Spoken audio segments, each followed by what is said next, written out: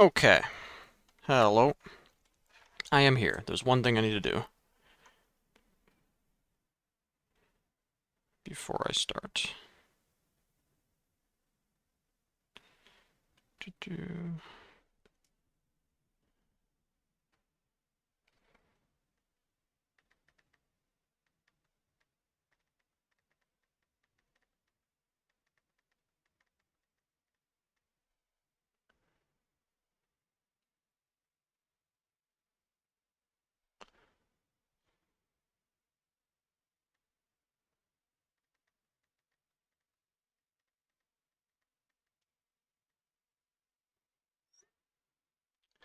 Okay.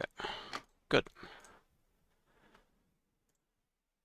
Omen Omelette is the first guy in today, not re-resed. That's surprising. Okay. Yeah, yesterday didn't stream. I was planning to, but I ended up scrimming the entire day basically. Um, and then didn't have time. I think scrimmed until it might have been like 9 p.m. and at that point I wanted to just go to bed early to fix sleep schedule, which is now not. It's still necessary. Still need to have my sleep schedule fixed for Houston, but there may have been a skirmish on Sunday morning, but then it got canceled because they didn't get the prizes in time, I think. So yeah, we're here today. Going to, well, let's see. There's this, which is going to take half an hour, and then including breaks, this might be 10 hours total, but we'll see. Maybe less than that, maybe like 8 hours total. So maybe not finish the whole thing today. And then tomorrow is the Runes and Rift Cash Cup, so we'll see if there's time after that or before it or something to watch the rest, but we'll get through most of it today. So yeah, start with this though. Savit's posted this video on Twitter. Or well, posted on YouTube and linked it on Twitter. So I wanted to watch this on Against stream, Rift because why on not? 10k where I made top 4. I'm not making this video to celebrate that, but to talk about something else that happened. 3 of my games were on the live stream, and I forgot to properly pay the cost of playing the card Showstopper multiple times. I had a terrible habit of performing the card's actions before properly paying its cost. The mistake got repeated without me noticing or being corrected, and those errors seem to be tied to that particular card. In this video, I want to apologize for my sloppy play, show you all the clips from the event, and discuss all the misplays. I will also address the lies, the misinformation, and the false accusations that are currently circulating about me. There's a lot to talk about. Even though it was accidental, I still screwed up. I played sloppy, and I'm sorry for that. Runes and recycling should always be the first thing that happens when a card is played, not the card effects. There was one instance in particular where it happened at a significant time, which I will review, and it potentially won me a game that I could have lost.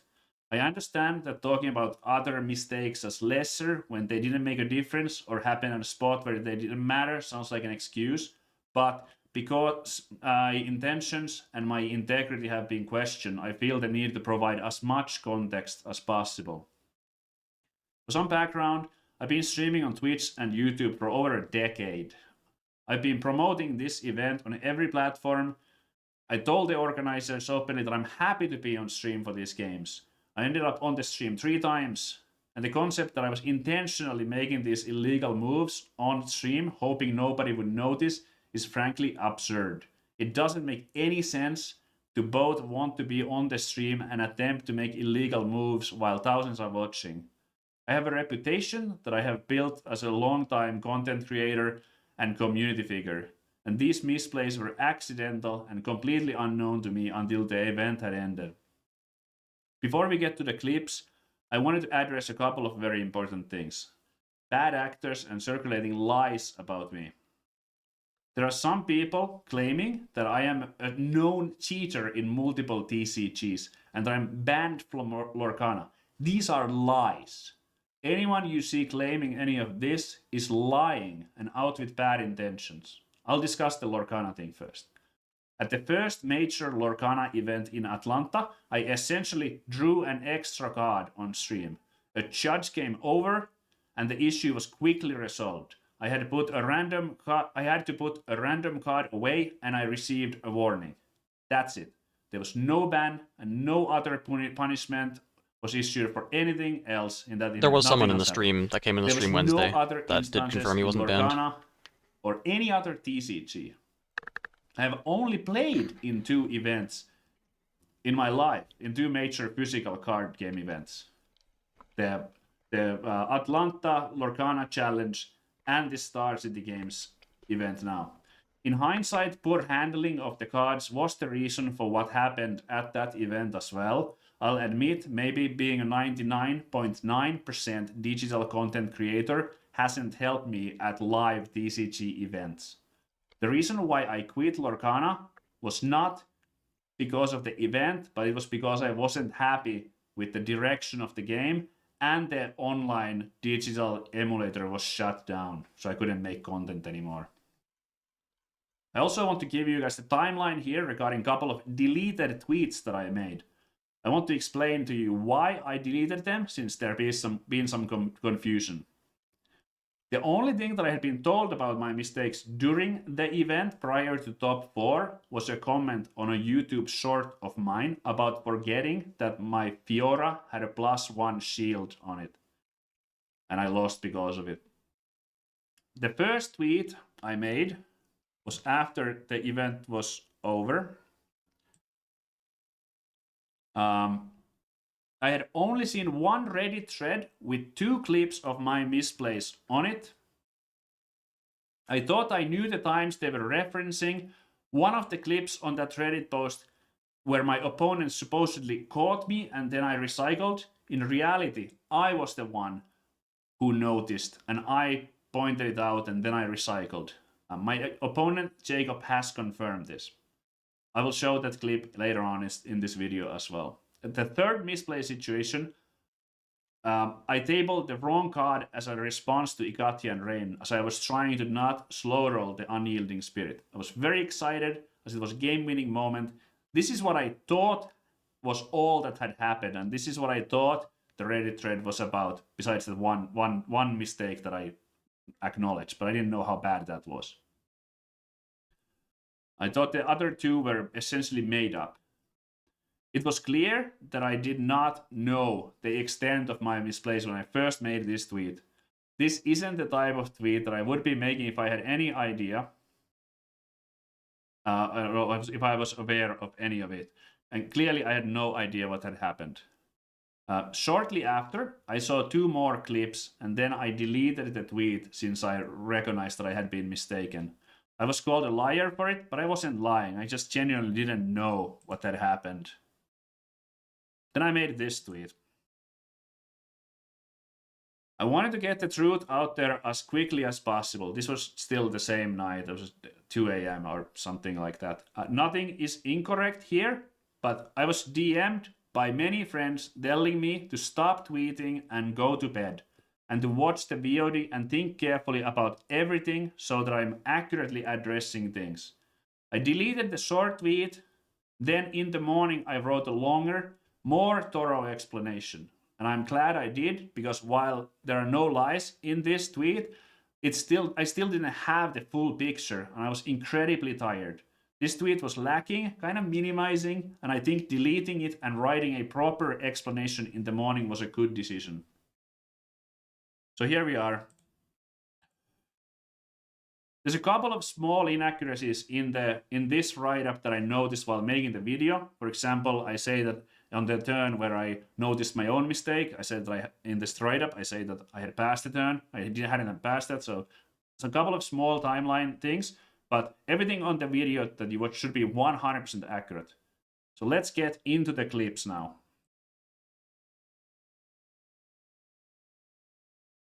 Here's the first one. First one was against Kenneth. It looks like I play a showstopper and then I start doing the actions, and it seems that I forgot to recycle. This buff, then playing the showstopper into Hillock. Yep. He'll still be ready, and then he can move down to that Reaver's Row, and that's going to be the option he goes for. The other option is he has the challenge in hand, so you can buff him up, send him in, conquer, and there's not really anything else that happens here. I will show you guys that my hand after this, I had a Fiora and a Hidden Blade. This is a nonsensical spot to do anything like that intentionally to avoid the recycle. I had a lot of energy and almost nothing to play. Here's how I lost the same game. The commentators are also saying that I have the win, and I did, but I miscalculated the total might that I had on the battlefield due to forgetting. I mean, it's hard to say that that didn't matter. I mean, in the moment, maybe it doesn't matter, but can see that he tapped out all of his runes on this turn, so having the extra rune did matter at some point in the game. Fiora's plus He may not no have had shield. this win. Accidents I mean, yeah, happen. like, if he had one less rune, one of these cards doesn't get into play, presumably, and then he doesn't have this win, so. Here we go. Trade offered. Okay, here we go. Get the close-up view here. Vi rumbling in. Beach gets to decide who are we going to save.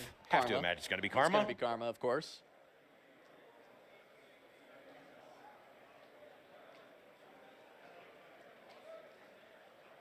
Yeah, 15 into 15. Yep. Wait, oh, no. did we do the math? I missed it.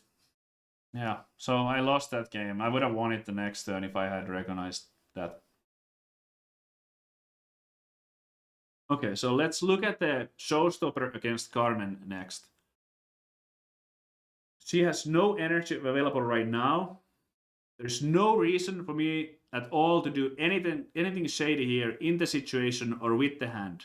I'm at 7 points. I only need to hold one of the two battlefields, and she won't have enough energy to accelerate the Watcher next turn.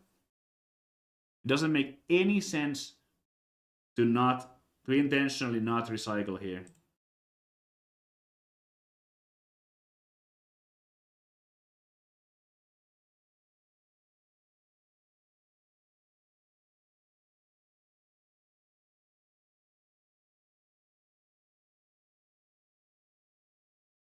There's the showstopper. 5-on-4.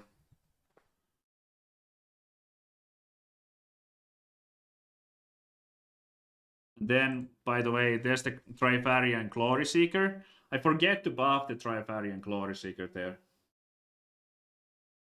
Another mistake. I will say there was definitely stuff, like, I'm pretty sure, I'm thinking back now, because I was not very focused during my top 8 match after that long day, and I'm pretty sure in game 2 I played Retreat and I didn't channel rune off this of is it. where the game ends. So, like, especially in these top You 8 need to hold one of these matches, two. like, nobody was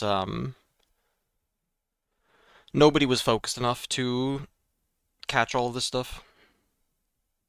Which, I don't know where the judge was, because there should have been a judge watching the top 8 match, but there were 3 going on at the same time, so maybe they weren't able to there was watch every another match. weird thing that happened involving a first mate, where it ended up back in my hand from a battlefield I had control of.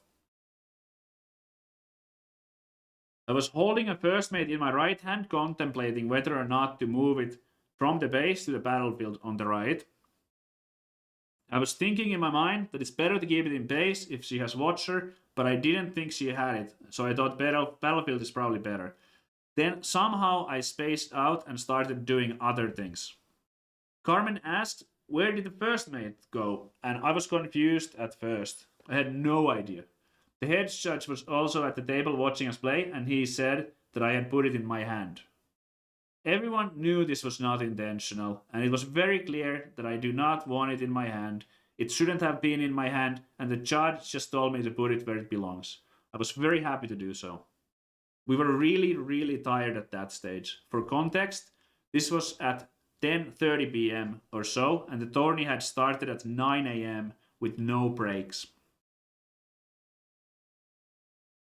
Very aggressive.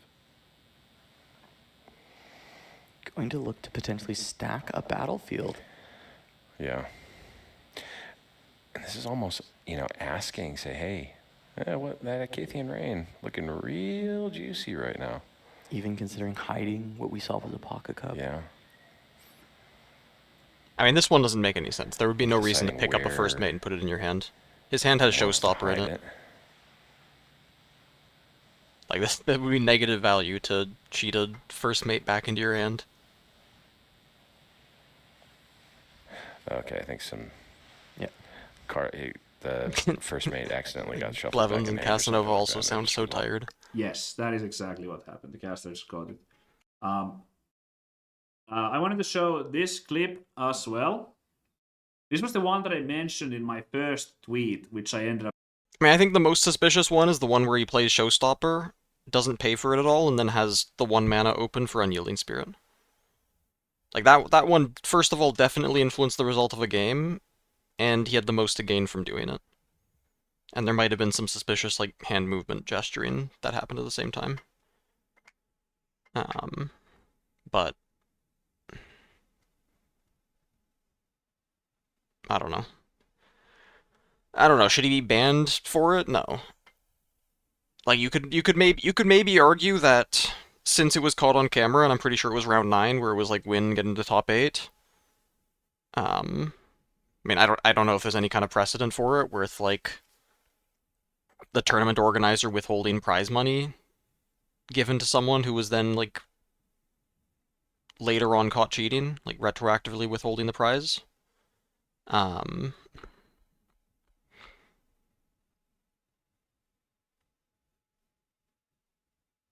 But I don't know. It's not like he should be permabanned from it. 10k tournament saw the VOD.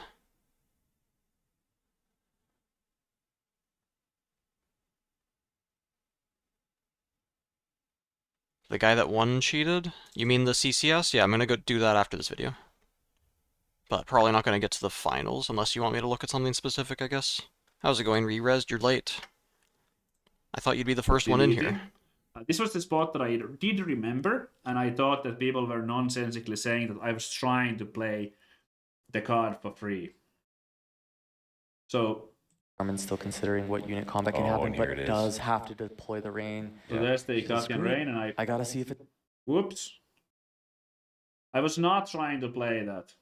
I was trying to play the other card. This is not a legal play, so it was put back in my hand. It's there. That's the wrong not the spell. card. That's not even a legal play. Yeah. There we go. Unyielding Witch Spirit. Hunt is crazy. It is Yeah. no, it's suspicious. Like I think I don't think he should be permabanned or anything. I don't know what kind of resolution for prize money can happen. Because I'm pretty sure the like most impactful instance of it was in round 9, which I think is over here. So I don't know what can be done with prize money. But there should definitely be judges keeping an eye on him, and his opponents keeping an eye on him in future tournaments, at minimum. Okay.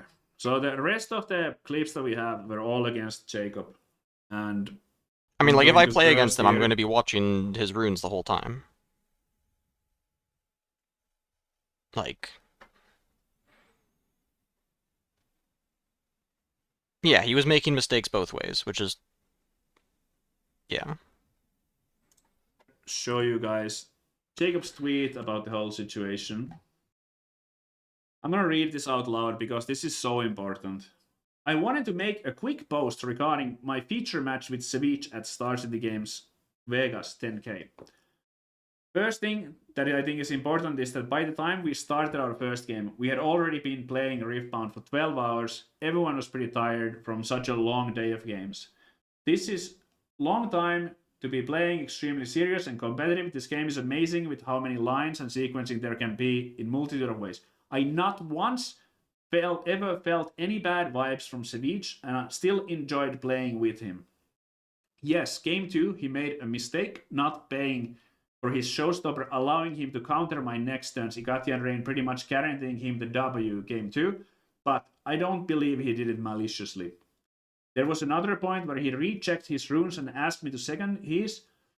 This thought that he forgot to pay for another showstopper starting and 6 runes, and I then agreed that he was supposed to start with 6 runes that turn. And in game 3, after I Watcher and sent Noxus Hopeful to his set and mistakenly put Noxus Hopeful in the trash, he was the one to point that out. I won the showdown as I initially planned with the Watcher, but again, due to the long day, I just for some reason thought they might trade. If he was really trying to cheat me, I doubt he would have pointed that out. Too long, didn't read. Super long day of gaming. Ceviche made mistakes, but not intentionally.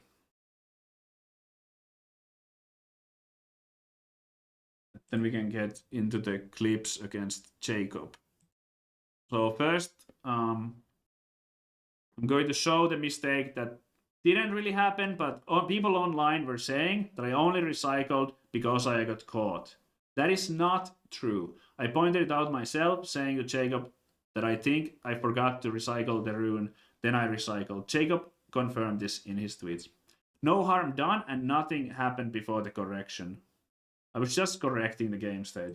Starting with the set brawler going up. That is going to be This is showstopper. Immediately the Kaisa. Oh, I thought it was okay. going to go to the Kaisa, but Ceviche says, no, I want to go here. Yeah. And this might be, you know what, I like this. This might be where you care about the Sanctum trigger. Yeah. Maybe trying to see what's available before you navigate the rest of your turn. Here I'm figuring it out. We are figuring it out, okay. And it's been paid. The time between playing the card and actually paying for it is absolutely ridiculous. Well, nothing bad happened in this. I feel like this clip is a good example of how I was executing the card like an idiot. Like this, it shouldn't be like that. I should have paid earlier. There's another thing that happened. It didn't get visibility online. It's this one. It was mentioned in Jacob's tweet. So Jacob has played a Watcher, and my units have -3 might. And he accidentally Hey, puts thanks, his Dr. Noxus in the 86. trash. Okay. 10 bits. Wow. Accelerated Watcher. I wish that they didn't immediately get converted back So into the money. question I'd rather just becomes, have the what bits are those to other throw at runes something. going to be used for here? Because if you're not Then Twitch doesn't get their accelerating cut that, every you single time clearly someone outplan. I buys wonder if bits. it's just going to be the hopeful. Well, yeah, it can just be hopeful. You don't actually need to. Am I? Let's fast forward like 30 seconds here. And this is the spot. It's me pointing it out. Do you want the Thousand Tail Watcher at a battlefield, which it looks like they do not. Yeah, So we put it back in there and Jacob scores a point. This was round 9, game 3, top cut on the line. The score is 4-4 and the game is extremely close. This is not how bad actors operate. Jacob confirmed all of this in his tweet as well. Yeah, the opponent made a next clip, mistake, but Savitz is the one that pointed it in out. this one, I was rushing to finish as I knew there was no combination of cards he could play with 3 energy to stop me from winning that turn with 16 might set. Yes, again, the awful pattern of resolving the card's effect before paying the cost is full on display here. You can see how fast I'm going with the arena bar buff consumes. The game literally ended on that showstopper and call to glory. Even if my opponent had Smokescreen and Stupefy, or Smokescreen and Hextech Ray, 3 Hextech Rays, I had 2 more units in my base ready to go. To think that this was some kind of master plan to cheat is completely nonsensical. However, you could absolutely argue that I'm an idiot for the way I do the effect before paying the cost on the showstopper. That I have already admitted.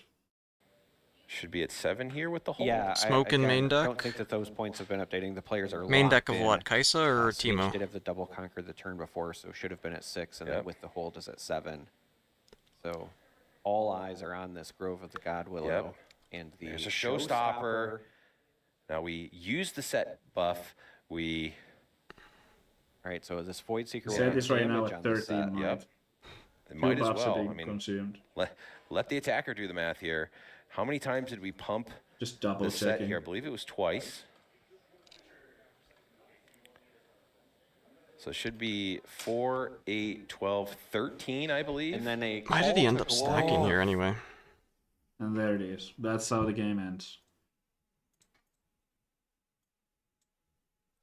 So the next clip, this is the bad. And you're It's expecting a lot of really hard sets for me to tomorrow? watch, but we Set have to. and, I like, want to be fully transparent. Yi and Aurora? This one absolutely sucks. Those are the only and it's matchups the that one that's Smoke been is good weighing on against. me the most. After watching it carefully, it definitely improved my position and quite possibly helped me win that game. Brawler from hand. Yep. From Ceviche. Oh, plus a showstopper. Okay. Show being stopped. Make Mundo So there's the permanent 8 showstopper, and plus I forget might. to pay the energy and recycle for it. Not And sure what you mean by here's that. on Jacob's next turn, I have that energy open that I'm not supposed to have. He first attacks here with the cleave Kaisa.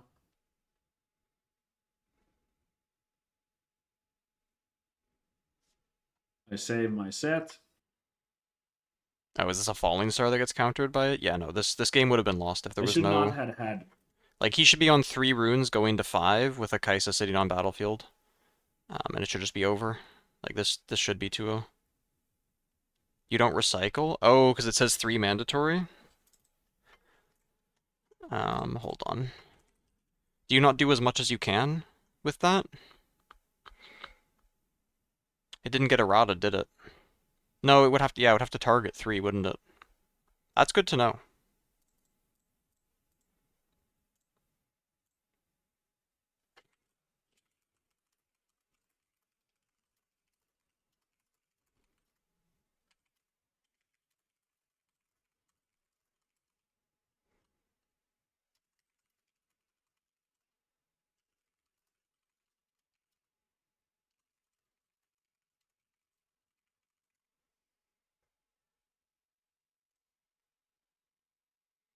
Do you target cards in trash? I guess you do. I would need to check the like The FAQ with how energy for targeting gets this explained. card. Because I'm not sure if cards that aren't in play can be targeted. Yeah, this is game deciding. So in James Falling Star, but that is the spot. Pretty much guaranteeing him the win in game 2. Let me try I'm to find really it. sorry, and it's most likely true. But I don't believe he did this maliciously. There was another point where he rechecked his runes. Yeah, we don't have to read the rest, but yeah. Okay, something I feel publicly really bad visible. about all the spots. Hold on, let me just show this. Object or player, all of the following. Publicly visible, true, you and you alone choose, isn't part of a restriction, cost, trigger condition, replacement effect, or action that must be taken. That is specifically Sigil of the Storm. So yeah, this should be true. It's a cost? It's not a cost. Where I've It's just a misplayed. triggered ability that then... But the last one is Like, it's the same as Sona, where Sona needed to be errataed. Like, let me pull up Sona for a second. Sona is errated to say up to 4 runes. If it was not errated, if you had 4 runes, played her, went down to 3, she would not be able to ready your 3 runes before the errata. It specifically needs to say up to in order to be able to work. And that should be the same thing with Mundo. me. I would have rightfully taken a game loss if I had found out before the top 8 started. Reaching top 8 doesn't matter to me at all in comparison to making things right. As I said earlier, I only found out about my various misplays after the event had ended. Regarding the prize money, I will be donating it to charity. Yeah, you can't put up My to 3 because then you won't integrity recycle any. matters more to me than the pricing. For And I heroine, feel yeah, like you would this target is with the heroine. appropriate way If to there was handle the something that was situation. reaction speed that could move it out of In the addition move it away, then for it would fail. future events, I will be Well, that requesting doesn't a exist right table now. judge at my table whenever it is possible to ensure No, that I he's am even gonna call following judges the on correct himself. play patterns and maintaining a proper game state. I would prefer to receive infractions from a judge rather than allow my reputation to be tarnished. If an opponent feels uncomfortable playing against me for any reason, I will highly encourage them to have a judge at the table or to call a judge at any time so that games are played by the book. I will be doing my own due diligence to play better, play slower, and more carefully at the future Riftbound events. I need to do better, and this kind of sloppy play that happened at Stars of the Games Vegas is unacceptable. If we count the Fiora, the First Mate, and the Trifarian Glory Seeker as well, there was a lot that I missed. Even while accidental, others around me suffer from such play. I have to improve and not make these mistakes in the future. I should be someone who sets an example. I have to be more focused and I have to have better patterns around handling the cards. I want to apologize to everyone who I let down both at the event and watching at home. Thank you for watching until the end. I also want to say thanks to all the friends who reached out with support, other creators, as well as viewers who know who I really am. I love the game. I'm very excited for the future. I'm going to keep making content.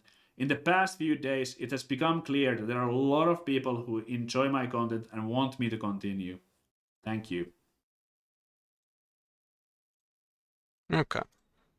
Yeah, so. Shuffling cards. Could get a warning from that.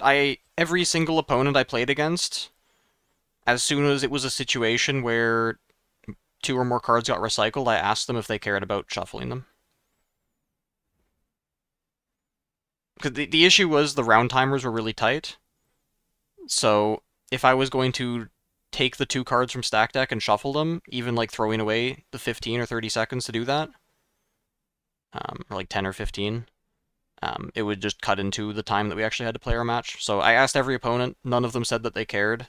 I didn't have a single match come up where I got to the second cycle of my deck. Even in top 8, in top 8 I got close. I think I was 5 cards away from it, but that was the only time that it even came close the entire day. And I'm not stacking them either. Could this pause, please? Okay. Like, you can see on stream, the match I played on stream, when I pick up the 3 cards from Mundo, I just pick the 3 up, flip them over, and just put them on the bottom. I don't specifically order them or anything like that. So, like, I don't think that rule is going to stay, because I don't think anyone... The only time it's relevant is Darius Hook. That's the only deck that has any chance of going through to second cycle. And that only happens when they're on 2 hooks, or a very long game with 1 hook. So, I mean, I guess the rule has to stay if they want to stop Darius Hook from stacking their deck. But you can't even stack it, to be honest. The only thing you could do is put your good hook targets closer to the top. You can't predict how many cards you're going to draw and see by the time you get to your second cycle to be able to say, I want to draw this card and then hook into this card. So it's not... Like, it would make hook consistent when it gets to second cycle where there's no randomness. You just know, okay, I'm going to see these cards off of hook, rather than saying, okay, I'm going to see 3 cards out of this 4-card group that got put on the bottom off of hook, but yeah.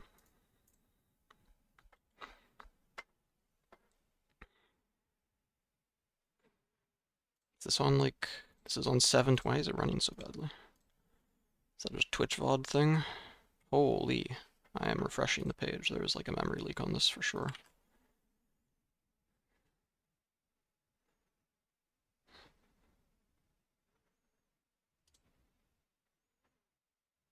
If I collapse the chat, will that make it run better? Okay, yeah, it was a memory leak for sure. Okay, what do we got?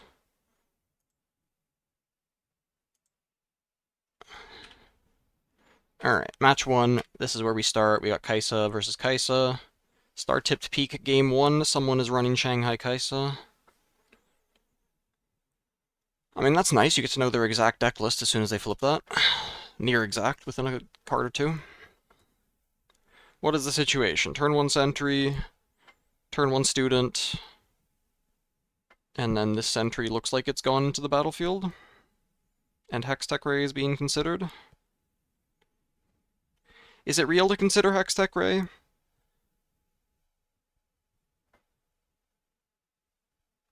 One main deck orb. It's too low value, especially as a later draw. The fuck is this? That targets battlefields. Alright. Ready's his Yordle. What is... Okay, we fixed it. Alright. Tips on the Jinx matchup.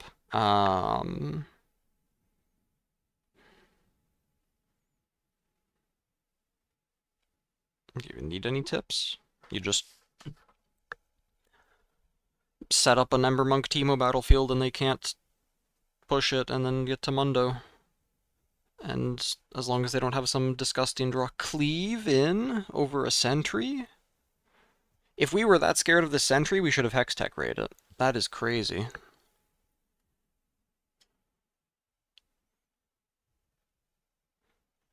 Like, it would have been reason. I mean, we are expecting Ray out of the opponent when they play this Yordle and give us information. Like, what should have happened is the sentry goes in first, denial information. Opponent doesn't know if we're just going to play Kaisa or if we're going to play something else and hold mana. And then even, like, this cleave is terrible. You just accept that your unit's going to die to Ray, and you probably even send it to Dreaming Tree. But the sentry should have been Raid, especially with the information that the Yordle got played.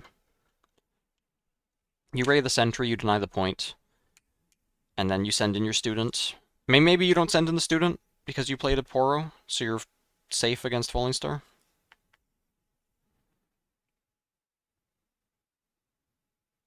Round 1 was a fiesta, yeah.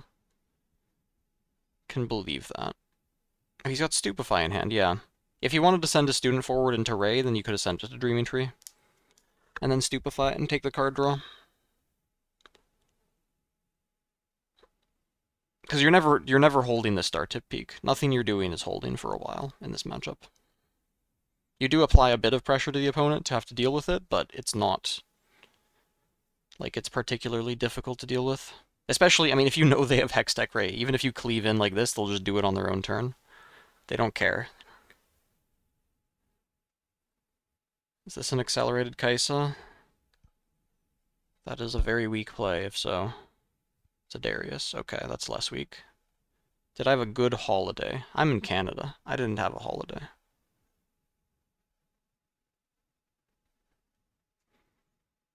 We have the Darius and that. Why did we play Darius? Why are we playing this Darius so early? We really need to send 7 Might to an empty battlefield? And tap out? I mean, I had a good time in Vegas at the tournament. Rest of Vegas kind of sucks, but did I have a good day yesterday? Yeah, yesterday was pretty good.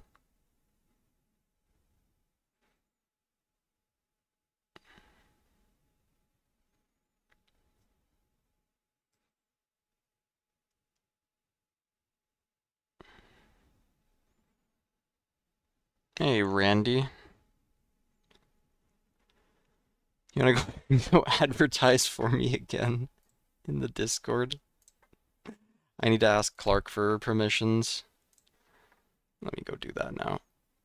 Or Gale. Oh, Gale's the admin. Okay.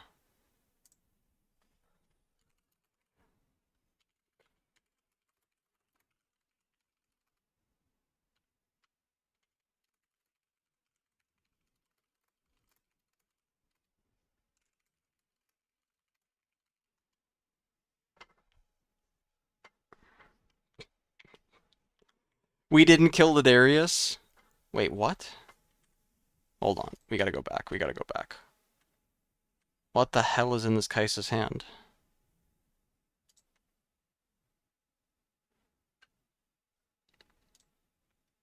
We don't have cleave. True, we don't have cleave.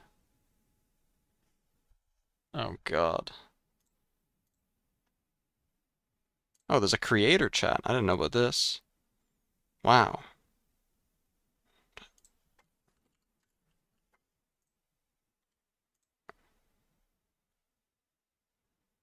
Wow, super secret creator chat. Can't let stream see this. For content creators only. Well, this Darius play worked out somehow. There was no Falling Star. No Darius plus spell. No Thousand-Tailed Watcher trade the Poro. No Cleave plus Kaisa Accelerate. No Smokescreen. No Void Seeker plus trade or Hextech Ray plus trade. Wow. Impressive. I really hate where this guy puts his runes. The fact that they're facing different directions is so bad too. Oh my god.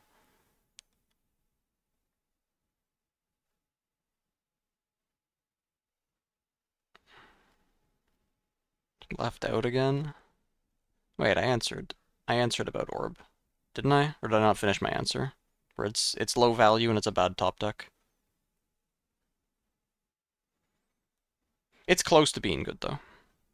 And on Dreaming Tree, it's better because you have enough card draw. But on other battlefields, you run out of value. Oh, the Creator Discord. Oh, okay. Why is the... Oh, no. This is even worse. Why is this mirrored now? I really hate looking at this Pouty Poro when he's mirrored. This is even worse. This is uncomfortable to look at. Darius? Mirrored Darius? Everything is... It looks so bad. The name of the cards are on the right. Why did we do this? Why is everything mirrored now? I mean, I guess this guy who is this guy, his runes look better when mirrored. I mean, that's even worse because now. Wait, there's a delay too? Wait, no. Wait, this guy is this guy? Oh, that's why we were looking at things the wrong way in the first place. Okay, we mirrored the table instead of swapping these two. I get it now. Okay, I was wondering. I thought this guy was the guy with the weird runes. I don't know why I thought that.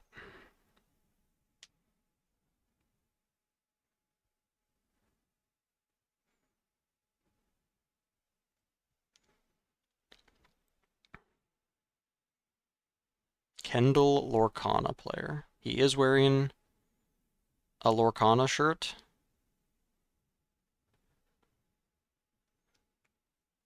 But I don't know who he is.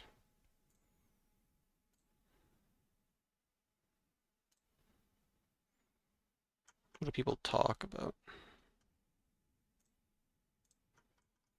in this creator chat anyway?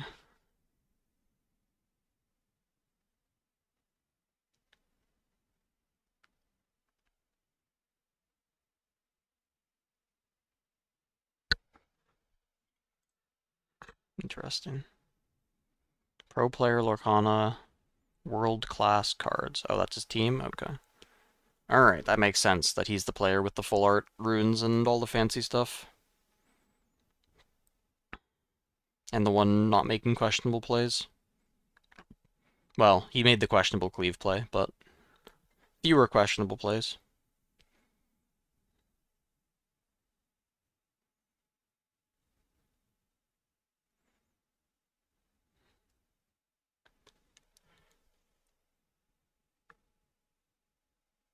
We are cleaving in.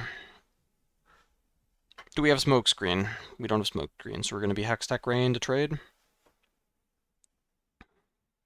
Has Dreaming Tree been triggered a single time by either player yet? Oh, we're retreating. Retreat, give the conquer. Okay. It is risky to go for the Hextech Ray. If they have another cleave or a stupefy, we burned a rune for nothing.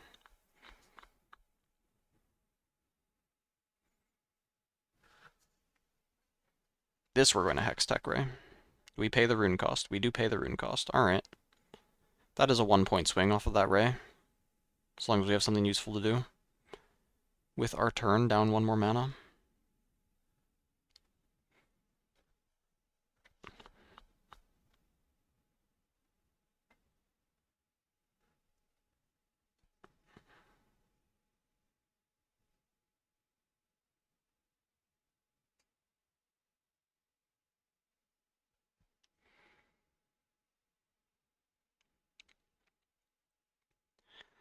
But we may have never drawn anything that answers these kinds of units. Hate that team name. World class cards. What does it even mean? Are these the players' playmats, or is this the stream playmat? Are we going to be staring at 2 Aries the entire time? It's not that bad, I guess.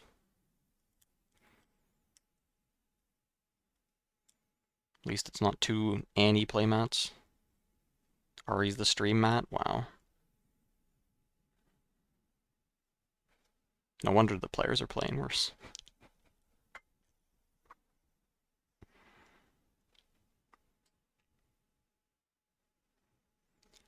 It's another Acathian Rain.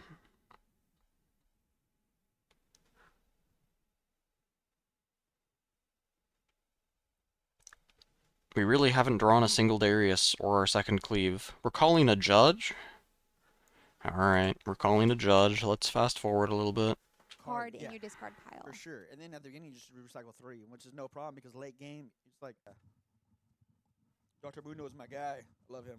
Yeah. Darius What is this? He forgot to untap his Kaisa? Is that what we're But saying? now they're playing card. Oh god, I actually don't know. I don't think.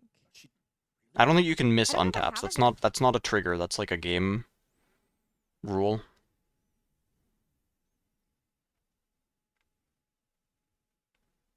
I'm pretty sure if you miss an untap, you can just get that. Card right You now. don't have a card where you Oh, we didn't get the rune. Oh, we missed rune off retreat and beginning of turn. Oh yeah, that makes sense. just see it like, man, I love that. Did he really miss runes at beginning of turn too? Was he on 8? Yeah, he was on 8. Okay, yeah, he just forgot to channel and forgot retreat. So then he has to call a judge. You definitely can't miss channeling. I don't know if you can miss retreat either, because that's not a trigger. I mean, I guess it's an effect of your card. Can you miss effect of your cards? If they're just mandatory written effects?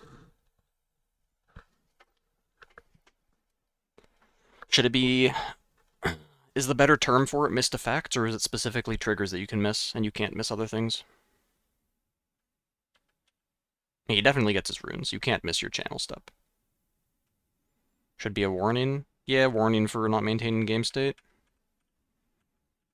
If that's a warning. I guess, yeah, the lowest penalty is a warning. So yes, it would be a warning. Okay, so they gave him his runes for channeling and not the retreat, looks like.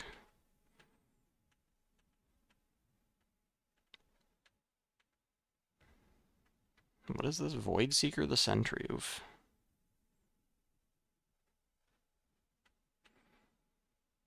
Darius in, go to 6.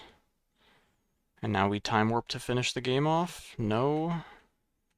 Kaisa why are we accelerating? Why do we need 7 points? We were on 5 points, right? This is, yeah, okay, we accelerated to 5 points, I guess.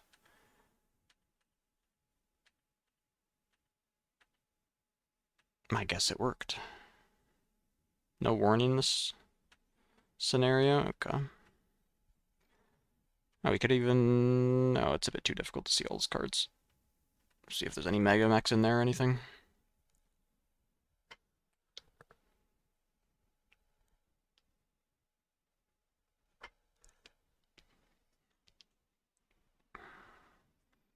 Alright, we got the same play.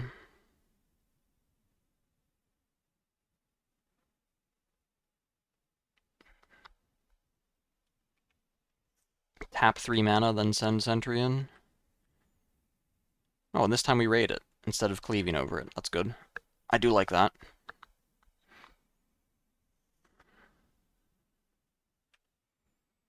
Play Kaisa, 1 mana open with retreat, and stupefy. If the Yordle gets sent into the student, do you stupefy it? Probable. What is in his hand? Let's actually see. We've got Time Warp, I think Void Seeker, Retreat, and Stupefy.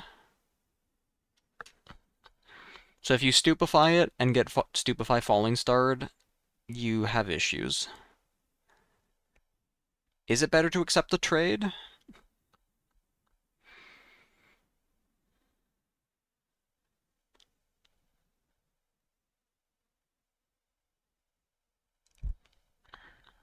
It's less risky. They make that attack no matter what, is the thing. And I think they make that attack, and only if they have Cleave do they play something. If they have Stupefy, there's no way they play it, because Stupefy loses to your Stupefy or Hextech Ray.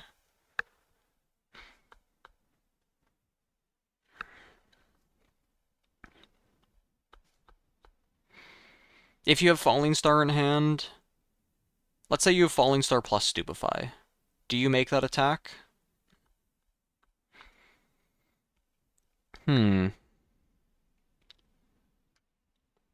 Make that attack, offer the trade, and then have to Falling Star the Kaisa by itself? It's not great. Do you go for the Stupefy Falling Star immediately, let the retreat happen, and then say my Yordle's sitting on Grove and my opponent's on... They're going to be on 8 runes, and probably have to accelerate out their Kaisa? That's still annoying. It's a lot of runes to burn to protect the Yordle from an accelerated Kaisa. An opponent has enough runes to do it. Playing in Houston? Yep. Am playing in Houston.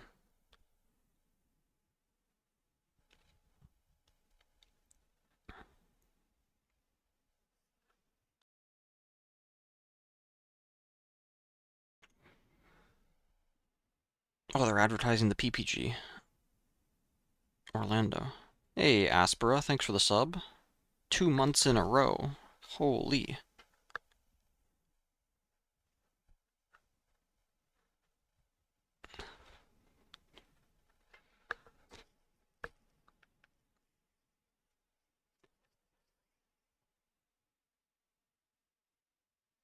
Have another Yordle. That's pretty weak.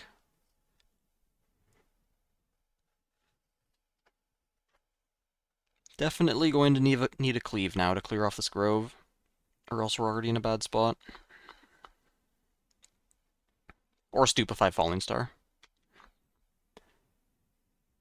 I guess you could even, you could Stupefy Falling Star, send the Yordle to Vilemaw's Lair, and then the situation is maybe a bit less awkward if your opponent is on retreat and wants to accelerate the Kaisa back out. Okay, we're giving the Grove away. So no Hextech Ray, no Cleave.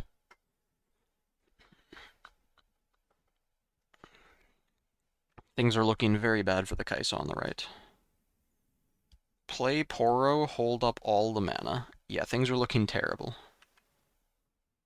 Kaisa on the left went second, and it looks like they went first.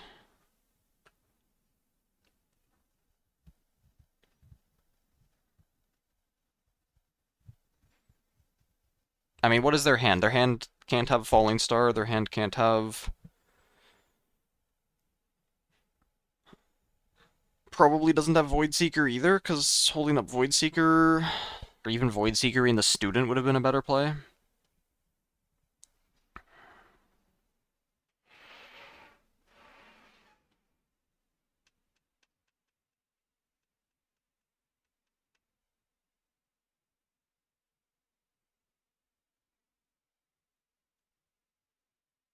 Alright, and this game looks over.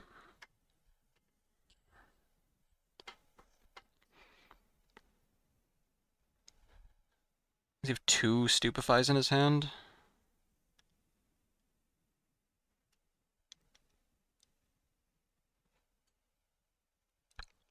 Because this Student is going to be enormous. This Kaisa might not even get cleared, and the Grove is going to trigger again.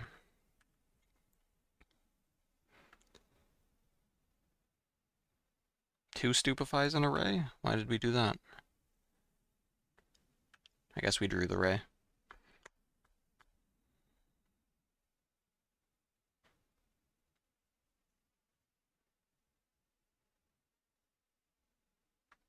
What is this? Jedi mind tricks happening with this,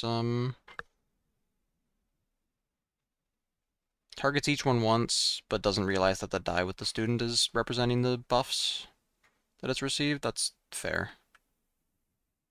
Wasn't on top of it. That could easily have been a die representing points.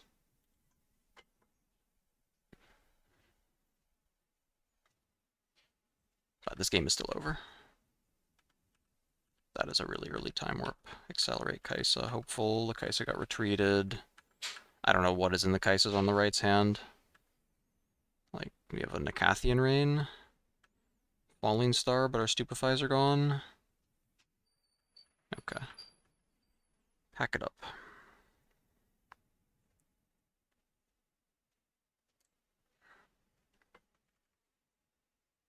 What do we got? Why are they both facing to the right? I'm so confused. Okay, the green sleeves are on the left. Blue sleeves on the right. Alright, the cameras are on the right side. Camera isn't mirrored, so you can read card names. If I increase the stream quality. Maybe. Maybe not. But they're both facing to the right. It's still very strange. We've got Set against Master Yi. Master Yi brought Aspirant's Climb, so it's probably Aurora. And Set brought Yellow Set game 1, which is not good for him, because you do need Orange Set in order to... No, I mean, Yellow Set is not bad, actually. He's good against Dead Bloom Predator, but he's bad if the Aurora Yi manages to set up. Because then you do need an Orange Set in order to push. Pretty sure you're supposed to have Rune Deck and regular deck on opposite sides of the board table, but... Is that a Soaring Scout in his hand?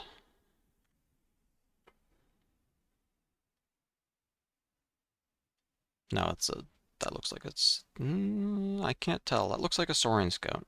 Let's see. While he thinks about his decision, let's check the art.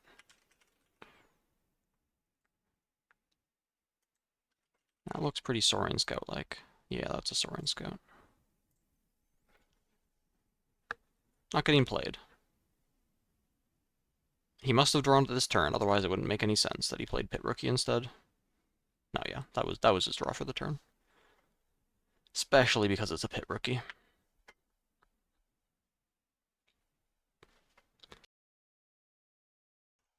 Alright, turn 3 Aurora. Looks nice. Well, we got 3 points. Looking at a turn 3 Aurora. Can drop a Kinku Monk, put buff on the Yellow Set and the Pit Rookie, move Pit Rookie back. And then at least we're safe against Dead Bloom Predator, which means that we're guaranteed to get to 5 points, but we are looking very far away. If we don't have a Sabotage in hand, it's hard. Daring Poro? Oh. Oh, yeah, I got this guy's Challenger TCG. We're going to play Fiora instead. That's reasonable, too. As long as we get to 9, then we're fine. Don't need to burn a rune yet. Alright, Aurora. No Aurora. Cycle a card, Master Yi. I guess he goes to Aspirant's Climb, then. Shouldn't have played the Confront, though. There was no reason to play Confront and then go down below 9 mana. It would be better to play the Master Yi and send him and hold up 2 mana. That makes things harder for the opponent. With Defy and Discipline being possible. Alright, 4 points. There... We could... If we had Showstopper plus Call to Glory, we could use both to push this Yi. No, that's still not good enough. That just trades.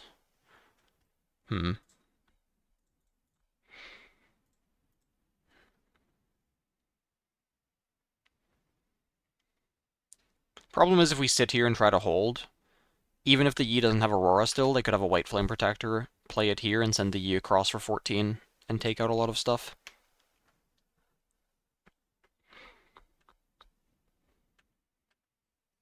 Kinku Monk. Challenge. Okay, that's really big. And that's a big punish on the tap out. Yep, that is a Defy that just fell out of his hand, isn't it? Definitely wish that we did not play this Confront. Yep, that's a Defy. Yep, that's pretty game losing. Fiora ganks across. Now we've got 8 on both battlefields. That's pretty good. And there is the White Flame Protector. And now it's 7 points. Do we pull out of every battlefield to play around second White Flame Protector? If we have a Hidden Blade in hand, then we don't need to care. Well, no, we saw Defy, so we do need to care a bit. Gank Fiora across. So this set is at 9.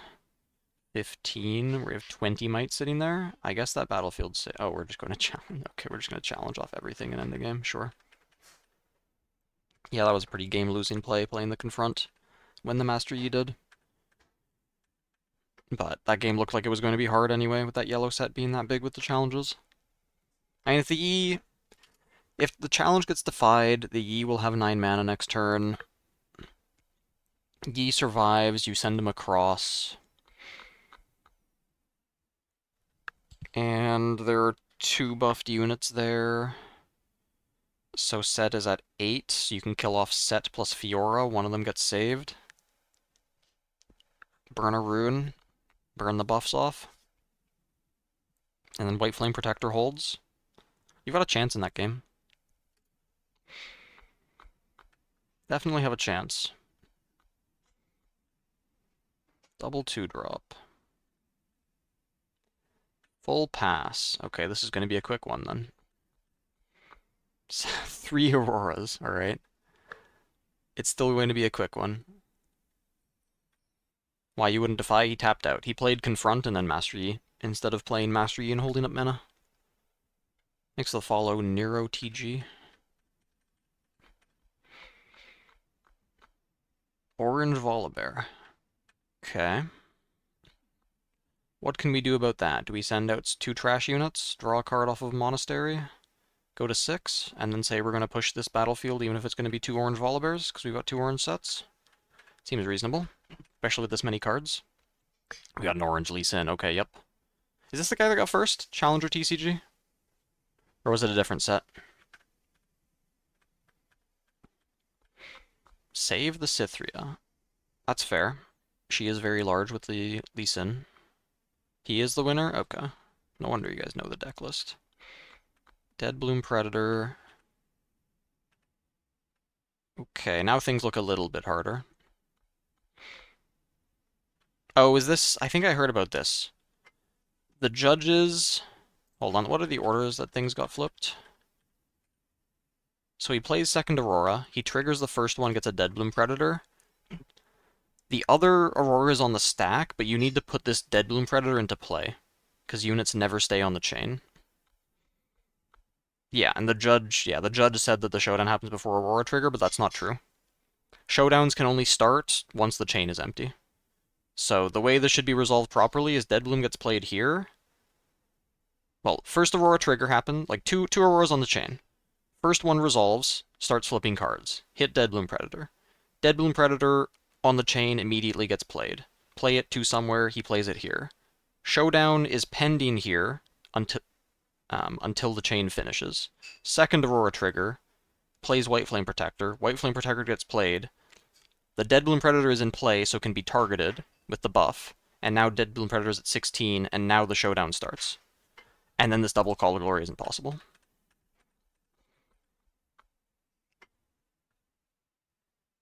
So yeah. Legion Rearguard into Kaisa. No. Pouty Poro is really good. It's insane in the Kaisa mirror, it's good against Annie. And Legion Rearguard you really don't want to accelerate out. So yeah, this entire play just shouldn't happen.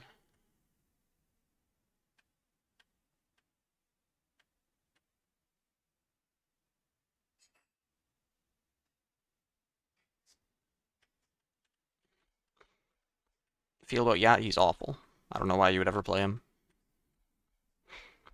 You need a very good reason to play any green deck that isn't Master Yi instead of Master Yi. And Yasuo does not have any reason for that.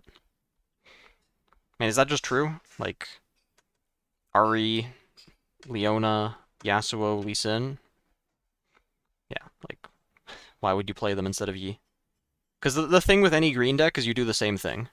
You put in your, like, 8 or 9 2-drops, you put in all of the green spells, your 3 Defy, 3 On Guard, 3 Discipline.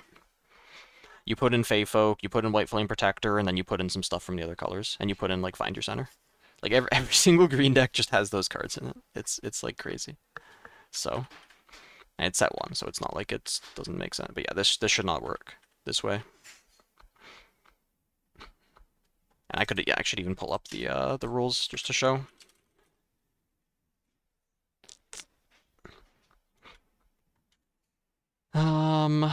I might not be pending. Hold on. Yeah, pending is for things on the chain.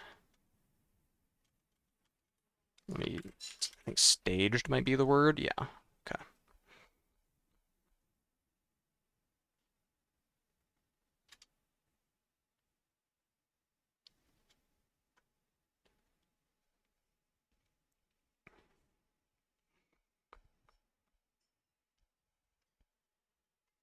Um,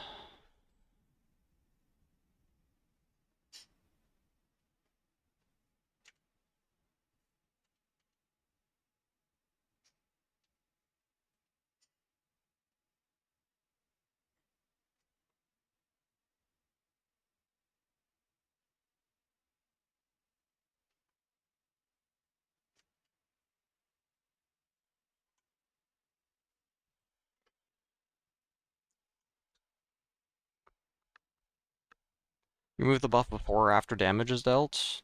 After.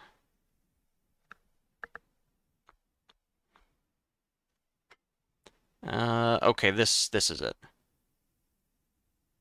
If the current state is neutral open, which means nothing on the chain, no current showdown, and a showdown is staged, the turn player chooses one of them to begin the showdown there.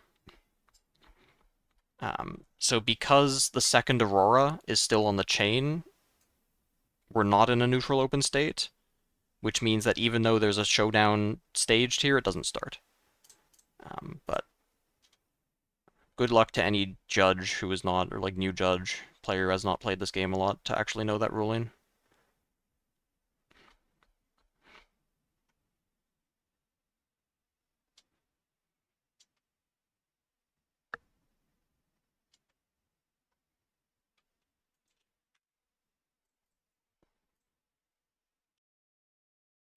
Came up against Gale, and Gale knows the rules. Gale wins in a tournament. Level 2 test? Yeah.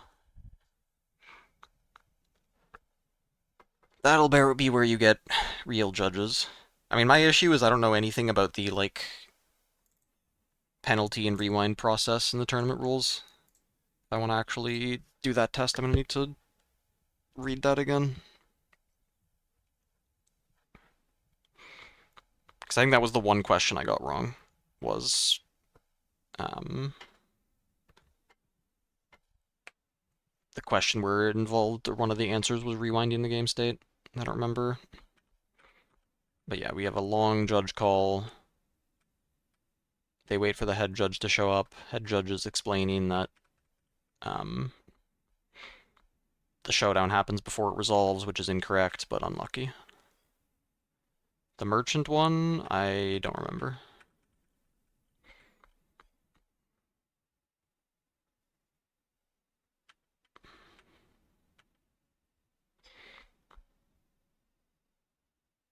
Man, there are not enough people that exist. Well, I mean, I don't know. This is a 10K actually. Maybe there are enough people that exist to have a good head judge at each 10K that happens, if you're willing to pay to fly them out, which first you'd have to verify that they're actually know what they're talking about, and then you'd have to be willing to fly them out. Low, and there's a mention as a judge you should rewind, yeah. Next will follow Sleepy and Soup Guy. But yeah, that's a big deal, because now this battlefield is just open to take, and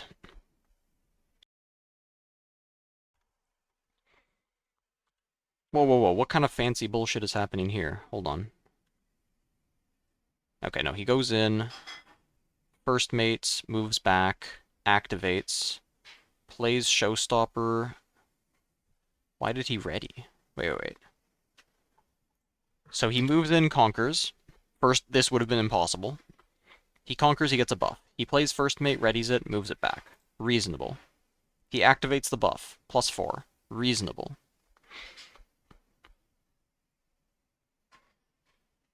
He plays the card Ride the Show, which moves your unit to a battlefield and readies it, apparently, giving it a buff.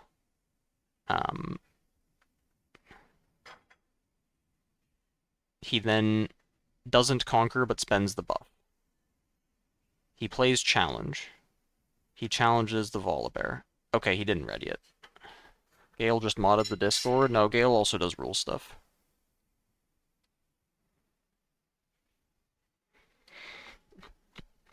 Like, I think Gale has judged some of the online events.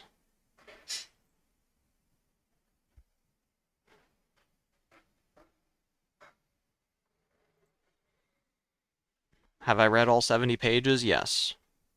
Do I remember the details of all of them? No. Came home from Nexus Night, pulled a Dead Bloom. Damn, that's gonna pay for your next, like, month of Nexus Nights. Minimum. Probably more than that. How much is a Dead Bloom? Like $100 at this point? Can I... Does this show prices if I pull this up?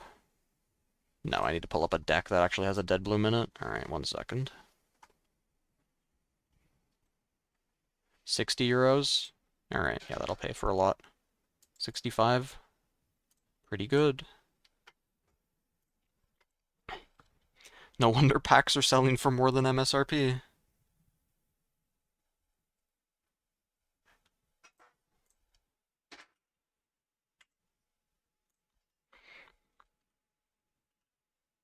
All right.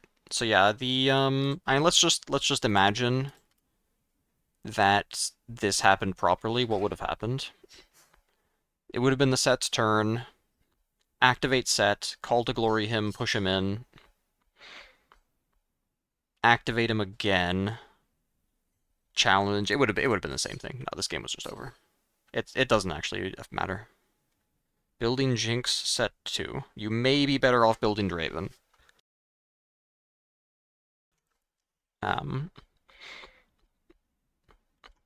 And I don't think there's going to be that much overlap between Jinx and Draven. I mean, what does a Jinx deck even have? Let me just look at like what would a Jinx deck play that a Draven deck would play and actually has real prices on it? I mean, like Darius stacked deck. Maybe, yeah, you might play Vi Ride the Wind and Draven, why not? I mean, I guess you're not going, well, no, you're going to buy seals, but seals are going to be useful in the future, so it's not like you're doing badly there. The issue is the Death Rockets and Phoenixes if you play those. Because the thing is Draven's champion is better, both of them, I think, and his signature spell is significantly better. You already got, can you show, sure. 6 seals Jinx. I tried it a little bit. I tried, like, yeah, 6 seals, Scrapyard, champion, and then, I forget what else, but it didn't work. If you could stack your deck, Jinx would be pretty decent. But even, I mean, the thing is, even the best possible Jinx draws where you literally stack your deck still lose to the, like, good or best possible Kai'Sa draws. And good or best possible draws from other decks. Holy, Alan ZQ following. I know that guy. Alright, next match. This is going to be short, actually. With all these breaks. Really makes you appreciate the production value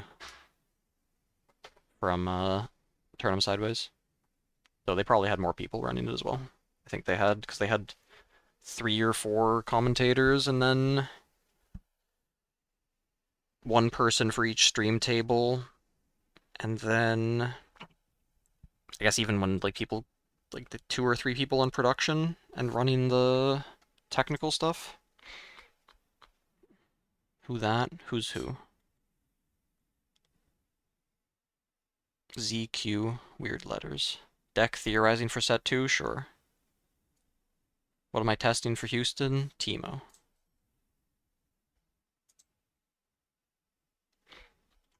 Alright, while we wait this to load, because Twitch VODs are obnoxious. Purple Jinx. Doran's Ring. Okay, Doran's Ring Purple Jinx is interesting. Rengar is good. That is a good payoff, having...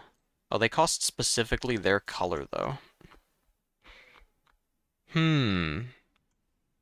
6 Seal Jinx is more real with Doran's Ring, and gear in general.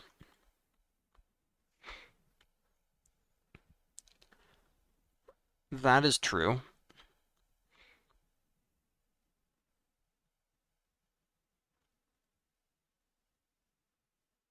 I think Purple Jinx sucks, though.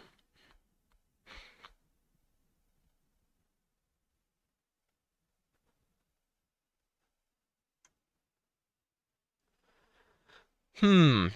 6 seals, 3 Doran's rings, 3 merchants. Zon Warrens. That's not crazy. Not sure about... I mean, that is +2. If you're playing seals, then Boots of Swiftness are a lot better.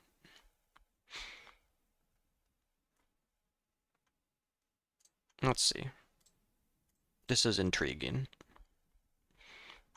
Treasure Hunter. I don't think Treasure Hunter will be very reliable. And I guess you could play Called Shot, too. As long as you have one, no, you need one purple seal or gold. That's not great. You get Longsword? Ooh, Longsword is amazing. No, I'd rather be playing Longsword than the ganking boots. Yeah, Longsword is so much better. This card is crazy. Instead of ganking boots. This is a nice payoff for red seals. But you're probably better off turning it into Draven, playing 3 of these. In addition to the longswords, maybe. Those are really good.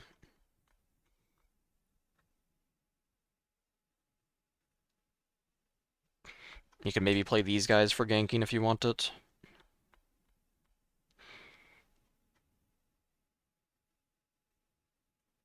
Or you could do Last Rites. I think this is also better than Boots of Swiftness.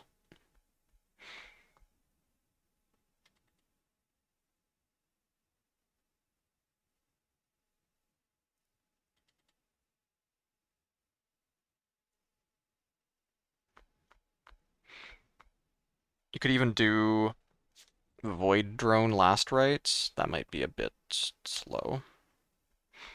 You play Draven, and Draven also wants red seals. That looks nice.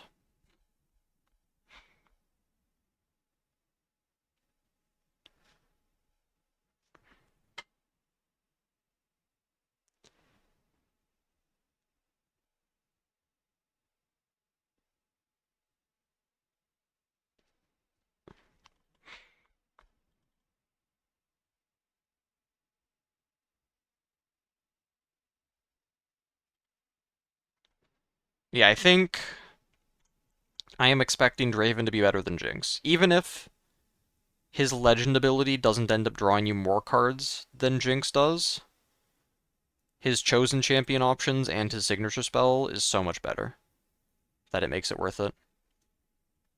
Called Shot versus Stack Deck, I think Stack Deck is still better. Unless you're running purple seals and can generate gold. Like you would need more than just Treasure Hunter for gold generation. You'd need at least 2, like 6 cards total. 3 copies of 2 different cards that generate gold, probably. Or you could maybe do, like... This isn't even worth it, though. Yeah, like, the issue is, if you're playing Called Shot instead of Stack Deck, and then you do Treasure Hoard, then you're still paying mana into it, so then the Stack Deck is better. Oh, hold on. It loaded. Alright, that's Sasuke. I know that guy. Purple Counterspell? Yeah, that card's going to be pretty good, especially in Annie. I don't know how you're going to play around all of the bullshit that Annie's going to be able to pull off. Alright, and we've got an Annie. And they're on Exodia draw. Holy. That is highly illegal. Now all we need is Gust on this drummer and the game is literally over. 8 points to 0. Oh god, and he's playing... Okay, it's Sprite Mother. Never mind, we're good. We're good. If he played Yellow Victor, the game is also over. Sprite Mother, send the Sprite... Is that the best place to send the Sprite? I feel like I'd rather send the Sprite to Vile. Oh no, they can't pull out of here. Is this better? You know that this can't be saved. This pressures them with shooting the Sprite, and then if we go here, if they let this happen and we go here after... And that's the issue, is if we go if they let this die, and then we go here after, and the drummer somehow survives, then it gets stuck, but that's not real. Let's say we do it the other way around, the Sprite goes here and this goes here, we lose out on Zon Warrens. And their Poro survives, which can pull back. Yeah, this is reasonable then. This is good. Isn't a straight up counter? Yeah. Yeah, you can play around it to some degree. Why are we flipping... What is happening?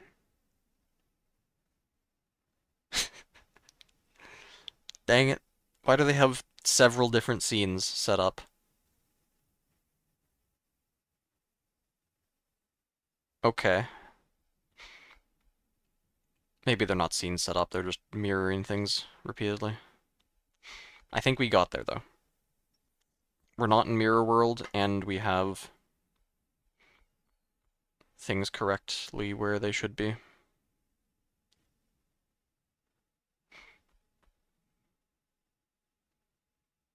The sprite mother's pretty good. That Victor hand looks like absolute trash, though. Actually, no. Riptide Rex is bad because it targets a battlefield. Oh, it's so much worse than Singularity. I would recommend discarding the Evangel first, though. Why are we discarding Stupefy? That card's important. What is this Evangel going to do? Overzealous Fan, Good, and Draven. What does he have for 2-drop options? Merchant is probably the best one in red-purple.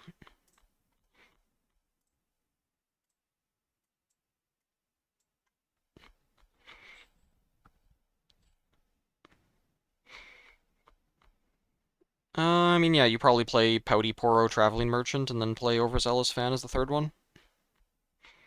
Gem Jammer might be good, though.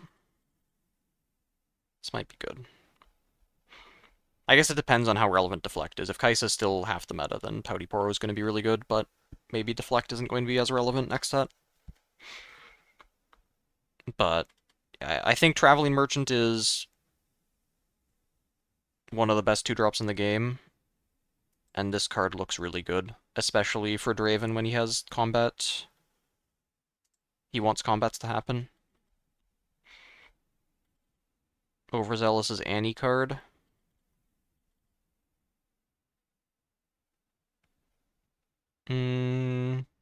Is he?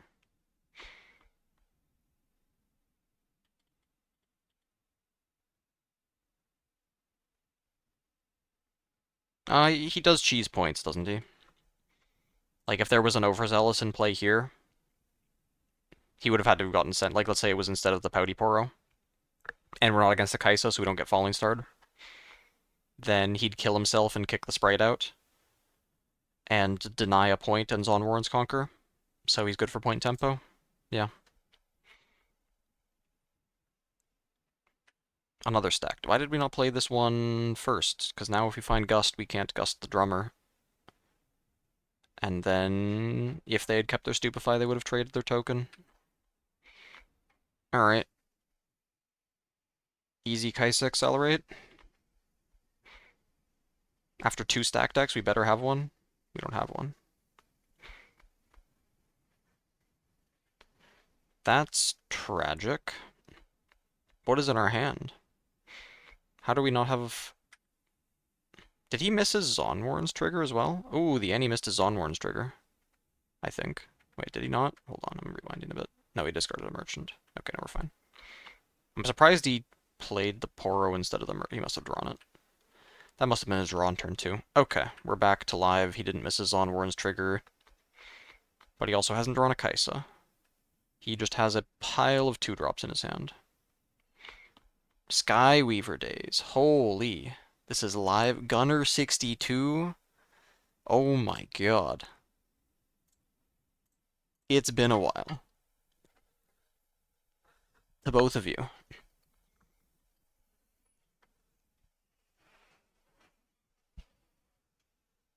Holy.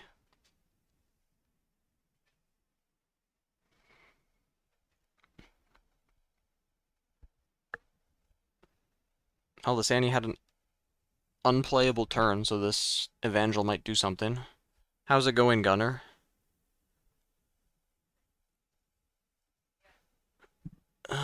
You're working at Riot, right? Or you were last time I saw? Watching everyone compete.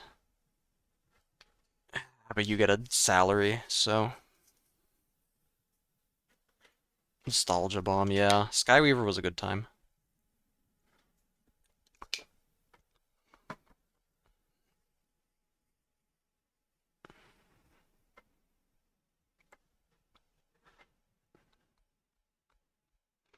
I miss the old Zam combo. I tried to go back once and they gutted it.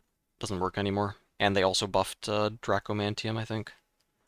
Which had made it an enter play, give armor, so you doubly can't Zam combo people.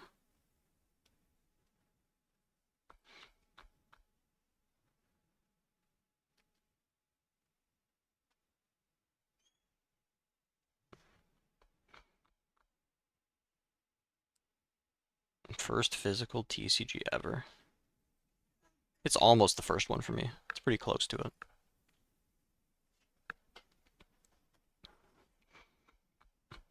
This Annie's hand is so bad. I'm surprised that they are playing the purple Annie before taking Zon Warrens, though. To at least try to draw into a Kaisa to accelerate out. Though, it would be very awkward to accelerate Kaisa into this Vilemaw's lair. Is this real tech? Because it's something that Kaisas have also been bringing, is Vilemaw's lair. Anti-Annie battlefield. They can't use flash or fight or flight.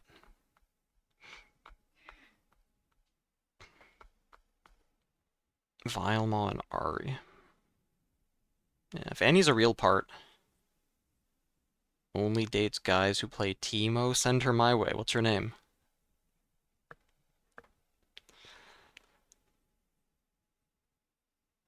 Aurora MF. It's bad in MF, because you can't use your own fight or flight on that battlefield.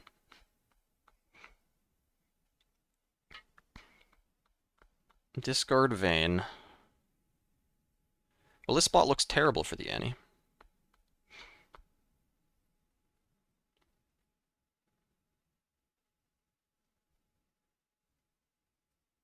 That's surprising. Is that a second Evangel in hand? That's not even a bad card now.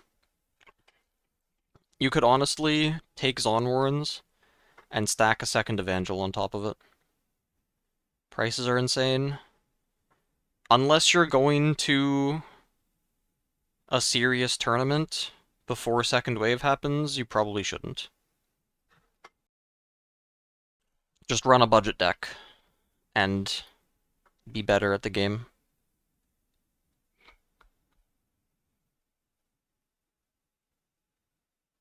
Popcorn is back.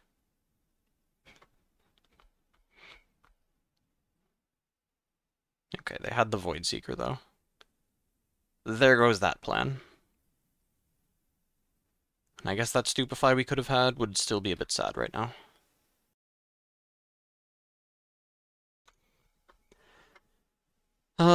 This is reasonable to take the point instead of trading off the Poro. If you wanted to trade off the Poro, you would have to do that with the expectation, or with the hope, that the Annie wouldn't have any Accelerate card in hand. But that's not happening, so you're not stopping the Annie from scoring 2 points next turn regardless.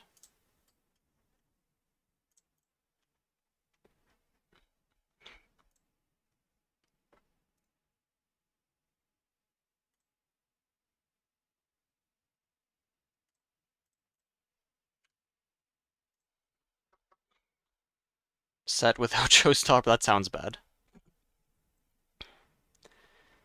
Trade Poro sounds board breaking. Okay, he Riptide Rexed it. Ew.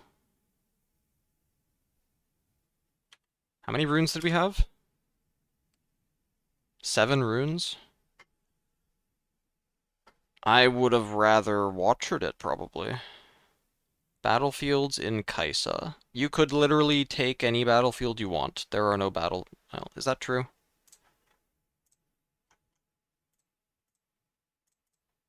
Are there any bad battlefields in Kaisa? I guess Trifarian War Camp would be a bad idea, and Bandletree. And I guess Back Alley Bar. And anything that interacts with buffs.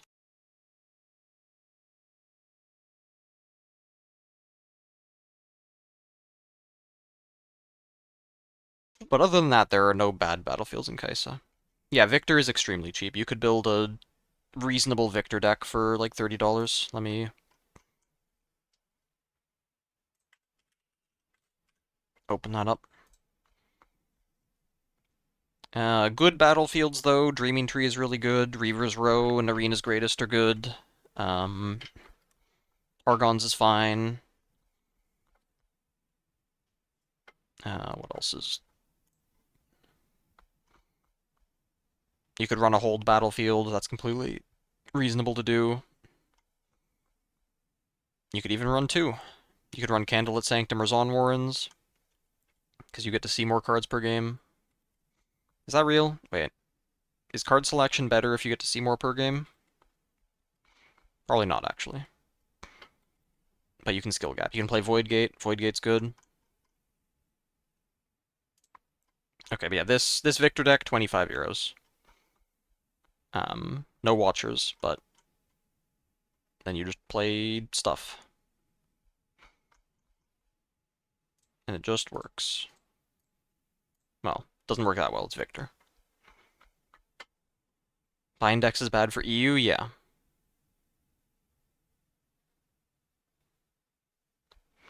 Three best battlefields in the game. What does that even mean? Best? I don't know, what would that be? Like the most impactful battlefields? The battlefields that give the biggest advantage to the decks that play them? The best designed?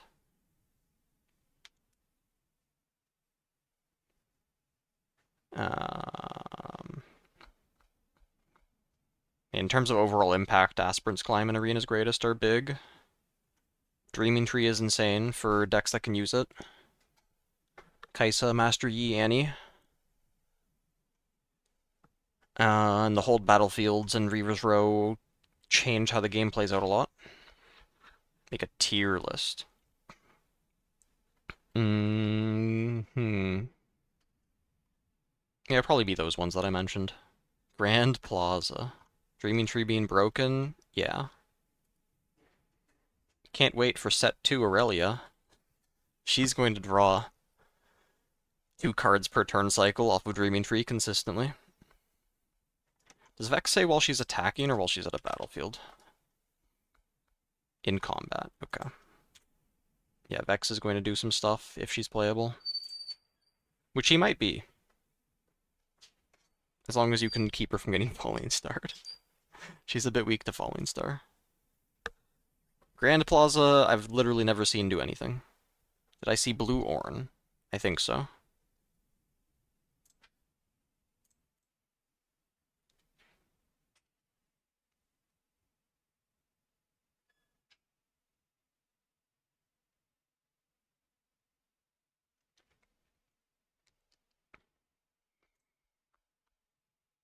Alright, what is happening? We did a Riptide Rex. I think that it would have been better to play this Thousand-Tailed Watcher. Though you do lose a point when doing that. Maybe this Riptide Rex is okay.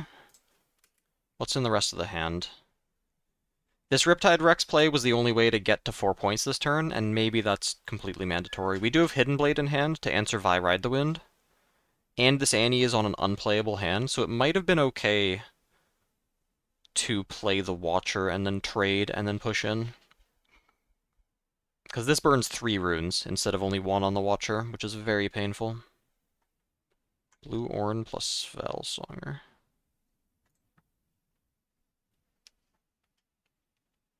What the... Okay, well they just revealed Rune Prison, but a lot better. That's concerning.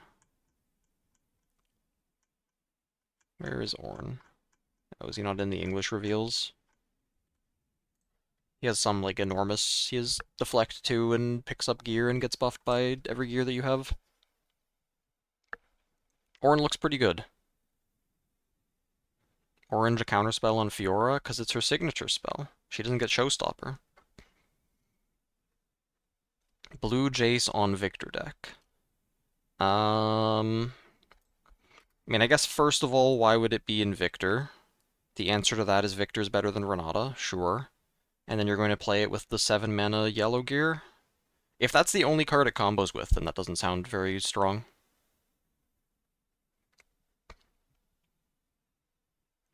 Give her Invuln. How would Invuln work? This unit can't die? So they can't... Your opponent can't conquer the battlefield unless they move it out of the way? They gotta save that for Tryndamere. Oh, it's per equipped gear. It's not for every gear that you have. That's a bit less obnoxious. Alright, how does Annie win this game? We haven't had a Darius or a Kaisa this entire time.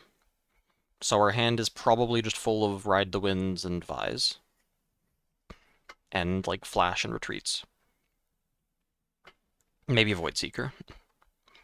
We could do a Ride the Wind. If we have two of them, we could do a Ride the Wind this turn. That at least fixes the points for this turn. But in order to win this game, we are going to need to stop the victor from scoring a point. That sounds impossible. Maybe this play was fine, because getting to 4 points puts the Annie in a terrible position. And we have enough tokens already. Like, I mean, the Annie's draw has been so bad that we were able to play this Evangel, and the Annie couldn't double score on her turn to go to 4 points. And now we played a Riptide Rex, and the Annie is again having difficulties double scoring.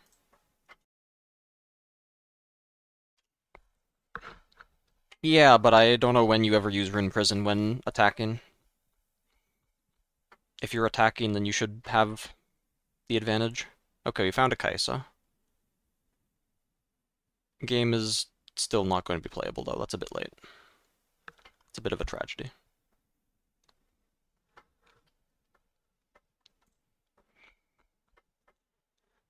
And it has Repeat. That is an insane spell. That is a very strong spell that green just got.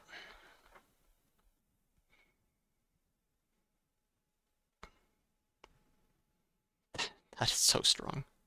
And the Repeat doesn't have a power cost on it, right? Nope, just 2 mana. That is crazy. My purple has the best counterspell. Is it the best counterspell? Have you ever seen someone play Rune Prison while they were attacking? I don't think I've ever seen it. Counter Time Warp? Time Warp needs counterplay. Unfortunately, purple gets all of the counterplay to it.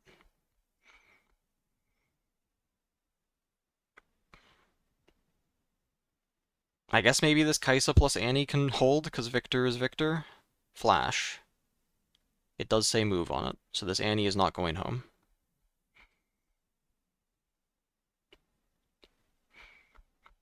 Well, this gets to 6 basically immediately. We got a Stupefy in hand. As long as Victor can have some stuff left over in his base, it's done. Never seen this card. Imagine when humanity becomes interplanetary. There are just going to be cards that don't exist. That's a nice call to weak. After you get the flash out of the opponent. This choice needs to be made simultaneously, but fortunately, there's always going to be a token that gets sacrificed by the player playing Call to Weak. I think it needs to get made simultaneously. I'm not actually sure about that. Maybe it gets done in turn order. But yeah, that's 6 points, and now we've got all the time to just throw whatever we want in base. And then this Kaisa is probably going to cleave over the Riptide Rex. Maybe we want to hold 1 mana open for that to be annoying. Discarding that Poro was actually pretty bad. Yeah, I think we needed that Darien Poro. I hope we don't have an Evangel in our hand. Turn order if it doesn't specify, okay. Because I think in MTG, any card like that has to be simultaneous. If it's something like Liliana of the Veil, each player discards a card. That has to be done simultaneously. You don't get to see your opponent's discard before you make your decision. But I don't know if Riftbound does that.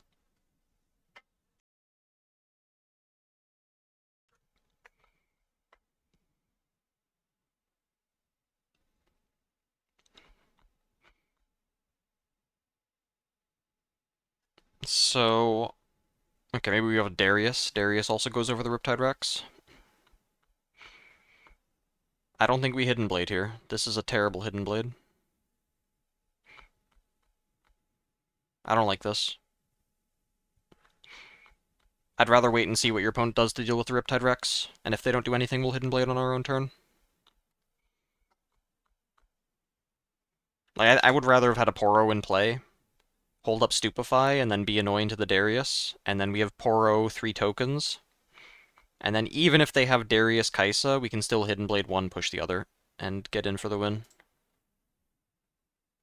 We are really low on runes as well. This Riptide Rex cost a lot to get this point tempo advantage. If anything happens at the same time, you need to look at turn order. Simultaneous choices don't exist. Is that how it is on... Oh, what is the card?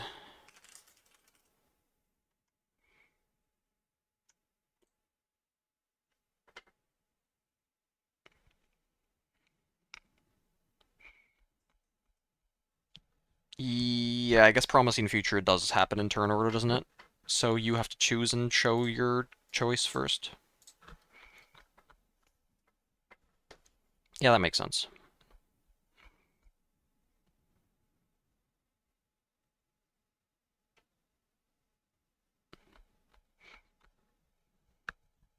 Maybe hiding Hidden Blade with the Riptide Rex. If he gets fight or flighted, then that's just fine. Yeah, this Darius is not surprising. Did he overpay for it? No, he only had 7. Darius cleave in. Yeah, you have a Darius they have to deal with now.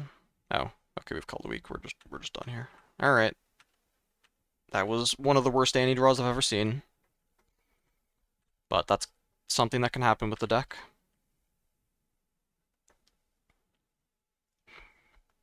And Vile Mosler got a lot of value as well.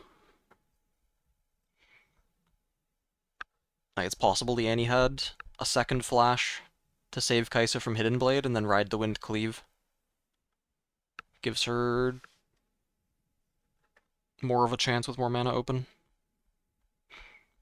But the first flash, not being able to save the purple Annie, was big, and yeah.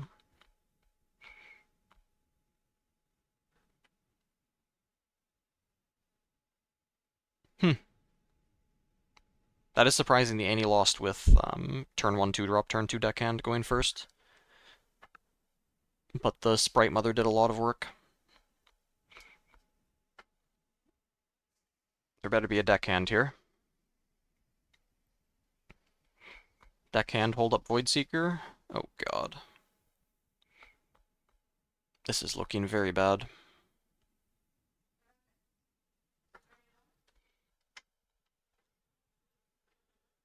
If there's no deckhand, is this game just over immediately?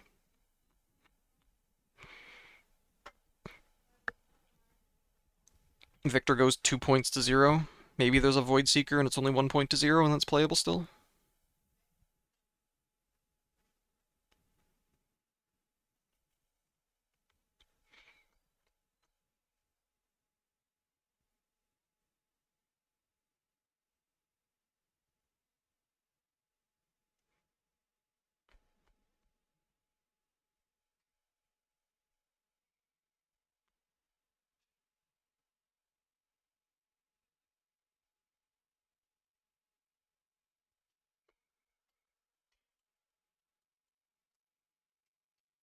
Just a Poro. I guess if that stack deck found a sneaky deckhand, it's still better to hold up the Void Seeker. So you let this in, you shoot the Poro. The Victor probably plays Yellow Victor this turn. No, it's still early. Discarding a Drummer. No Yellow Victor.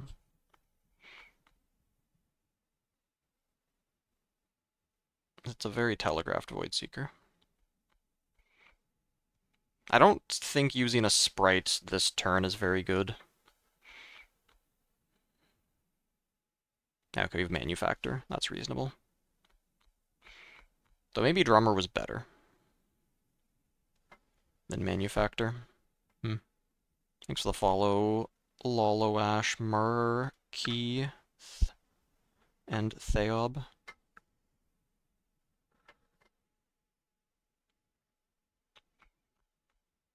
2,000. Why did we not discard a 1,000-tailed Watcher? I guess it's pretty good this turn coming up, but then you don't have a base afterwards. If you play Watcher and then send... You have to send in one token to trade with one of the debuffed units and then the second token to conquer. Do we really need 2,000 Tailed Watchers? And we don't want a drummer that matches up well against this Porer already?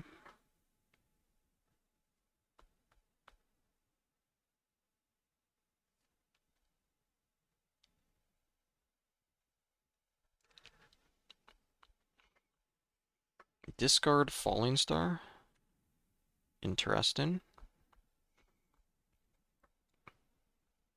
I guess Drummer would have been weak to Falling Star.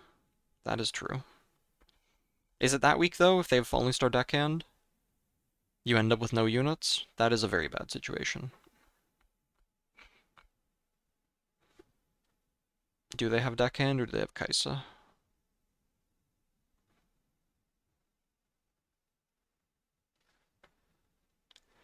Deck is the best for BO1. Oh, God. Maybe Aurora? Because they're never going to have tech cards for it. And all three of your battlefields are similarly impactful.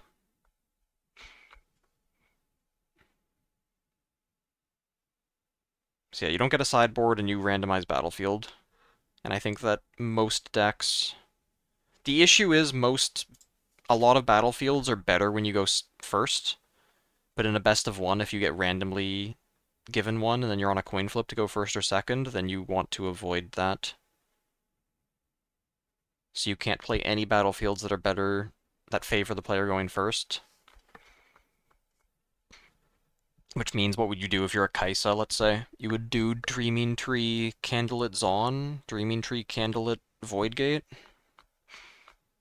I don't know, maybe you could do Targons. But compared to Aurora being able to do Obelisk, Sigil of the Storm, Aspirant's Climb, it's so much worse.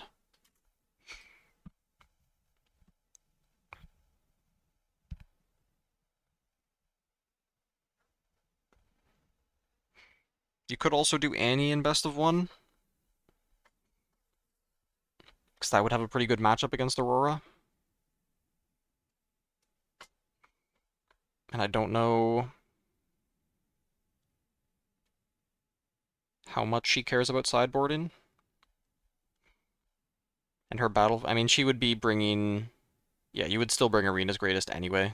Because you're trying to rush points. And you should be the best deck at rushing points.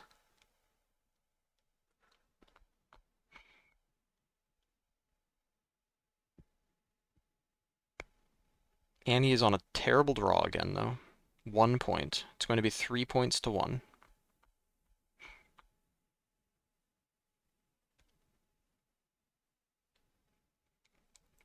Could even burn a rune on the Stupefy, but then we go down to 5. People run Aurora in tournaments? Yeah. I played against 2 at Vegas.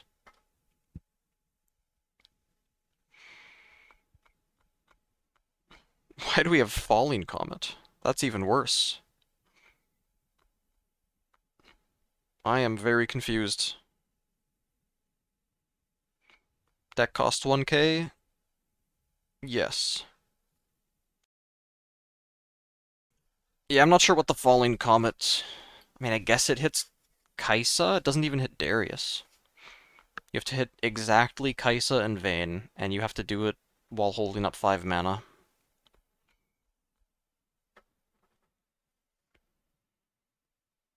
And you have to play it specifically while the opponent's attacking in, because otherwise they dodge it with Flash. And especially when we're already ahead on points, we don't need discard. We could just keep 2 Watchers and push points the whole time. Just go, like, next turn, Watcher plus token, get 2 points. Turn after that, Watcher plus token plus Stupefy or something. Just do whatever we want. Discard Vayne. If that's happening, there has to be a Kaisa in hand now. Surely. No. What? These Annie draws have been so bad. It's crazy. Purple Annie is your last resort. Yeah, that is crazy. I mean, what is in the Annie's hand? There's no Kaisa. They didn't want Vayne. There was no deckhand the turn before. There's probably not Ride the Wind, because they would have used Ride the Wind for point score, rather than do this Annie play.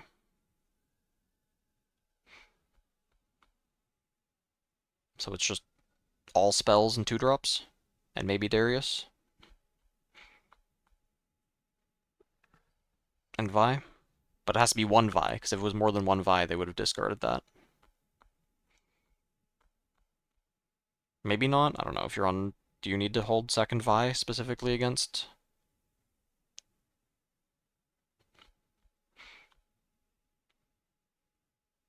Hidden Blade or something? This Falling Comet is so bad. We're already at 4 points. We don't need to push to 5. So we could have still just played Watcher and sent in token for a trade. And then either they Void Seeker the token, or they pull the Annie out, or they trade, and all of those are good results.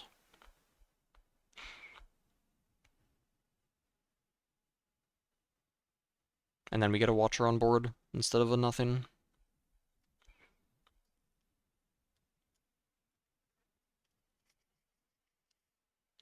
Is it really 1k for an Aurora deck?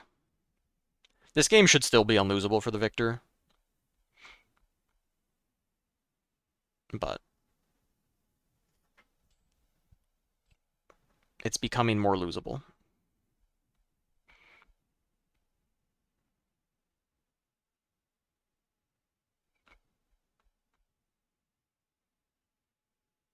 We should take the Stupefied Raws.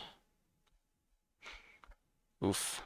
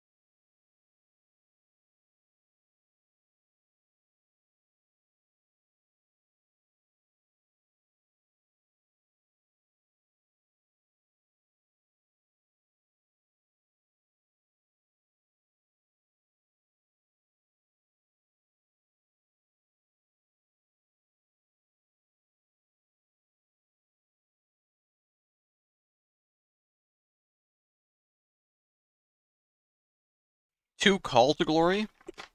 I don't think I've even seen a Glory Seeker.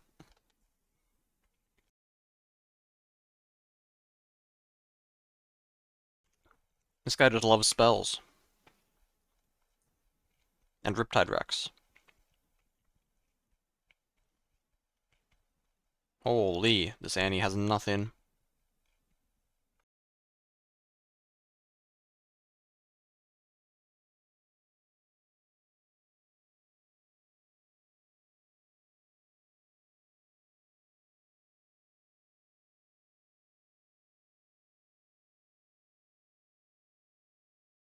Man, I just really wish that the Stupefy in our hand was played already to draw 2 cards, and we had 2 new cards in our hand. Because I think we're not going to be able to spend all our mana this turn. Oh, we have an Evangel. Never mind, we're completely fine. Just top deck it. Got them when they were 11. It's almost Bitcoin levels of gains.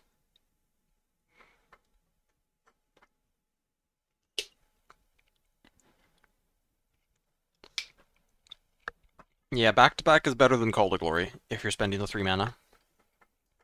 It's better against Falling Star and Acathian Rain stuff, and it is better for winning combats.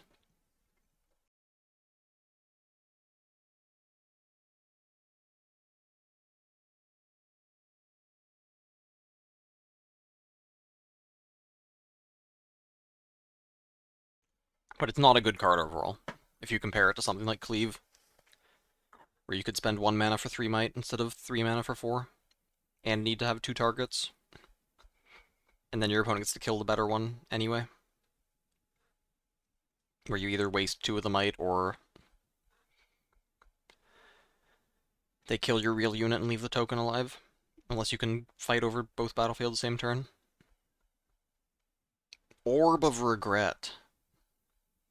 Thank God we have that Zon Warrens there.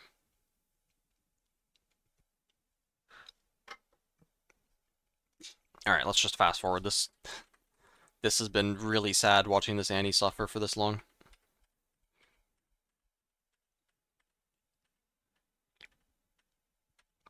Vi Ride the Wind to 4 points. Can't keep watching it.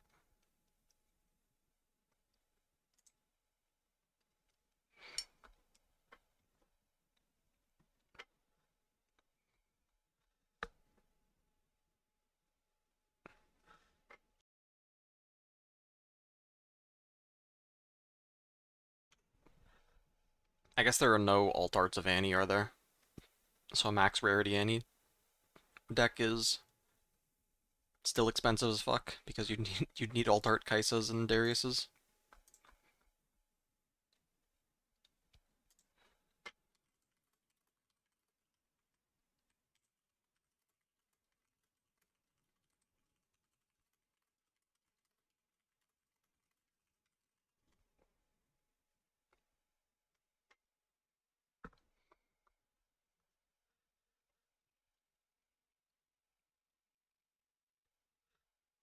Oh, we can see the hand for once.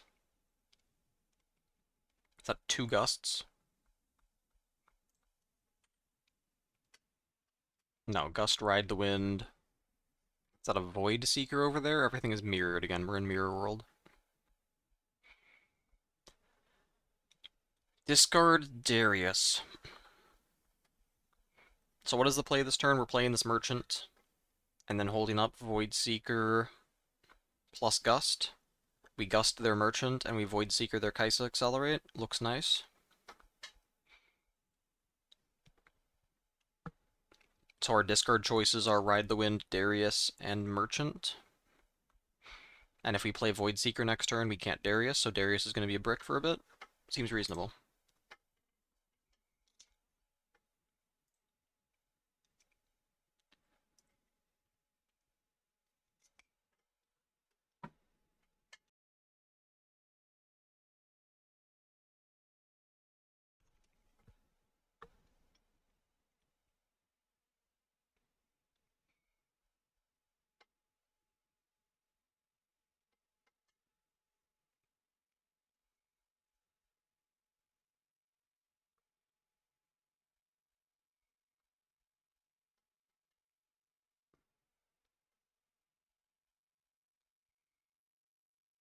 What do you do as the Annie who went second?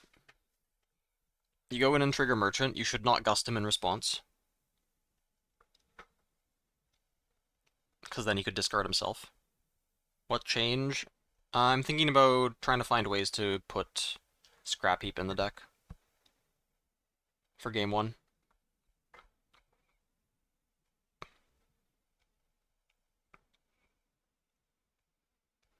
So we can't accelerate Kaisa. So we put down more units, and now we're behind 3 points to 0. And opponent is going to be on perfect hand with this Merchant plus on Warrens.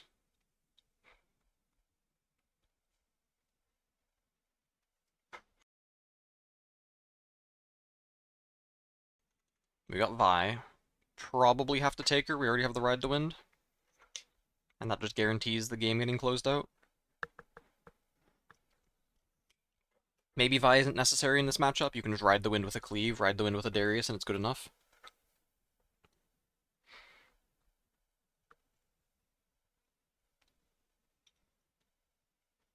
I think there was a Fight or Flight in hand. That's probably going to be the discard this turn,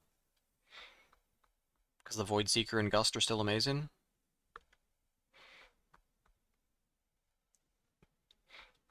Yep.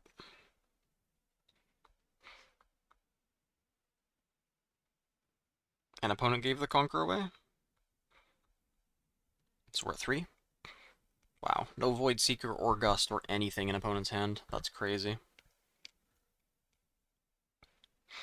We could play Purple Andy now. We have so much time. Just play Purple Andy, pick up stack deck. Could even pick up Gust. Yeah, that's completely reasonable. 2 Gusts.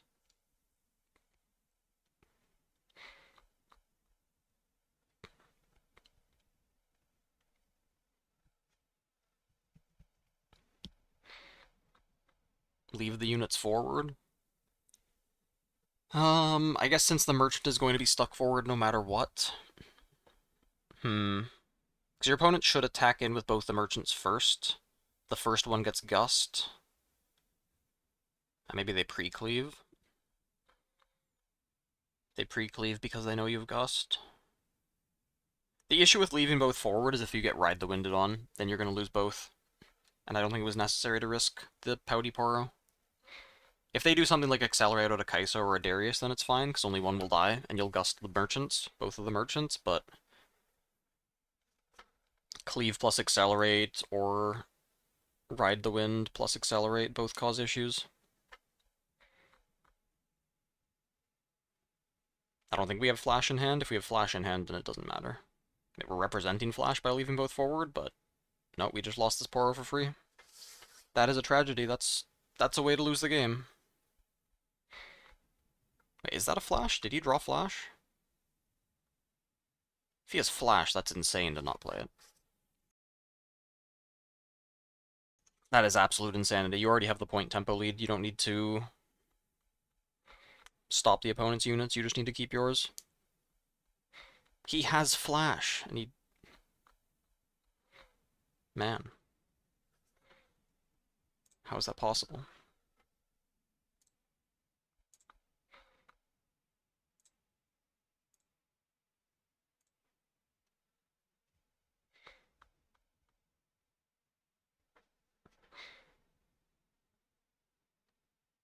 He just really wanted to Void Seeker this merchant. Gust opponent's merchant back? Why did we do that? Now Darius isn't active? And if we're accelerating, so there's no Darius, no Vayne, no Kai'Sa.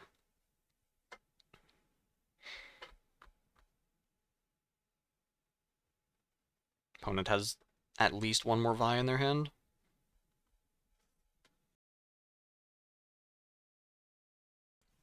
All spells.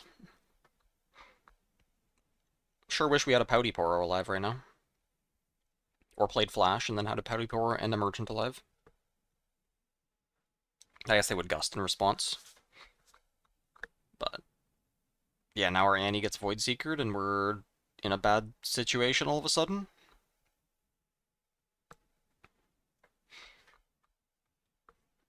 She gets Void Seekered and we Gust her back. I guess.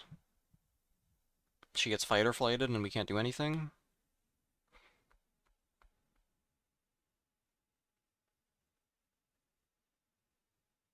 That's an insane play.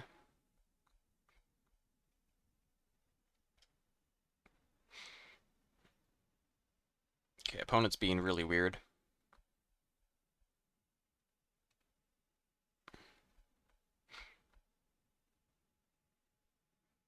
Doing this Ride the Wind play. What is their hand? 2 Ride the Winds, a Vi. What else is in there? Oh, he can flash. Oh, they're not being weird. Well, they are being weird. But in a good way, not a bad way. He gets flashed back, dodges the Gust. Discard one of the Vi's, and then the Ride the Wind still resolves. And their entire hand is empty. And they get to 2 points.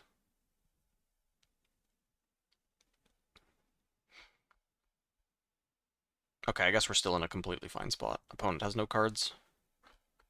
And if we get rid of this Vi, then there's only one Vi left.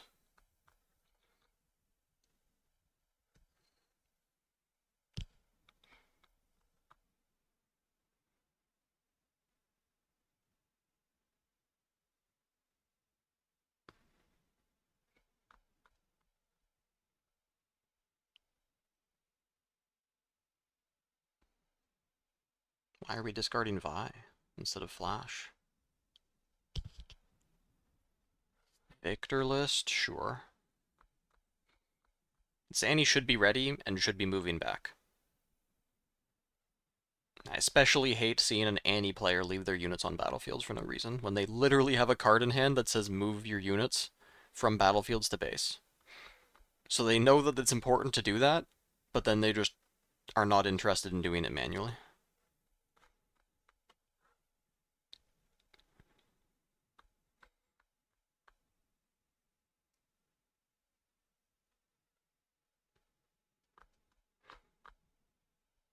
Like, at least if you're gonna do this, put the merchant forward too, so you can flash them both back at the same time.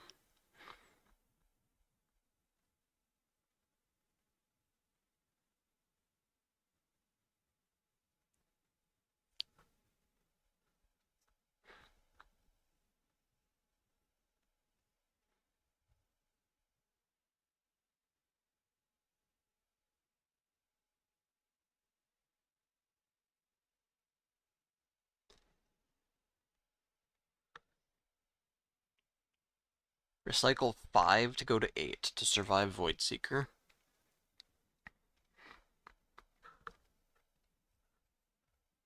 Two cards in hand, which means they're either relevant spells or expensive units, so the hand can't be emptied.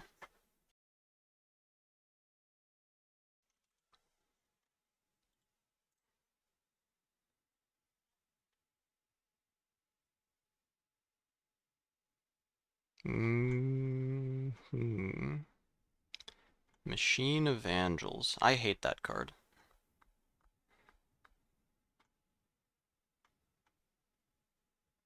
Oh, and you're on seals as well.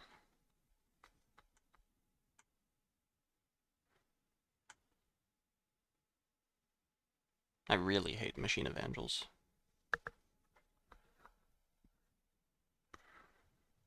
But it's hard to say what to replace them with, because the card pool for Victor kind of sucks.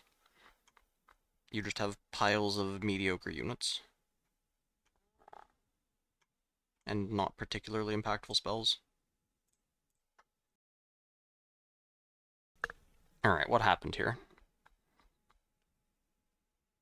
Annie pick up Ride the Wind, do something. This Annie died too. We've lost 2 units for free and we're still gonna win this game. That's crazy.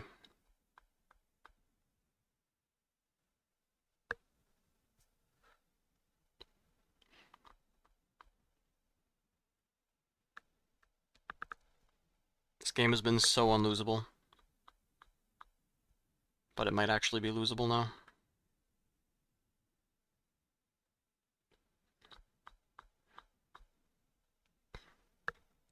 Oh, an interesting thing here. Since this showdown is staged, because this showdown is happening currently, which means the Annie on the right can let the showdown finish, get the Conquer, then this showdown will start, and they can play Ride the Wind to move their merchant across to chase after the Vi. Over to 3 stratagems.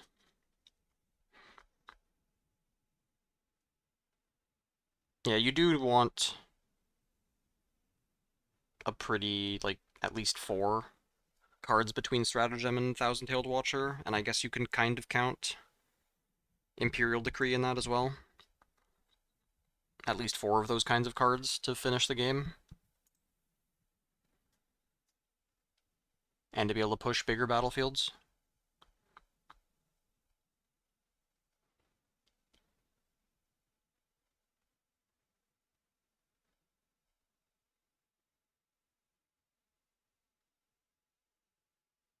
He lets it happen. He should not be letting it happen.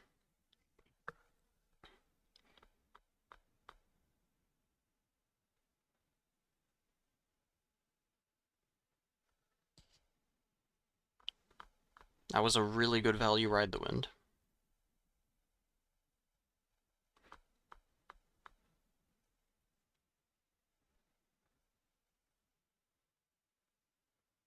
I guess that might be his last one, though.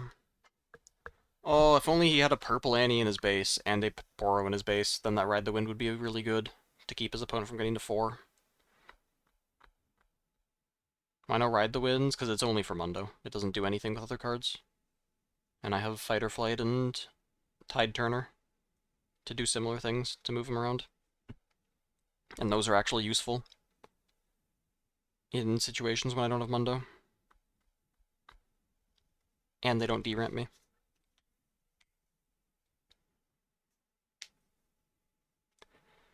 Alright, it would be insane, but it's actually possible for the Annie on the right to lose this game.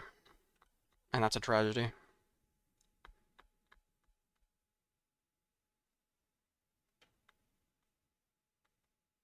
Because there's a lot of counterplay in these decks to Vi Ride the Wind. Well, a lot. There's a bit.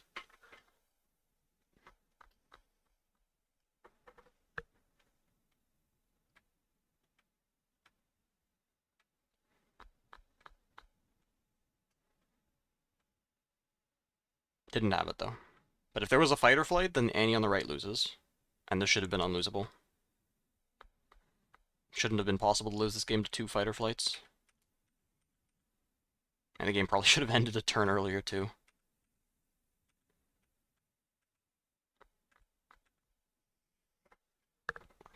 Missed the 2-drop. Is the Annie on the right also better at drawing Sneaky Deckhand? No. Not very good at drawing anything to play, though. Even with a stacked deck. Burn 2 runes. I feel like this is conceding the game. This loses to an accelerated Kaisa. Loses to Flash. Also trigger Dreaming Tree. Missed trigger.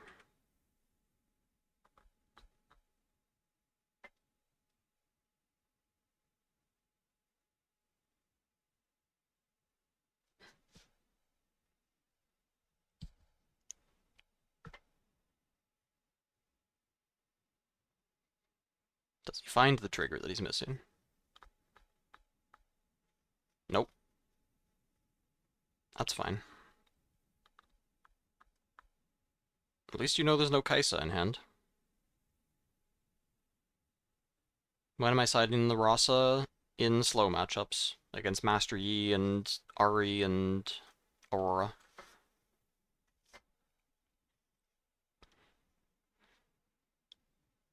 And Darius. You need the Rasas against Darius. And that is kind of a slow matchup.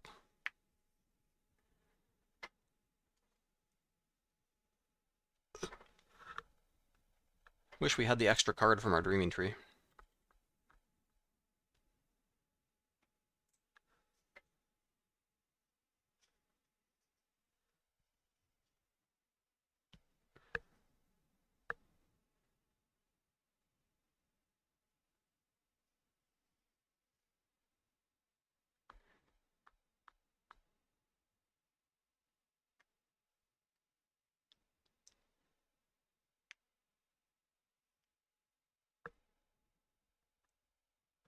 Wow. There hasn't been a single good Annie draw on stream. Or they are avoiding picking Kaisa with stack deck. As much as they can.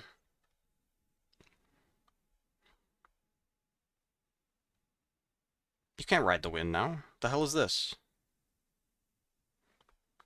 What do you mean ride the wind in response to Annie? The fuck is that? What the fuck is this? Anime moment here. Get Void Seeker.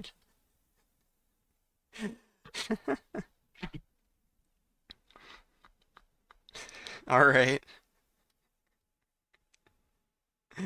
Okay then. Main character. Right there.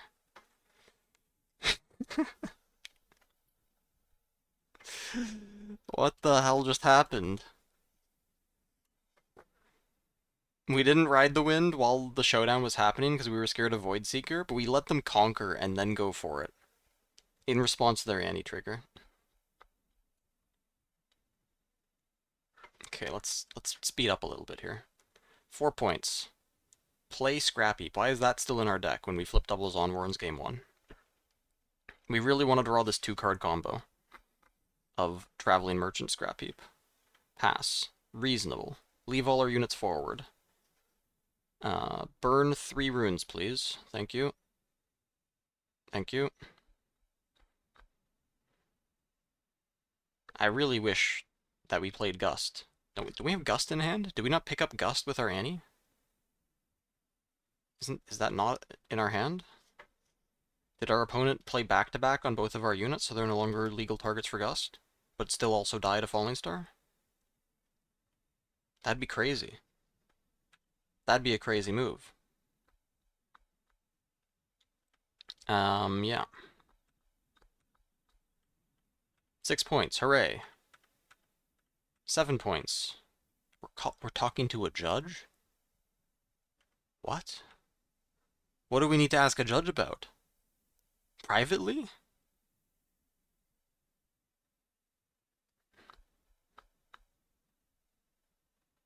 I need some coaching, Judge. I'm at 7 points to 2 points in the Annie Mirror. I have twice as many runes as him. I'm not sure how to finish the game. Ah, that Ride the Wind. That's how right. That's how I finish the game.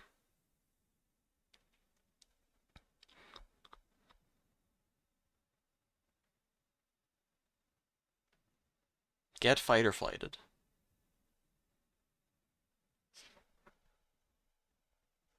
Kaisa isn't ready because Ride the Wind doesn't ready the unit. Accelerate a second Kaisa. Okay. What did we need to ask a judge about? Could this have waited? Is this like the ultimate slow roll? You literally have the wind twice over in your hand? And you get up to talk to a judge about something? Maybe you just talk about something completely unrelated? You had any recommendations for lunch since this round ended so early? Where should I go for lunch, Judge? McDonald's? Any good restaurants nearby? I got time to sit down and eat a full meal. Sit back down, ride the wind, accelerate Kaisa. Best way to play it online? I prefer Tabletop Simulator, but you do need to buy that on Steam. You can play on TCG Arena on browser for free. Okay then.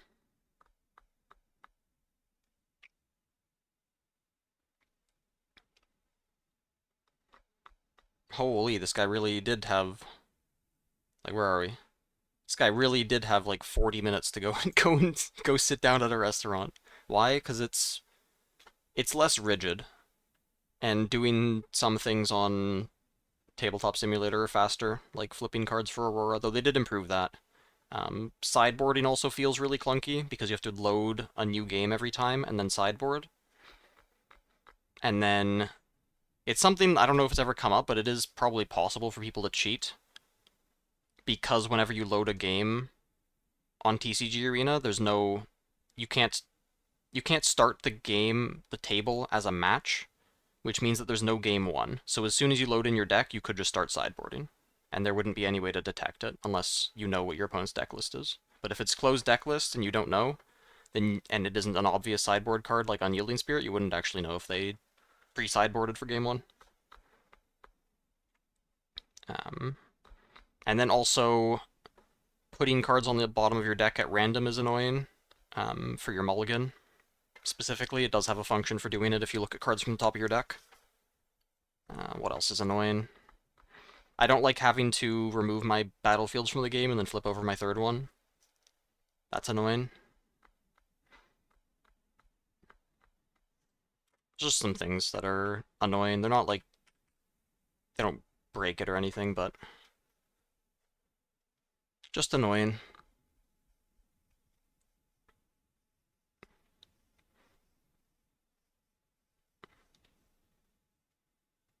Make your own browser sim. If it's specifically for Riftbound, I'm not sure if it will be allowed by Riot. I think that's one of the conditions for any simulator, is it can't be specifically dedicated to Riftbound. But you would need to look into that. Alright.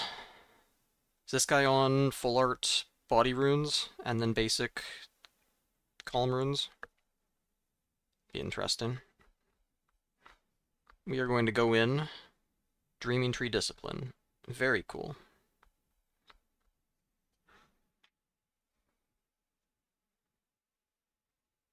We remember the Dreaming Tree trigger. Oh, they should make a card that says whenever anyone casts a spell, it does something. That'd be really good. Nobody's gonna forget about those triggers. Graveyard in front of the deck. I'm not sure that's allowed. Is that a legal layout? Alright, 4 against 2. Pass. Hex Tech Ray trade. Is that a Stupefy in his hand as well? He's being very safe here. With this Hex Tech Ray. Defy it. Cool. Maybe he's just expecting the Defy, so then he doesn't want to lose his Stupefy cycle. That is a Stupefy. I think it's a Stupefy. Hold on. If they're going to make their own client? Surely. And they're going to copy the Magic Arena business model. That is Stupefy, right? That looks very Stupefy-like. But it could almost be a Call to Week. Because I'm blind. If this Defy happens, I think you can read that the Yi doesn't have any other 2-drops. Because I think if they had another 2-drop they could just play, they wouldn't Defy this, and they'd let the trade happen. Okay, this is terrible. We just lose the game to... Okay. Why didn't we play that? Why didn't we... What? What if we played Pit Rookie before attacking him? And then we get to see what the opponent does and don't give them the information, and then they'd Ray us, and then we Defy it, and then we save the Discipline. And then we don't lose the game to Falling Star, because we literally lose the game to Falling Star. Crazy. He drew it off Discipline. No, he drew it off the Discipline. It's fine. He's not trolling. He's trolling by playing this now. That's trolling. But his play is reasonable if the Pit Rookie wasn't in his hand already. I don't think you can play this Defy and then tap out like this.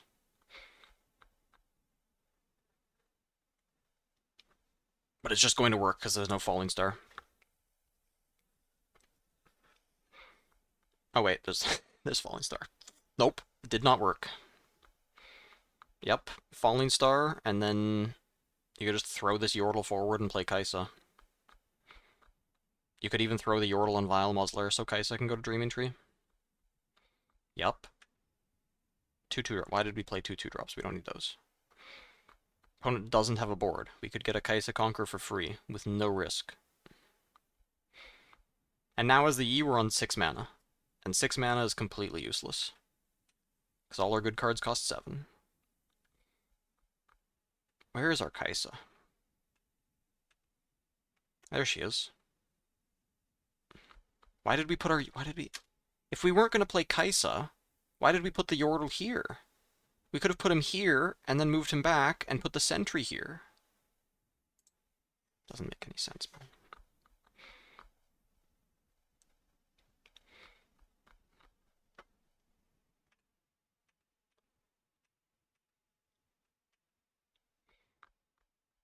And he took the card off of the Kiana?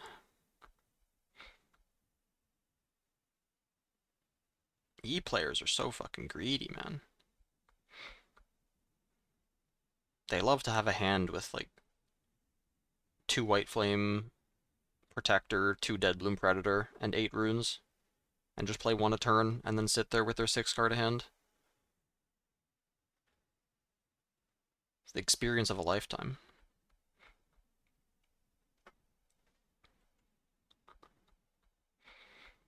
Alright, we got a Void Seeker. Stupefy. The Clockwork Keeper? Trade? I guess that's fine. You really don't want to play a buff here as the Yi. But you also really don't want to play your Master Yi out and tap out again. Because then you lose the game instantly to a Thousand-Tailed Watcher. So what do? Actually, you're still in trouble. You find your center pass. Alright, well, we get our Kaisa Conquer. We get 5 points. We could still accelerate out a Thousand-Tailed Watcher and kill this Kiana if we really wanted to. Or we could Darius her. 9 against 6. Second Find Your Center. Rune Prison. That's pretty good. Alright, we're at 3 points. Kaisa did not stack the student with their Kaisa, so we can actually put a Yi on top of it and be happy. Or a Fey Folk. Smokescreen gets defied, yep. Goodbye, Kaisa. Well, that's how you lose this matchup as Kaisa. Void Seeker. Sure. Watcher not accelerated. Never mind, we still have an insane hand as Kaisa. I'm not sure, I guess the Void Seeker drew a Watcher, but yeah. No Charm drawn. If Charm got drawn, then Kaisa could still lose that game. Yeah, Yi lost. Yi lost on turn 2. He coin flipped that the Kaisa wouldn't have Falling Star, and the Kaisa had it. And the game ended.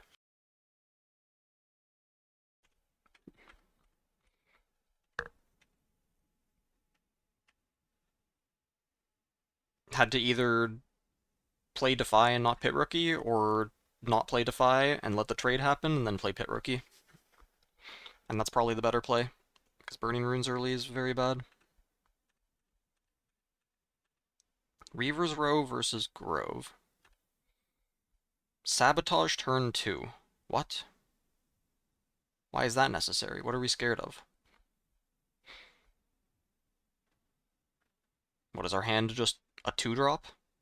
And no buff spells? And we're gonna say if we play this 2-drop and leave 2 mana open, and the Kaisa has the Falling Star half the time, she's going to play it? Because she's a psychopath? Or has Defy with it? 25% of the time that's going to happen?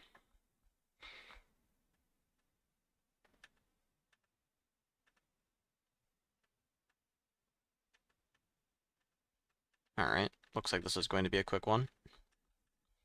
Because I don't understand anything that this Yi is doing.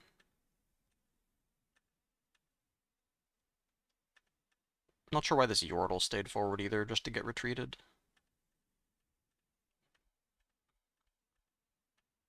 Is your hand that bad?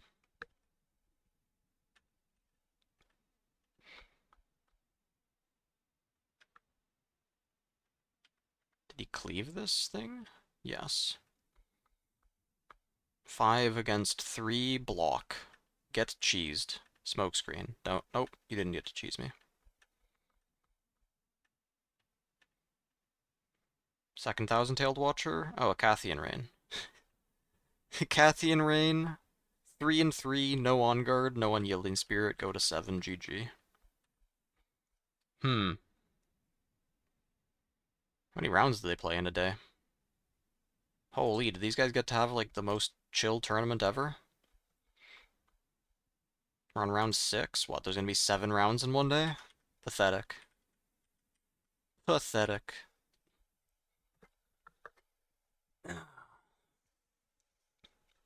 Nah, 7's still a decent number. What did I top with? Teemo.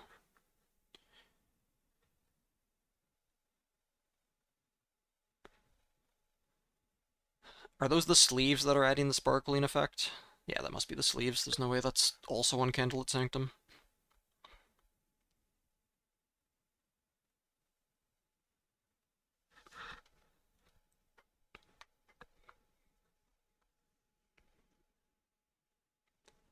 We're on yellow set. Are we playing him immediately, or do we wait a turn?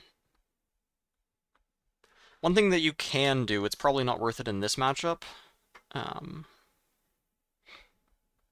but yellow set does combo pretty well with Cythria. Well, is it that good? I guess it's only 8 might. But that is good enough to beat a Dead Bloom Predator. I don't know what situation you would need to be in to be worried about a Dead Bloom Predator the turn you play your yellow set, but it is good synergy. Thanks for the follow, Ezo BTW.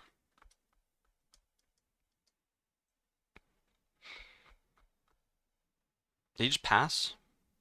He just passed. Vegan set. Doesn't want points. What? What are you scared of? You have a Call to Glory in your hand. What are you scared of? Do you need your 6th rune? Can you not just save the Cythria if she gets stupefied? And say that that's a draw that it costs them to even hit this Cythria off? I don't get it. How do you win this matchup? Falling Star targets 1 and 1. That's obnoxious. That's really obnoxious. Do you need to play this Call to Glory in response? God, that's disgusting. Falling Star is such a good card. The hell do you do here?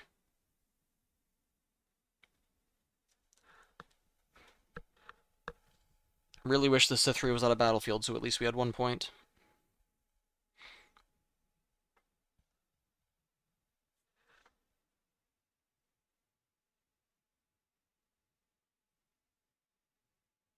Holy.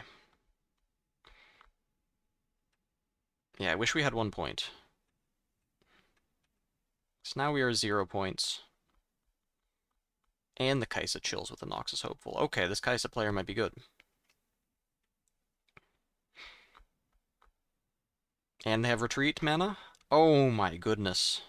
This challenge is still quite nice because it's Dreaming Tree. Oh, they've got 2 mana. They've got Smokescreen mana. That's even scarier. And they just readied their Kaisa. Spooky. What can you do about it? Your set's at 7? You could send your Pit Rookie in first, and then if Hextech Ray happens, then you're not scared of Smokescreen. It's reasonable. You could also play Cythria and then another unit, and then challenge with your set at 8. No, we're just sending it. Are we triggering Dreaming Tree? We're gonna decline the Dreaming Tree trigger.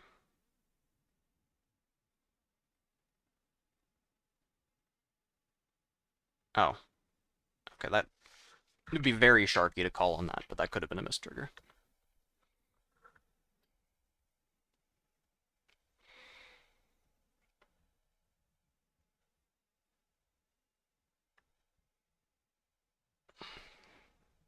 I mean, the set, he did get the card. He's not that vegan.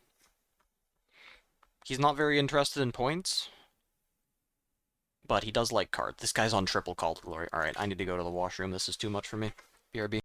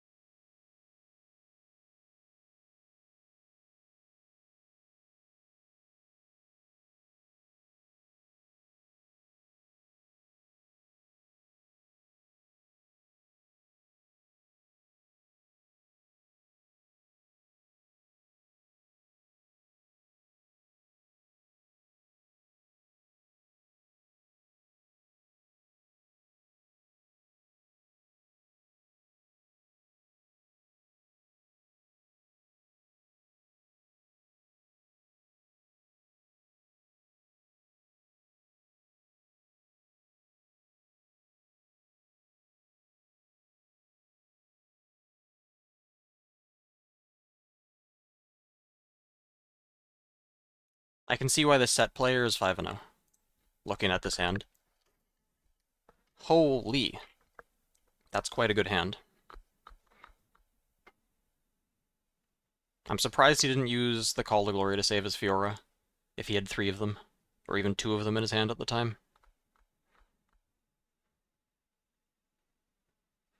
That's crazy. I wish this set player was at 2 points, though. He really deserves to win with this draw. This draw really deserves to win.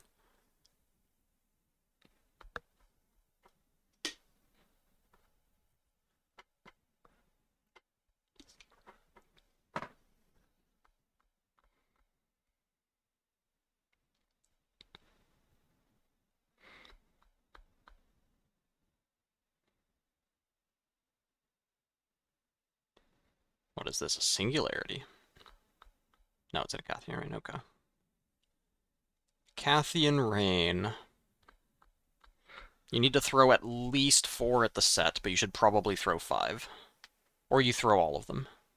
All of them is pretty good, too. Though, that's not very... This Cathian Rain sucks. Wait, is this Cathian Rain terrible?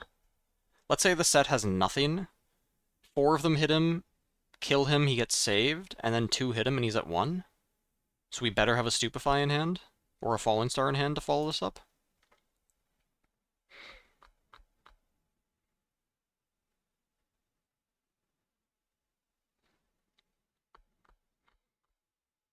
Call to Glory him? Why are we doing this now?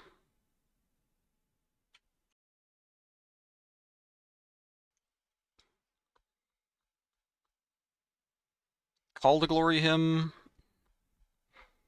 I guess we get the Dreaming Tree draw, and this time we're going to trust that they have the Stupefy or something. Follow up to finish him. That they did their math right. I honestly wouldn't trust that they did their math right.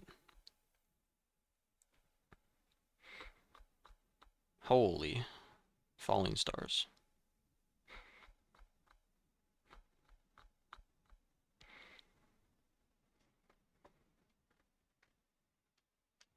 Wish I could see this Kai'Sa's hand to know if they're actually on Stupefy. I think they did their math wrong. I think they thought that the first 3 hits of Rain would kill the set the first time. Probably.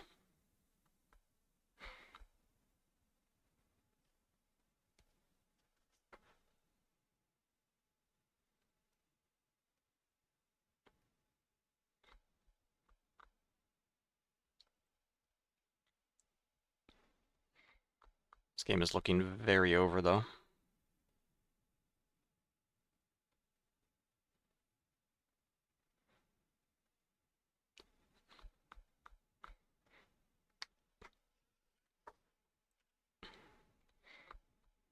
Okay, so just chucked everything with that Rain.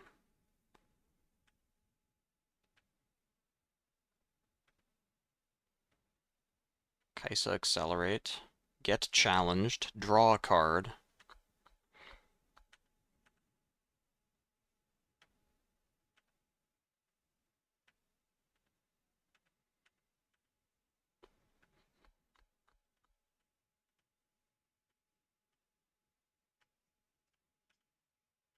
Okay, yeah. Was there a second Stupefy played at some point here? I don't think so. Yeah, I think the Kai'Sa just miscalculated that Rain.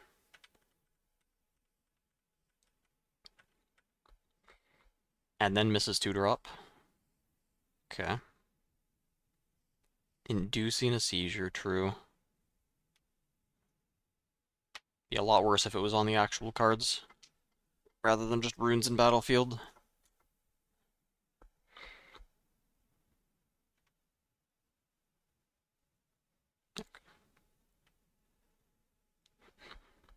Set Showstopper. Take Targons. He did pay for it. Oh, now he wants points. He really likes points now. I hope he does not try to play challenge and get smokescreened and lose everything. That would be quite bad. It wouldn't be that bad because the Kai'Sa would still trade off, unless there's also some more with it, which there is.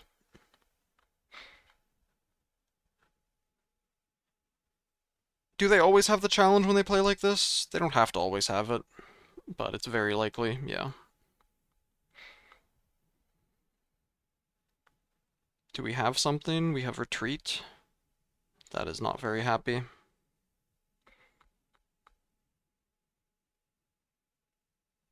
Unless we're going to accelerate this Kai'Sa back out again and accept that we lose the game to a first mate. Or play Darius and same thing. Lose the game to first mate. This yellow set card looks pretty good, actually. I am liking the idea of the one yellow set chosen and then orange set in the deck. Because you do run into the issue if you have a chosen orange set and then draw another one that they clog up your hand. Yeah, Smokescreen is very good against set. Why are we doing this? Void Seeker, Ray? Ray? This seems bad.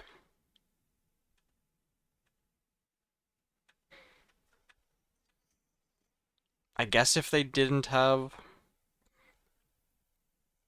another card to buff, like specifically a Pit Rookie, to buff the set, then we'd be able to clear him. Maybe it's not as bad as it seems. So we have a Darius in hand, and if we have any way to activate him, then it would have been possible to just send the Darius over the yellow set. Well, they'd have to not have first mate to just put him back. No Pit Rookie. No Pack-a-Cub, no Hidden Blade. No 2-drop plus hold up Call to Glory. No, it seems like that's very unlikely to happen. And then no Showstopper, because they could just, worst case scenario, they could Showstopper in. Rebuke against Annie? No.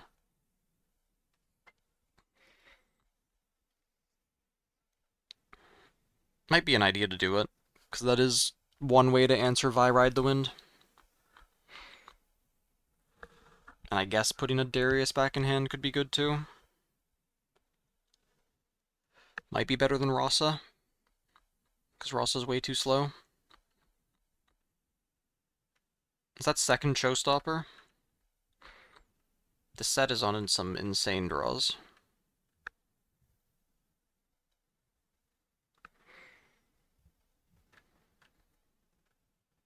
Smokescreen is only good in specific matchups. It's bad in a lot of other ones.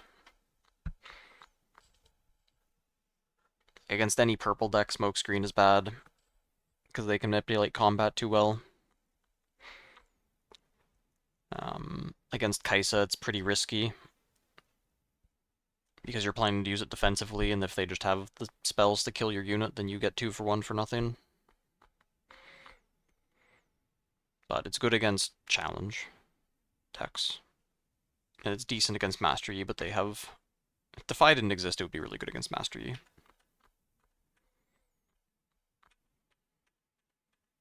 Yeah, this Kaisa is extremely dead.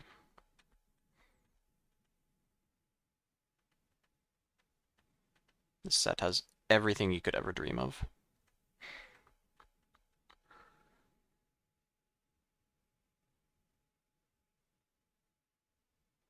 Which, to be fair, it's rough when you miss your 2-drop and then play Kaisa turn 2, and then get hit with the challenge off of your own Targons that you should have been able to take on turn 2.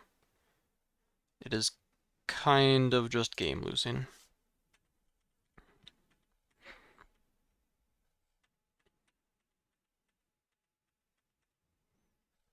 Time is at 8. Nice. Kaisa Mirror. This is the Kaisa that just lost last round.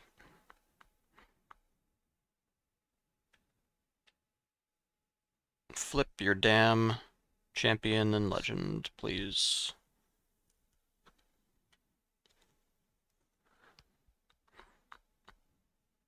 Oh, we got retreat in hand. Looks good.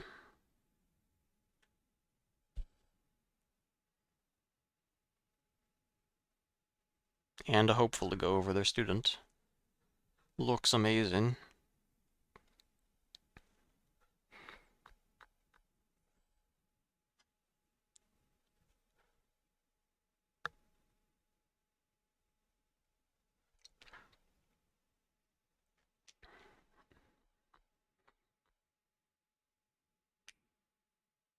Accelerate Kaisa. Alright.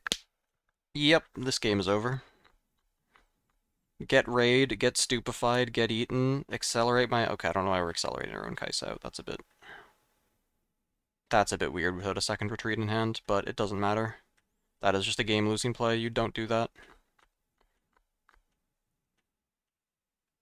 Yeah, no, I mean, this Kai'Sa literally lost the game on turn 2. Accelerating out their Kai'Sa like that.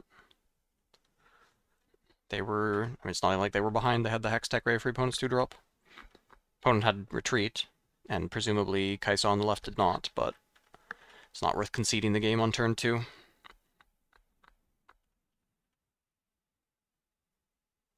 Like, there is no situation where you do that and your opponent can't kill it. Your opponent's on 6 mana. They have a 4 might unit in play already, so any Stupefy, any Cleave, any Void Seeker. Falling Star punishes it well enough. Darius plus Retreat would be good enough. And anything. It's just, that is just a game-losing play. Another 2-drop miss as well. Tap out for Kai'Sa, get Falling Starred. Get Legion Rearguard accelerated on. Okay, if we have our own Falling Star, this game is still going. Especially with this Targon's trigger being missed. Okay, it wasn't missed. We still have the Falling Star. Okay. Accelerate out Kai'Sa. Do we have a Void Seeker or something? No. Tragic. Still in a good spot, though. Other than the point situation. Kai'Sa in trade. What? What the fuck is this? Why did we not send Kai'Sa to Reaver's Row?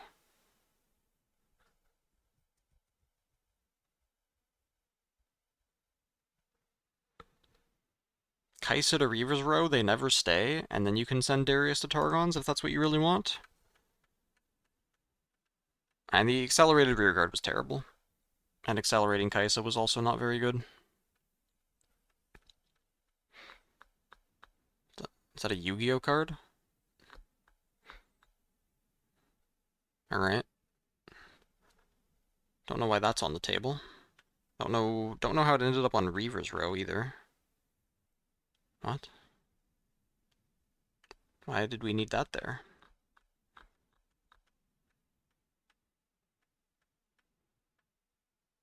Why did our Darius stay on Reaver's Row? What? What? I'm so confused. I don't know what's happening in these games, to be honest. Alright, Thousand-Tailed Watcher, run 6 points, we win the game. Alright. Yeah, I know it's a Sprite token. I don't know why the Sprite Mother got played, though. That was completely pointless.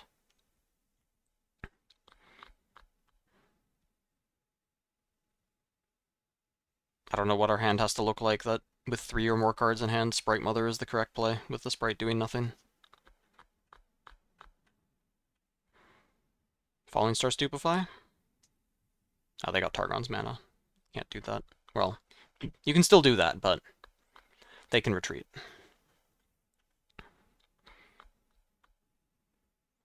Sprite Mother, that's not bad. If they have Stupefy, things kind of suck. No, we have Cleave. Okay, we're in a great spot. Well, if they have Hex Tech Ray, we're sad. Might have been better to play the Sprite first. Oh no, we checked for Hex Tech Ray with the Yordle. No, they can't have that.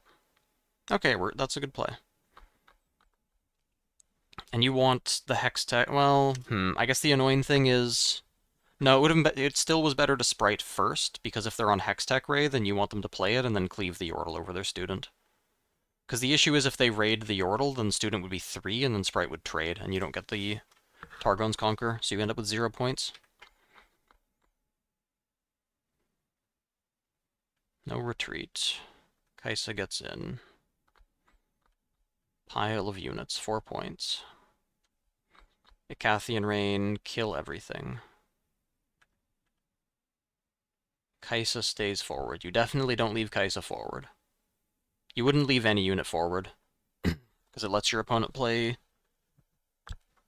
battlefield removal on your unit on their turn, which could matter. Like, if they have Void Seeker and need to draw into something, then you don't want Kai'Sa there, and then in addition to that, she has the Conquer draw.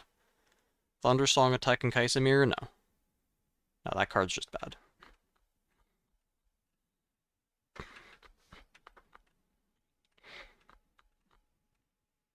Okay, that rearguard accelerate looks a bit better to get to 6 points.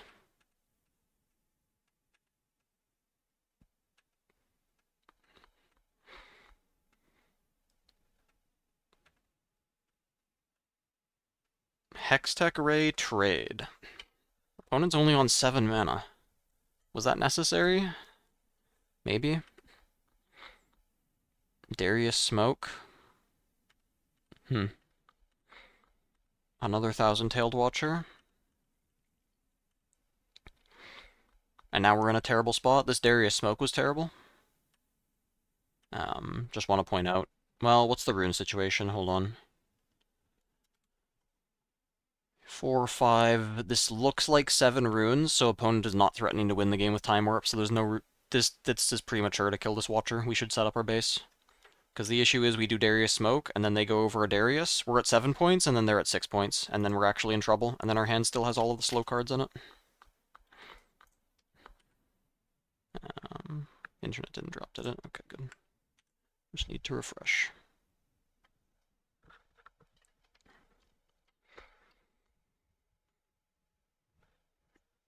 Surely. Surely my internet is fine. Stream is still up.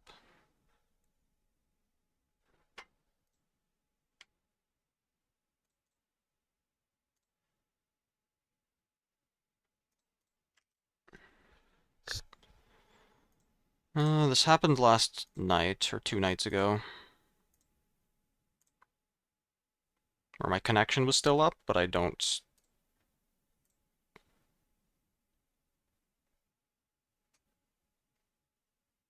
The connection says it's still up, but I don't have any internet.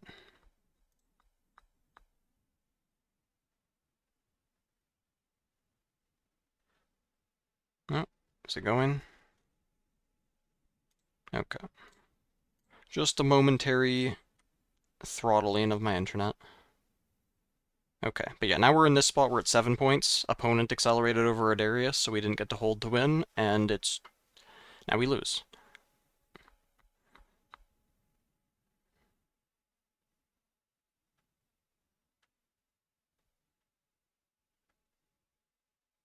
Must have internet? True. Had to accelerate another Darius into a trade. And opponent had nothing, fortunately.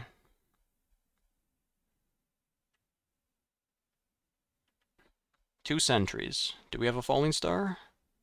Draven. That's useless. Poro. That's also useless. Do we have an action speed removal spell? That's not 2 sentries, actually. Cleave the sentry? That doesn't do anything.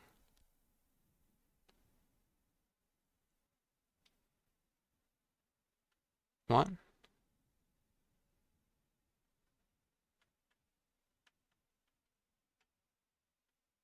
Get Sprite Mothered and lose? Yep. Kai'Sa on the right through the game. If they just played Draven plus Yordle the turn when the Watcher was sitting here, it's unlosable. I guess it's still... If they have a Cathian Rain and they killed it, then you're still in a hard spot. But they have to have a Cathian Rain instead of having anything that goes over a Darius plus pile of units.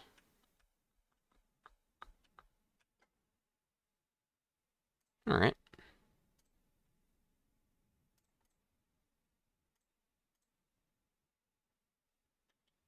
I need to refresh this as well. Memory leak again.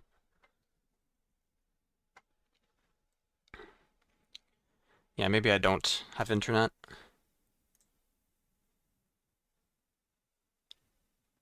Just a schizo, talking to myself in a room, imagining messages on a screen.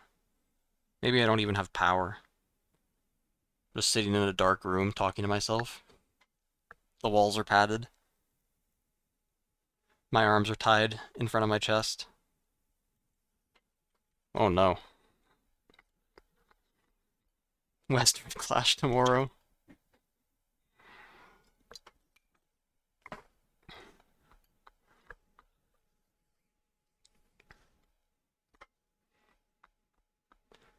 Another Annie. It's a lot of Annies. Kai'Sa. Reasonable. Kind of. Still would prefer a sneaky deckhand, but you know. And then accelerate the Kaisa next turn. But you'd need a cleave to pull that off, so... Problem now is your Kaisa is going to get corralled into the Vile Mausoleum, which is a bit unfortunate. But that's the punishment for only playing enough 2-drops to draw one 2/3 of the time. Ish. Depends how many 2-drops you're really playing. Discard Find Your Center. Is it a Kiana? I'm so excited. I love Kiana. She's such a good card.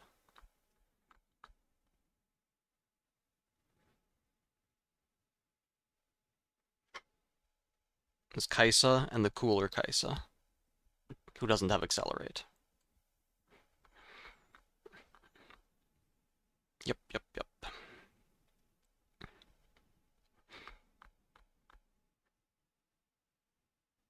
That's how you feel about Ornn? True. Both of the Ornns are pretty cool, though. Go in, and then cleave. But what about Defy? What if we cleaved before we go in?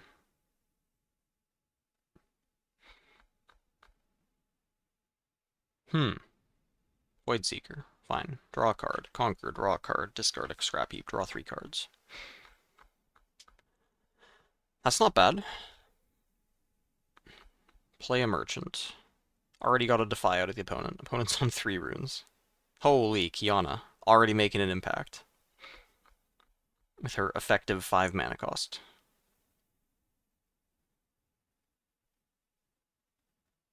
I mean, that's crazy. That's like a set 2 card.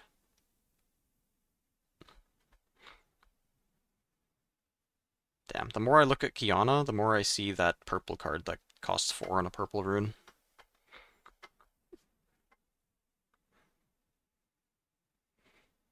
Opponent does not even want to try pushing our Kaisa. They do take the rune, okay. So now we're on Kaisa. That was 5 mana. And has Deflect now. Oh, are we about to do some illegal bolt moves? No, you can't do that. Illegal play on the field. Holy, that's your battlefield too, Master Yi. I don't know why we have 2 buff spells in our hand and we don't go after this Kaisa.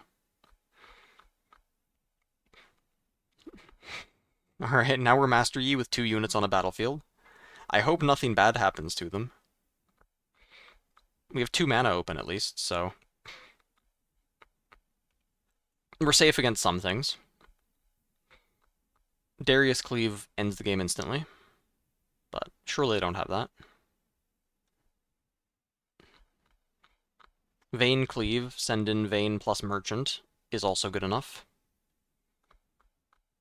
Ride the Wind Cleave is not... No, that's good enough too, actually. I mean, like, cleave with anything, and Yi loses this game. That's crazy. I guess the one issue is that then your unit that wins the combat's stuck at Vile Mausoleum, and then Master Yi gets played and goes over top, and then you need another answer to him. But if you have another answer to him, then the game's over, because then the Yi has all of these spells in his hand and can't do anything with them. Void Seeker, the Kiana.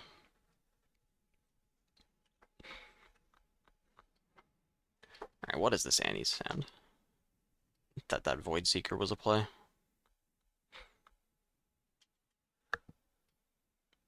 Kaisa, Merchant, Vayne, Flash, Ride the Wind, Deckhand, and one other card? Okay, I mean, if they were setting up for this Vayne to go in and trade everything, then that's not bad. Trade everything. Okay. No, that's still good. Okay, that was a good Void Seeker then.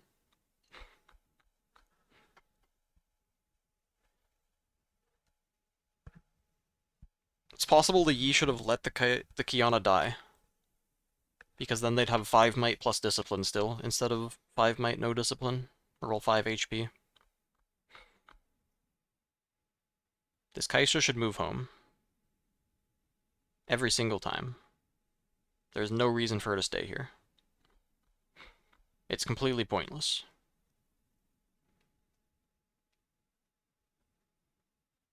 I mean, there's one point. If your opponent plays Master Yi, they do have to choose between going after your Kaisa and going after the Merchant, but if you leave her forward, you're always going to have Flash.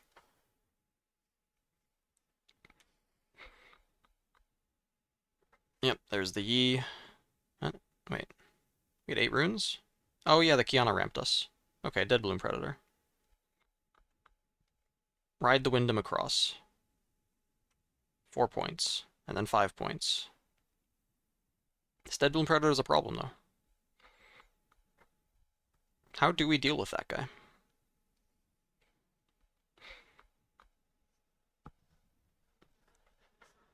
Probably just don't. At least this turn. This turn we just play our second Kaisa, if that didn't get discarded yet. Play a Vi, don't move Merchant Home. Why are we not moving Merchant Home? That one I don't. Is our hand that good? Don't we have a Flash in our hand that's completely useless? Like, completely useless because of this Vile Mausoleer? It doesn't even help against Charm? Hey, Grenton, thanks.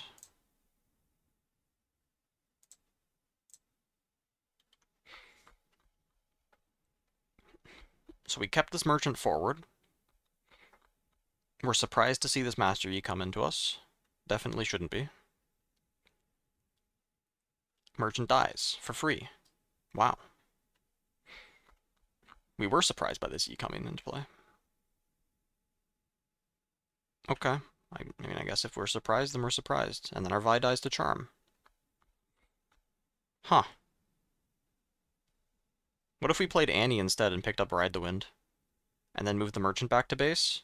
And then just had Vi Ride the Wind to clear this? Even if it doesn't end the game, it at least wipes both of Yi's units?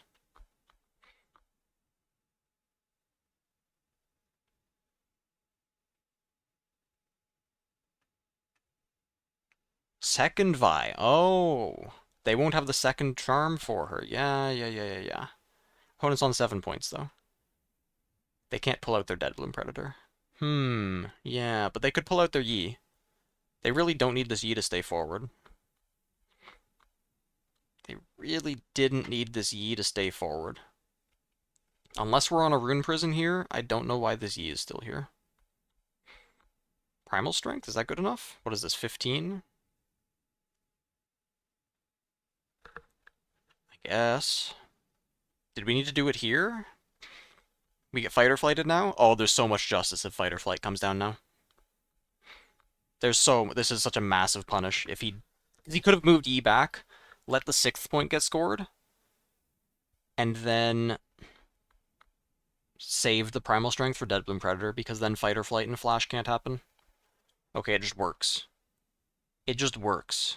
This Vi should be ready. No, it shouldn't be. He didn't ride the wind. Now he ride the winds. So now he's at 16. And then he gets on guarded and it's over anyway. Okay. So what happened here? Why did the Annie player lose the game when things were going so well? They didn't play Annie to pick up Ride the Wind and hold Vi in their hand. And then the Yi player had a turn to develop their Master Yi, and then an entire extra turn to untap and have Primal Strength. Otherwise they wouldn't be able to hold. That's why they lost. And they lost their Merchant for free for no reason. They had a lot of cards in hand, and they did not need a lot of them.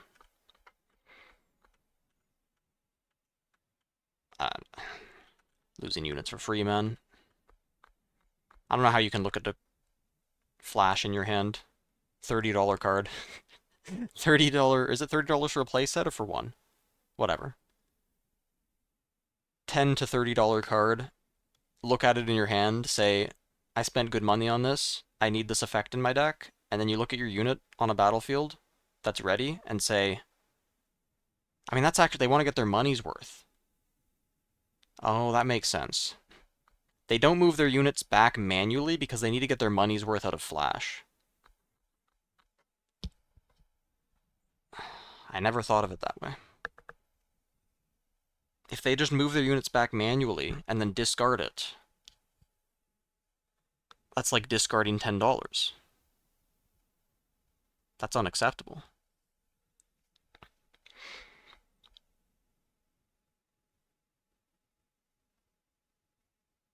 Oh god, the turn 1 on the play sneaky deckhand, it's over. And he's not going to find a way to lose this one. Right? Oh, okay, Catalyst. Turn 1 Catalyst is quite strong. That is very strong.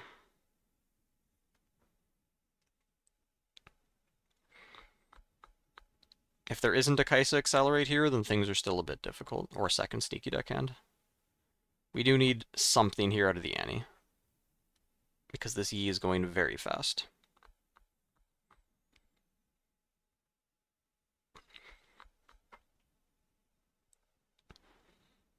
Okay, we do have the Kaisa Accelerate. And in this case, there is a reason to leave your unit forward. Because you're going to be playing Flash anyway to save the Kaisa, and you might as well get Dreaming Tree draw. But this is the one exception. Are we thinking about hiding a card? Or are we thinking about a purple rune? Are we realizing we have a red rune in our hand and we fucked up? Okay, no. We're thinking about hiding a card, and we just told our opponent we have Fight or Flight.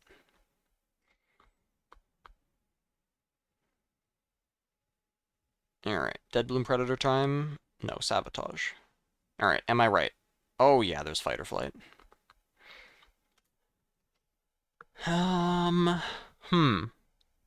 That's a problem. Falling Star and Rebuke in the same hand are a big problem. Because both of them answer the Master Yi that you wanted to play.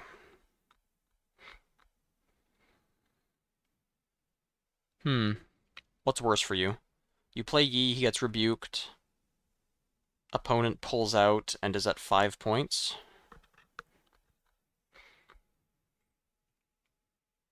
Oh, he is missing a red rune. I think Annie decks are probably on 6/6. Not sure about that, actually. He did use one already on Kaisa. So we've seen 5 and 2 red runes. Let's say there's 7/5, so there's 3 reds left in the deck. There's 3 reds and 7. That's terrible odds. Because yeah, the issue is if you take Rebuke, send in Yi, he gets Fight or Flighted and then Falling Starred. And that's worst case scenario. Because next turn you're still going to be on 8 mana, and you clearly did not have a... Well, maybe you could just have a Dead Bloom Predator. Let's say we have a Dead Bloom Predator in hand, because otherwise we're losing this game anyway.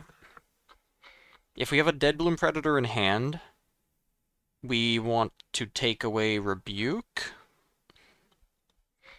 Because if we take away Star, we send in Yi, we get rebuked. They pull out. No, the problem is they're going to pull out next turn anyway, so Dead Bloom Predator is useless.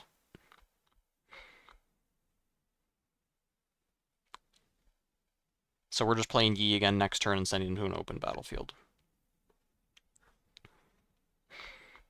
And then holding up 1 mana, and then opponent goes to 6. Potentially even use... No, they wouldn't use the Ride the Wind.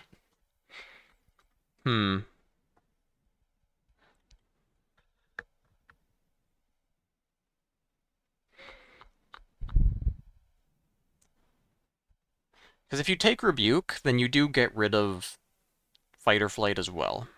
Which means if you have a Fey Folk Accelerate next turn, then they use the Falling Star, the Rebuke gets taken, and the Fight or Flight is gone, and the Cleave is not good enough on its own. But if they have Darius Cleave, then that's good enough.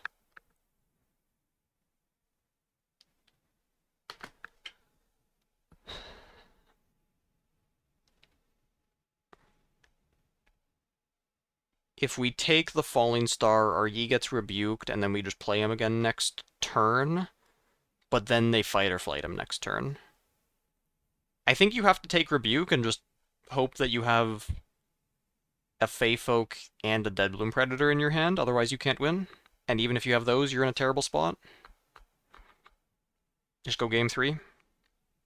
Annie was on Exodia draw with turn 1 on the play deckhand into turn 2 Kaisa Accelerate, and then really strong spells.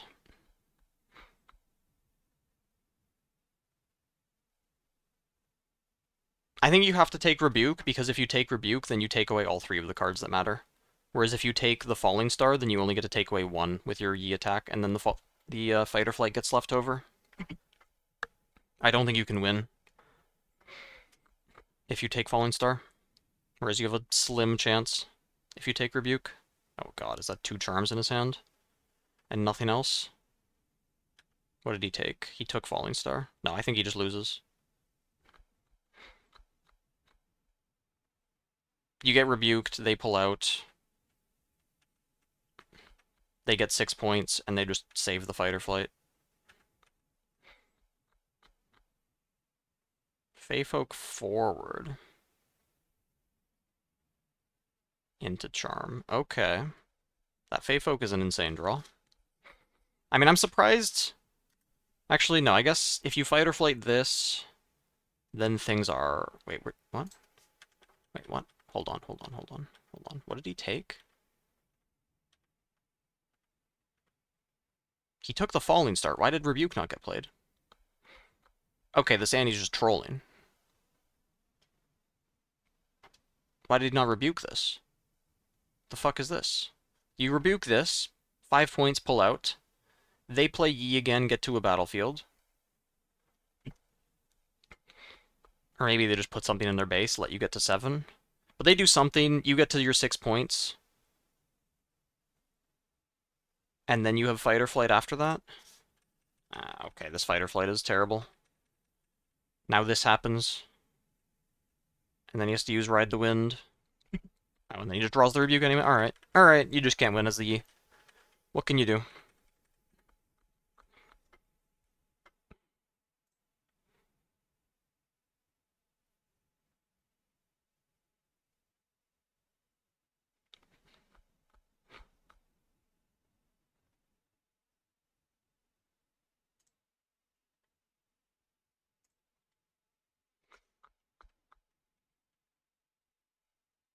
Deckhand, turn 1.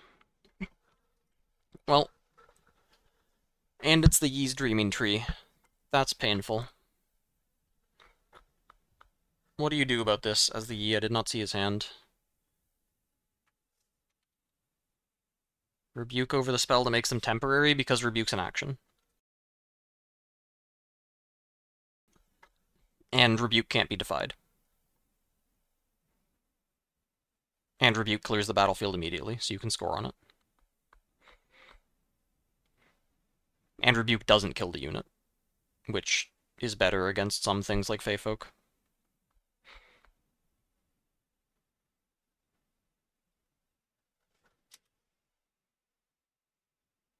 But the Defy thing is, well, Defy and action speed, and 2 mana cost are all similarly important. What is in the hand? Unyielding Spirit? I guess we saw Falling Stars were still in. Did we see 2 Falling Stars? Clockwork Keeper, Unyielding Spirit, Discipline. Anti-Yi, yeah, Yi, Aurora. I don't know if Annie brings it in against Set. I don't think she needs to, probably, but it's good against him.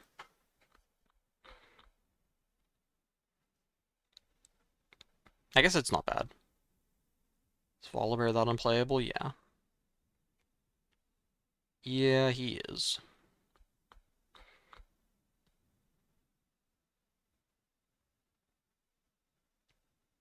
Go in Discipline. Is this worth it? I'm actually wondering if it's worth it to do this, or if it's better to go to Arena's Greatest. Because when we do this, we can't play our other 2-drop. Which means the Annie can at minimum just pull out and take the Arena's Greatest point. Whereas if we go here, we give away the point every time, but we hold open 2 mana. And then they should never be able to take this. And we're safe against Falling Star. Because, yeah, with this, we're either going to lose to Falling Star, or we're going to only have 1 unit in play, and not be able to take both battlefields. I think this is worse. I don't think we should be in a rush to do this, especially... I don't think this Annie has shown Gust at all, but if there was Gust, Gust in response to this Discipline is also game-losing.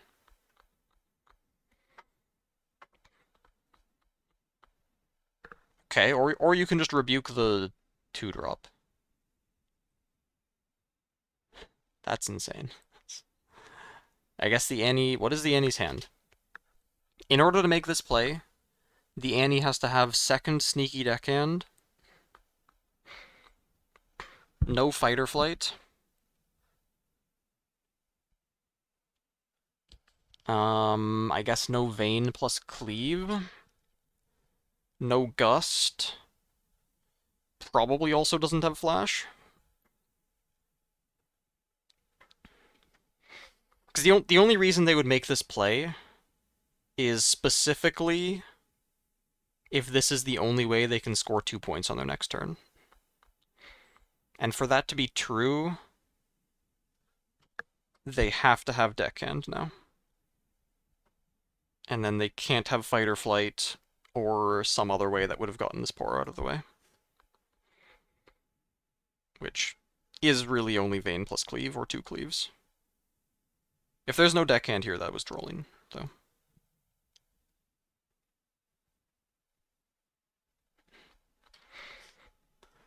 Because otherwise there was no reason to do that and burn 2 runes this early on a unit your opponent can replay immediately, rather than flashing back or doing something, and then getting this battlefield.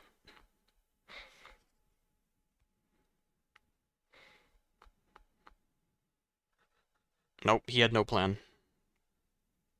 Next to the follows, Troggy, Drukan, and Slayer Sun.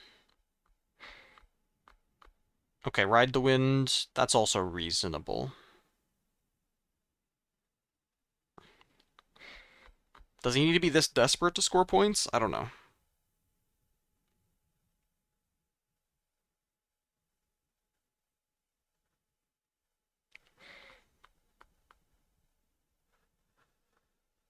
But at least he's going to easily get 5 points. 6 might be hard. Maybe this matchup is rough if you don't go extremely aggressive for points early. Could believe it.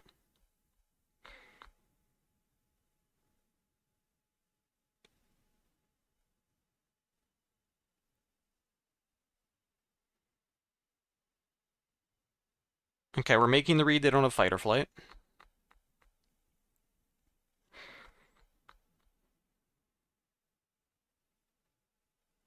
But they had flash. Which it is confusing that for them to play the rebuke like that when they had flash in hand. They did score the 1 additional point, but they also completely ruined their curve.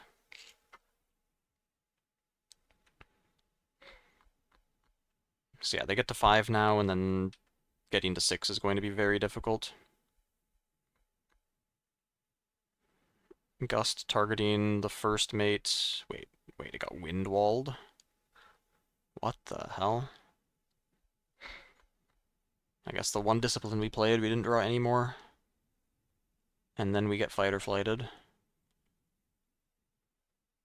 Okay. Annie got to 6. That's crazy to use Windwall on that, rather than saving it for Ride the Wind with Vi. That's crazy. Can't you just let them get to 6? Wait. You just play your Master Yi, send him in? They have another spell, because otherwise they wouldn't be protecting the deckhand so fiercely. And then they go to 6? And then you have 8 mana? And hold up Windwall, and they have a much harder time winning the game through you?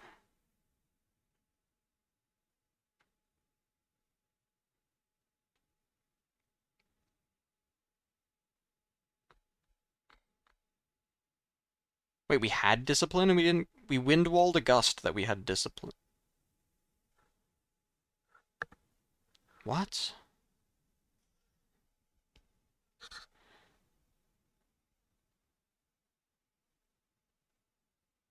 Two cleaves. Shouldn't even expect 1 discipline to be in hand. But then we have the second cleave anyway to go to 7. Is going to 7 even good? We didn't play any to pick up Ride the Wind, so no, definitely not. We just played 2 cleaves to get to 7 points. We just have it anyway. Okay. Let's say both players played properly. Who should have won this game? Probably, well, if the rebuke play doesn't happen... I mean, I'm not even sure if the Poro attack into the deckhand was correct. So that doesn't happen, the rebuke play doesn't happen. The game goes slowly, the E is on double discipline, wind wall.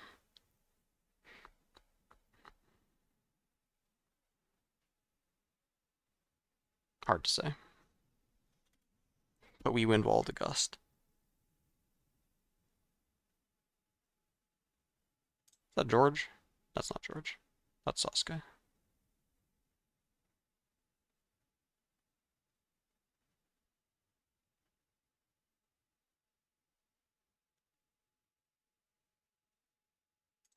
Okay. Coming into this one... we're fine. Mind your center. This sentry is already at Targon's Peak. He got played there directly. Now we're fine.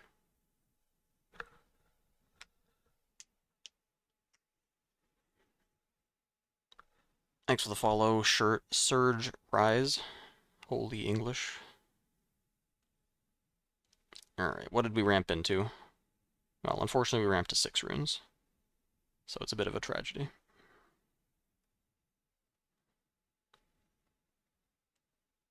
And it's Kiana again. Okay. Oh, she got a buff. She's a lot better when she gets a buff. 5 is a breakpoint against Voidseeker, and 7's a breakpoint against Darius and Cleave plus 4 might. And it's also a breakpoint against Falling Star with another buff spell on it, on her.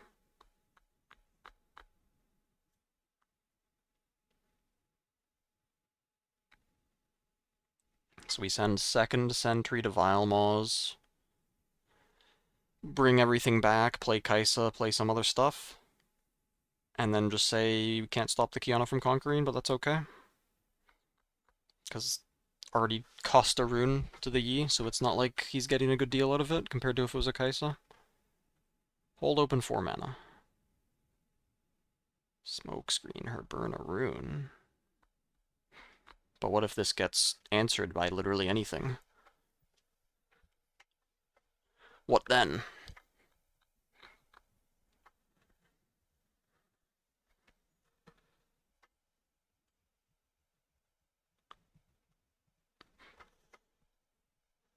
Okay. So you're telling me that we wasted 2 mana. Just burn all our runes, okay. What if we just let the Yi conquer?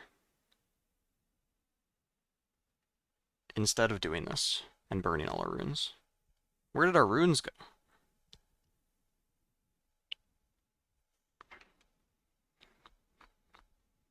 Oh my god, the Yi doesn't want his runes either. Nobody wants runes. I mean, are we just dead here as the Kaisa? Are we dead? We had 4 open mana, achieved nothing with it while trying to defend watchful sentries. And now Yi has both battlefields with all of his mana open.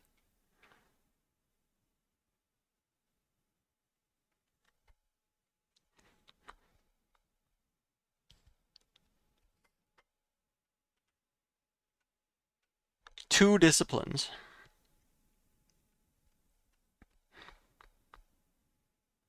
I don't think saving that Clockwork Keeper was worth a discipline.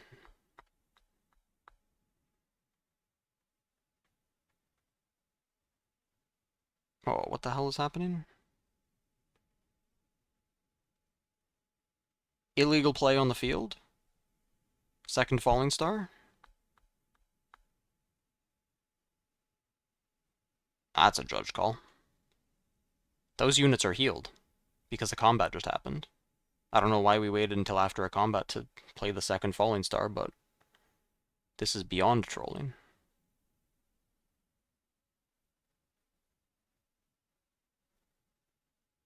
Alright. And a big surprise, here comes a Master Yi. No respect for Smokescreen, or do we respect? We respect Smokescreen. Alright, we're far enough ahead. The Kaisa has 5 runes. And you just used 2 Falling Stars. Okay. Was that a meditate to just draw a card? Yes. Why? Looking for something to play, I guess. Sure.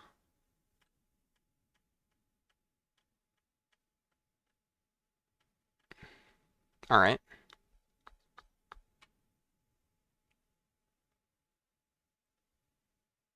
Yep. That Kaisa sure did have smokescreen double falling star, and proceeded to try to use the smokescreen on a Kiana that was attacking into a sentry. And then double falling star some 2-drops. With a combat in between.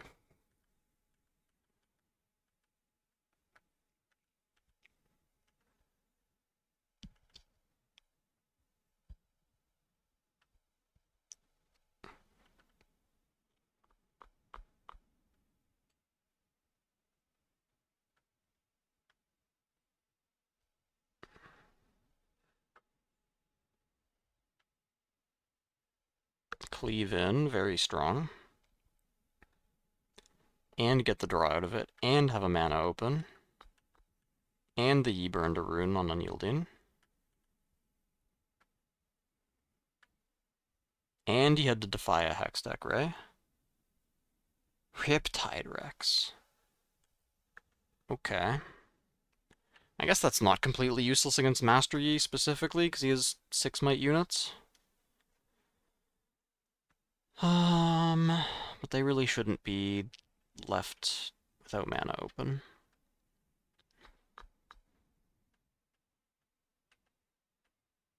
Alright then. The Yi didn't stand any chance against that. Curve with 2 Noxus Hopefuls.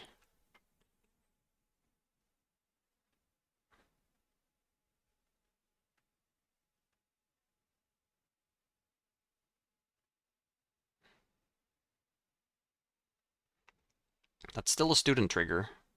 If we have cleave, we still just beat this Poro and the game ends. Ah, we don't have cleave.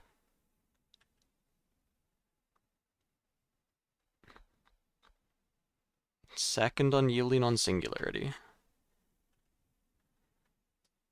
2 masks. Icathian Rain. No Alright, he did not have the 3rd unyielding spirit. Master Yi in. Who's the Yordle? Riptide Rex him. Okay. There was no... No, he tapped out. Okay.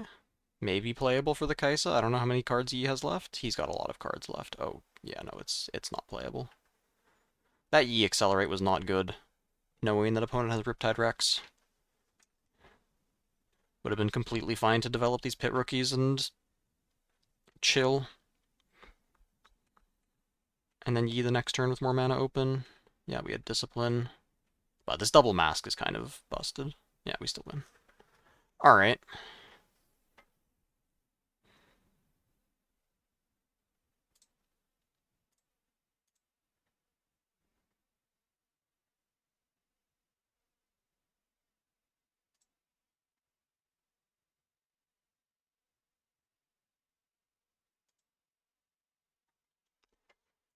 What do we got? Kaisa versus Set. Top 16. How many rounds got played today? Was it 2 or 3? Was it 3 rounds and then top 16? Or 2 rounds and then top 16 after 7 rounds yesterday?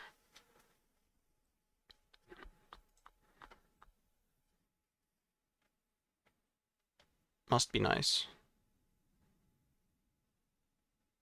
First day was only 9 hours. Must be nice. Alright, but serious matches now. Only the best of the best make it to top 16. Is that a... That's a dangerous duo in his hand, I think. Is it? Or is that a hopeful? They look kind of similar. No, that looks very dangerous duo-like. Interesting. Not gonna say it's bad. That card is not awful as a one-of. It is 5 might for 3 mana. But it can be difficult to activate the Legion.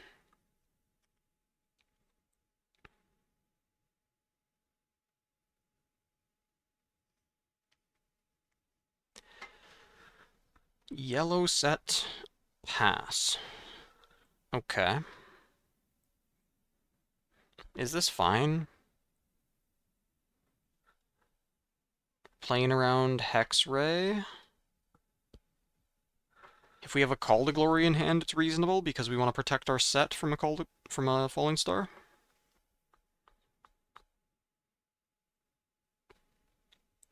It would have to be specifically Hex Ray plus Falling Star, because otherwise we could send the Cythria forward and then play set with her.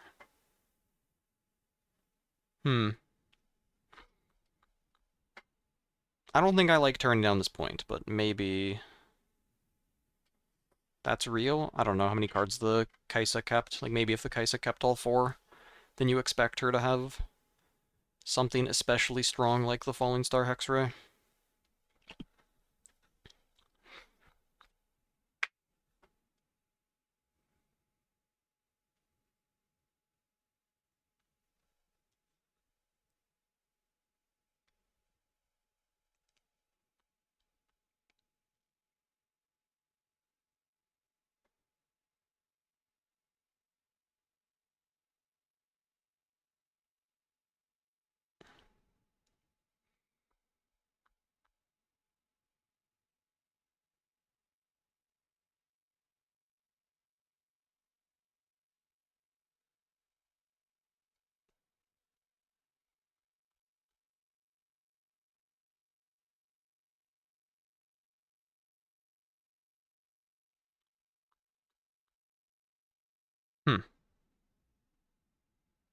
There is a Call to Glory.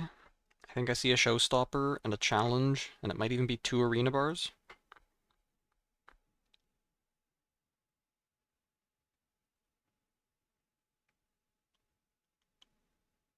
Send both? That's weird.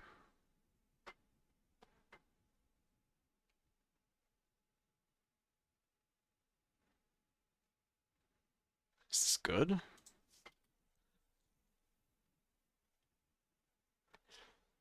Do we... I feel like there's a better play here. Like, why can't we send Cythria to the Void Gate? If she gets Hextech Raid, then first of all, we don't need to be scared of Smokescreen. We can save her, first mate her, send her back in again.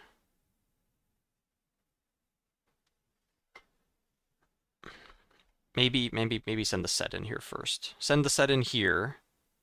Have the buff as backup for Call to Glory if they do anything weird. And same thing if Cythria gets in. If they Smokescreen, we go down to 1. They go up to 3. We Call to Glory, and it's 4 against 3. I don't see why this attack is necessary when we have Call to Glory in hand.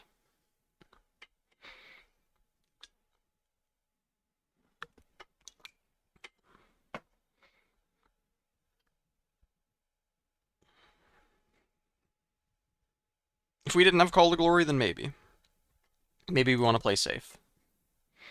But even then, like, maybe we would rather Showstopper in. Because we're giving away so many points. Like, sure, the Kaisa just gave away a student for basically free.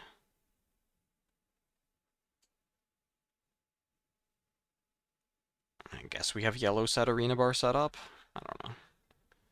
Do we win the extremely extended long game?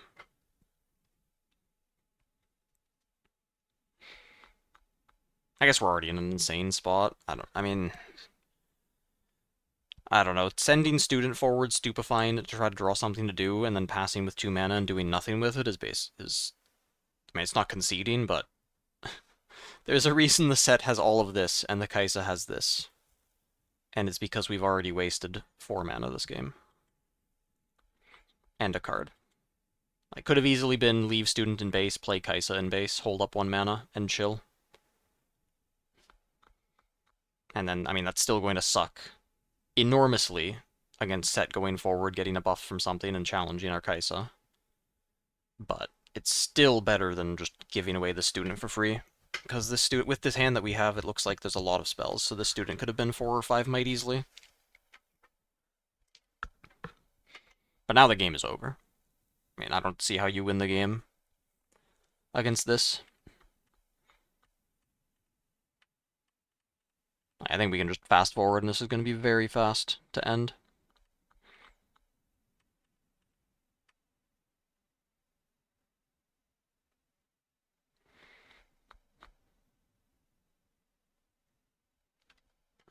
Well, this hand does suck.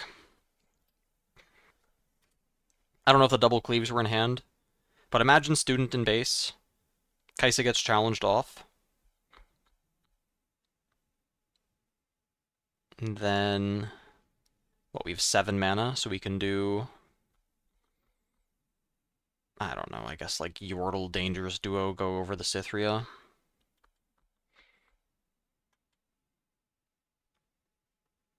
And then the turn after that, we can do some kind of a Cathian Rain play. It sucks. This Kaisa hand absolutely sucks.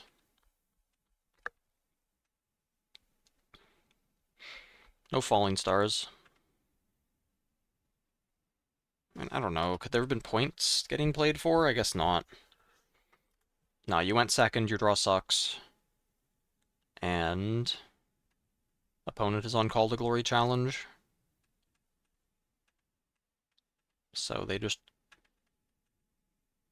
get infinite points for free. Buff every unit. Cycle cleave. Yeah, you can't even use a Cathian Rain at this point. With this much in play. Go to 7. Don't like sending your 2 better units forward like this. I think the first mate should have been sent forward. Because the one thing the Kaisa is going to do is play Watcher accelerated and stack a battlefield. It's the only way you even have a chance to lose. Are we scared of Time Warp? Are there enough runes for Time Warp? I can't tell. There is just a pile of them. I guess we'll see. We're doing anti-Time Warp math. There isn't. There are enough runes. Okay, we do need a player on Time Warp. We can't just leave everything back. So we need enough. And we have Call to Glory in hand. Do we need this much stuff forward? I don't know if this is this 12 runes? 12 runes? We've already seen, I don't know how many cleaves we've seen from fast forwarding. I don't know if the Kaisa cycled 1. If we didn't see the other, we know the Kaisa has 1 cleave. So we know they have cleave to go over a Call to Glory. So they have 11. So we need to put 10 might down. Which this would be 9. But just set with a buff, first mate with a buff is good enough, isn't it? Or are we so far ahead we're just playing around the double cleave? Or, I guess Falling Star could do something as well. Investing in Kaisa cards, fine for the future. Yeah, it's fine. Falling Star is pretty specific to Kaisa, but Watcher is just the best blue card in the game. Red Kaisa is going to fall off in set 2. There are a lot of good red units that don't have a power cost and are in 3 or 4 cost that will compete with her. Like Rek'Sai, Rel, Draven. I don't know if Rel is red. She might be purple. Hold on.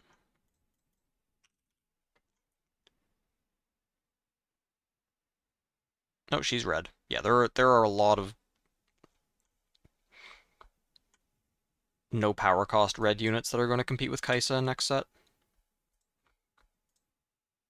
But Watcher, Time Warp, I mean, a Cathian Rain is still going to be... If Kaisa is playable, then a Cathian Rain and Star are going to be fine. And then Watcher, Time Warp are always going to be relevant.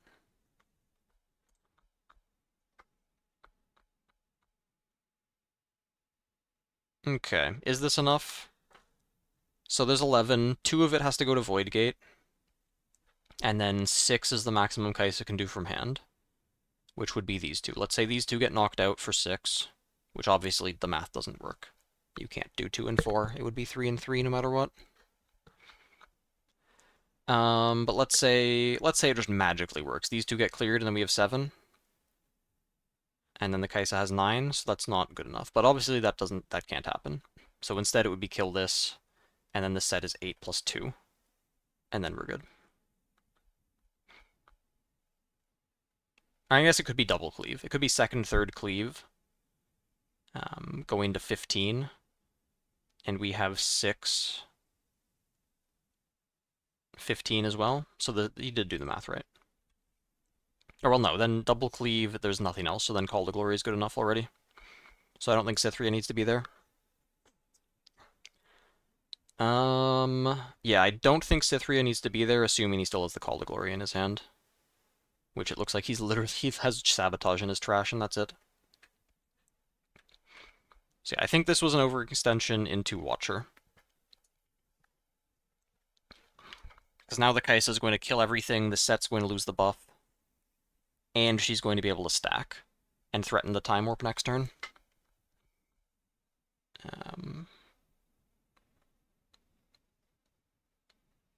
We've got a Smoke Screen and a Cleave. So right now this is 1, 2, and 6. So you could send in Watcher by itself and cleave it. And then if Call to Glory gets played, you play Smoke on the set. So they go to 11, you smoke them down to 7. If they have second Call to Glory, then you trade everything. And that's as good as you're going to get.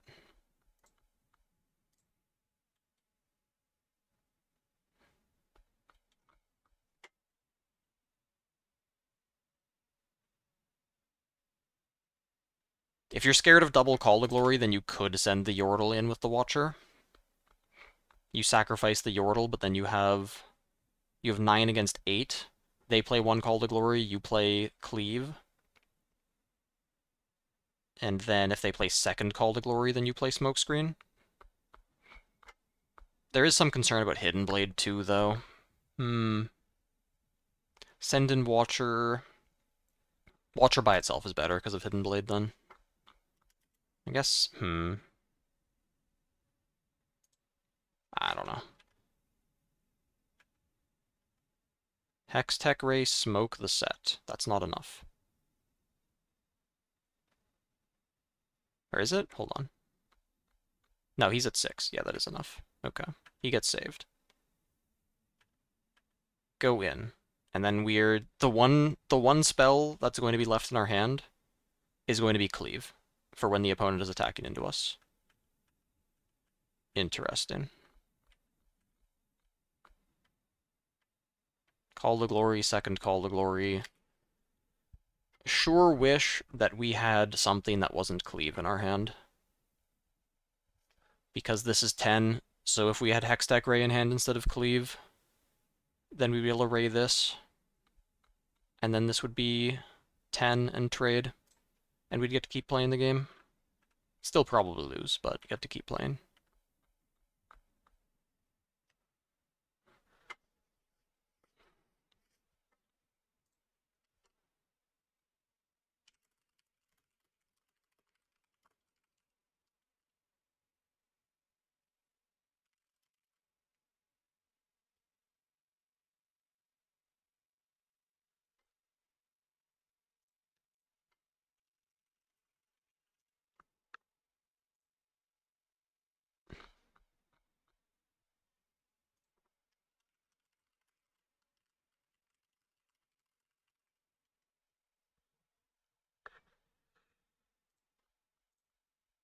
Yeah, and you get the draw. So you have a chance to find something for your next turn to push back again. Because if you find something like Thousand-Tailed Watcher Falling Star and your opponent burns all of their Call to Glories trying to push you, like let's say you just have the Ray left over instead of Cleave. You Ray the first mate, they trade, their set gets saved, so they're tapped out, and you have Falling Star plus Watcher. You accelerate Watcher over the Kiana, you Falling Star their base, you're actually in a winning position. Like, that's still a winnable game. And I think part of the reason for that is because the set lost Cythria for free. I don't think Cythria was necessary to be forward.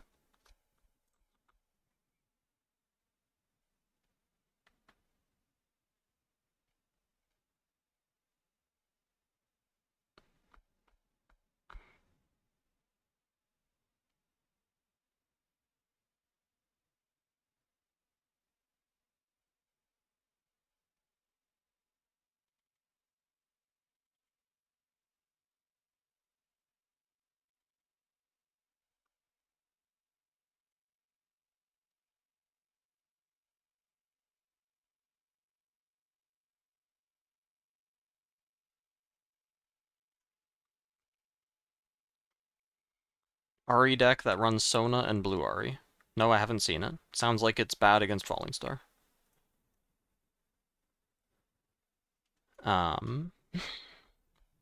If those are the only units it's running.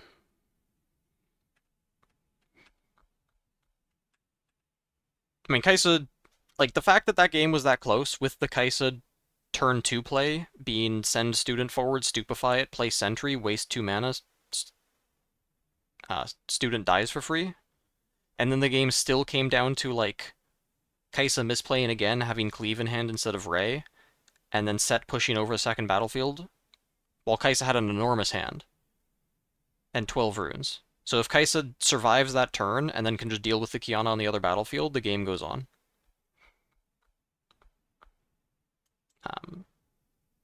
And that's with multiple misplays out of the Kaisa and one poor play, or like the one Sithria getting lost, which does matter, because the 2 points would have made the difference with that push. But I think the Set played, or the Kaisa played that turn terribly with the Watcher turn. Like, it should have been... I would have to do more math, but I think the best play is send in Watcher and cleave it. But if you get Hidden Bladed, then I'm not sure what the situation looks like. Because you have 3 mana left over, and you have the same 11 might. So then you would smoke screen the Set.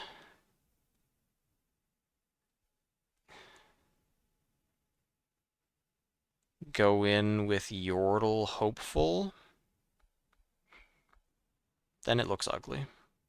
But I think you can't win against Hidden Blade. I think if they have Hidden Blade, they always Hidden Blade your Watcher at some point, and then you lose.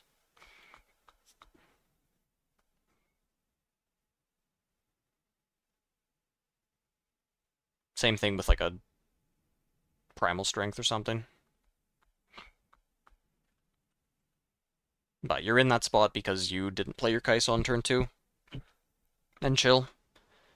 And the reason you're allowed to do that is because the Set didn't send his Sithria forward on turn 1. Which... I mean, I'm not sure if that's a misplay, though. How'd the deck play out? Really well. There were a couple games... The games where I went second against Kai'Sa were really hard. And there were a couple of games where my draws were really awkward. But otherwise, the deck was working amazingly. Didn't have any trouble with matchups that weren't Kai'Sa. Like, there was one Yi that I played against who made a decent number of misplays, and those games would have been hard, but he went first twice, and my draws were not great.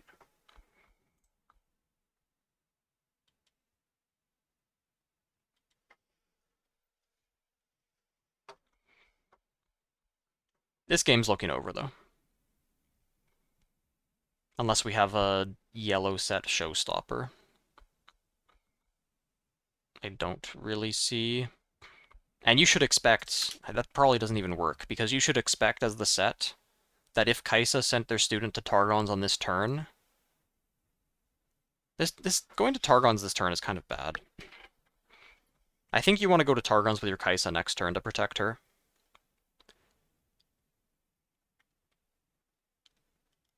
The only reason to go to Targons here is if you have a smokescreen in your hand, and you're playing around yellow set Showstopper. Otherwise, going to Targons right now doesn't make sense.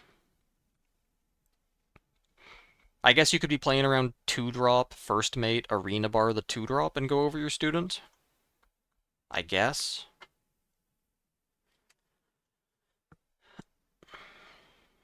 But that wouldn't, it wouldn't make any sense for your opponent to be... Would that be what your opponent does if they're on First Mate 2-drop Arena Bar? Would they really turn 1 the Arena Bar instead of turn 1ing the First Mate? I don't believe it. I don't think I believe that the opponent would turn 1 Arena Bar instead of First Mate if they're on that hand. That'd be insane. That'd be an insane play, especially with Targons, where you're not even going to be able to reliably do it because your opponent could do this. That's way too risky. Rather than just getting the First Mate in play and then Arena Barring it next turn. And then it's just a 4-mate unit sitting on battlefield that you save. And you're chilling. Alright, well, let's see if there's the Showstopper. There is the showstopper. It has been paid for. Is there the smoke screen, or did we just go to Targons for fun? Sure looks like we went to Targons for fun.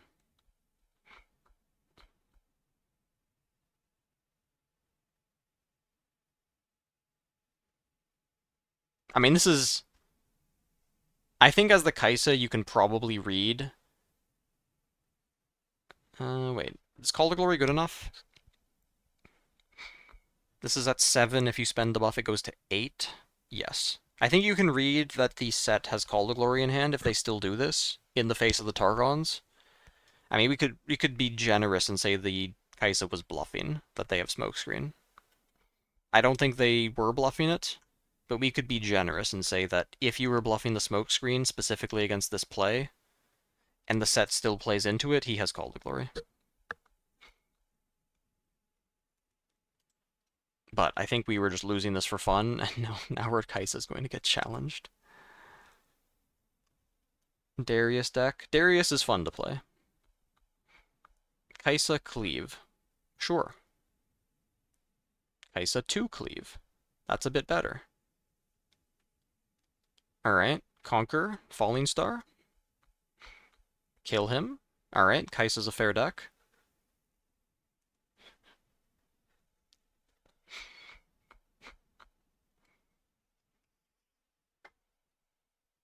Holy. Just have your card that is basically a dead card against me. Unless I have this card. And even if you do have the counter to it, then it's fine. I traded 2 mana for 1 mana, and 1 rune for 1 rune.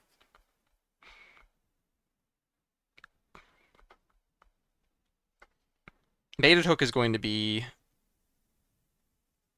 Well, haven't seen any cards that are really insane to play off of Baited Hook, but there are really... Oh no, there was one.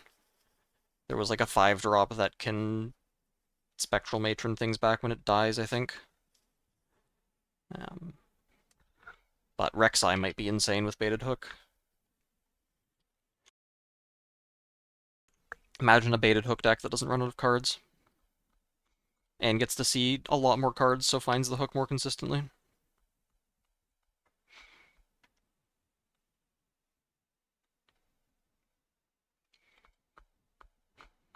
Go to 4 points, pull Kaisa out of the battlefield. I mean, this game is unlosable. This is actually unlosable, the game. I mean, turn 1 Arena Bar is already bad, but then the fact that the turn 2 set Showstopper got beaten by double Cleave Falling Star is just filthy. And it was double Cleave too instead of Cleave Stupefy, so you couldn't even think about playing Call to Glory to trade.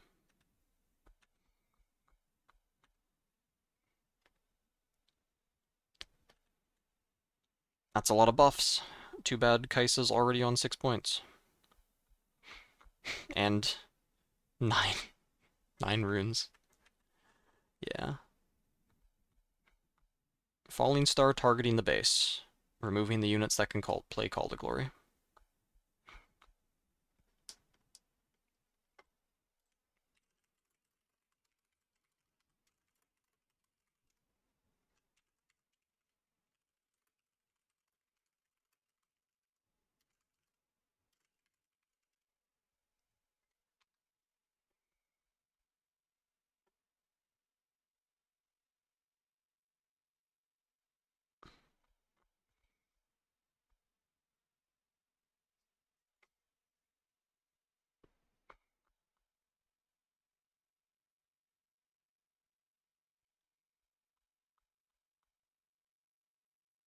What's the Kaisa's hand? The Falling Star got unyielded. Unyielding. We've got a Stupefy. And a pile of units and maybe a second Stupefy. And we haven't seen a Call to Glory? Okay, this Kaisa hand sucks. The one thing that's nice for Kaisa here is you don't need to go to 6 points because the set isn't at 4. So you could still send Kaisa to Targons, go to 5 points, let the set go to 4, and then go to 6, and you're completely fine still. You don't need to risk the game at all with some kind of like Kaisa attack into Kiana, stupefy her twice. Completely unnecessary to do that.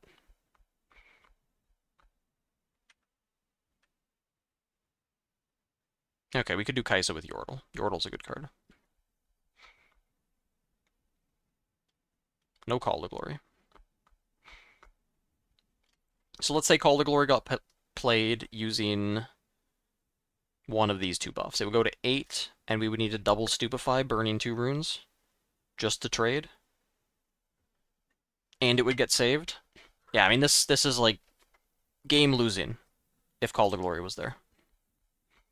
Why is there unchecked power in this Kaisa's hand? Oh, we had a Hextech Ray in our hand. Okay, we had a Hextech Ray, so if they did that, we would Hextech Ray and still burn 2 runes. And still have the Kiana get saved. Yeah, no. This was extremely risky, and we did... Oh, no, we wouldn't be able to Ray. There was Unyielding Spirit active this turn. So we would have to double Stupefy. Yeah, this completely unnecessary risk. Like, I don't think this game is losable, sending Kaisa to Targons, and then just playing a pile of units. And even letting the Kaisa die. It's completely fine. Why are we stupefying our... Why are we stacking every single one of our units on a battlefield? What are we... Why?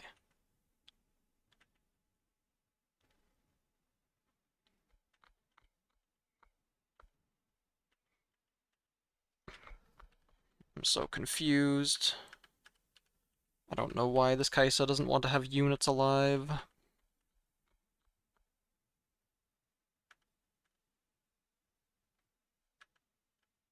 Don't know why this Kaisa really wants to lose to any Call to Glory. I mean, this is better because you knew there wasn't Call to Glory last turn, but still. Don't know why this Kaisa really wants 7 points so badly. Well, looks like we're finding a way to lose this one. Sure did find a way to lose this one. Unlosable game. Arena bar turn 1.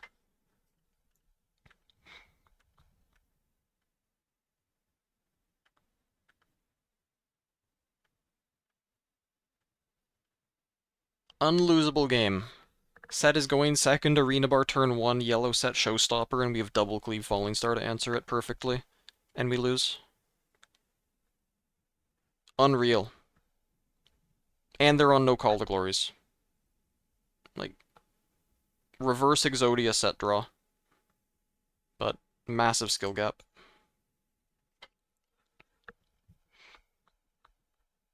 Hey, it's John Ball. He's here again. For another round.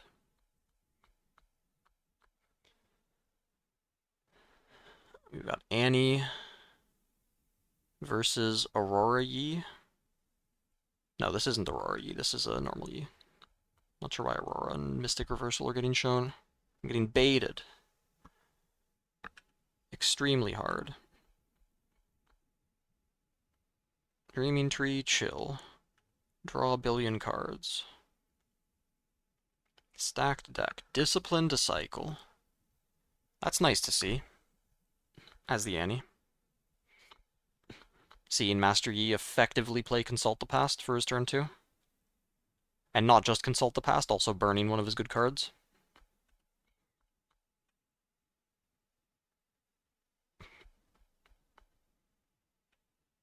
That Void Seeker was not nice to see. I don't know why we can't wait until the opponent's turn to drop that. I guess we can't wait until the opponent's turn to drop that. Wow. And then we get Charmed. And then we don't have the Void Seeker. Do we have a unit? We do have a unit. Okay. That Vi had better be the only other unit in our hand. And we probably also should have another one in our hand. Though a Charm got played. But if a Charm gets played that aggressively on a 2-drop, they probably have another one. Yep, they sure do. And, okay, I see another Vi in hand and no other units, so fair enough. But that Void Seeker play was very questionable. It's like, you have to think, what does the Yi have in hand to play Discipline on their own unit and do nothing else? They can't have any of the early units, they can't have any ramp spells. So, their entire hand is buff spells, charms, defies, and big units. And the only time that this Void Seeker is good is if none of those cards are a second buff spell.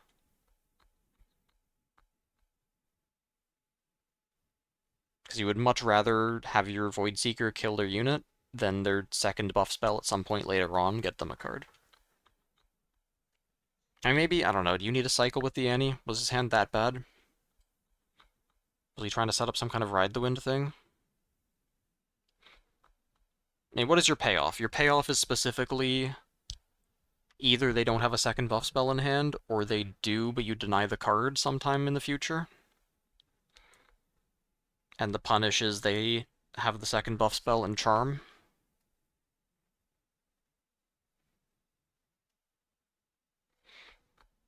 Did the Annie really have nothing after a stack deck and a scrap heap? And a Zon Warrens and a merchant? Like, if he had double Vi, he should have played the Vi first.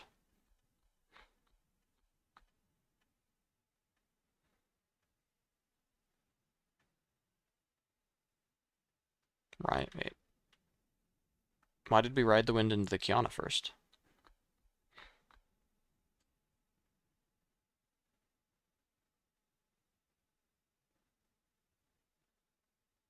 Huh?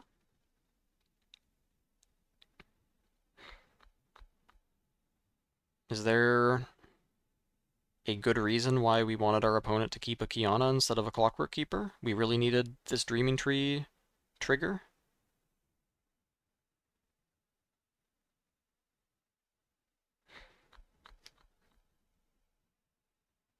What?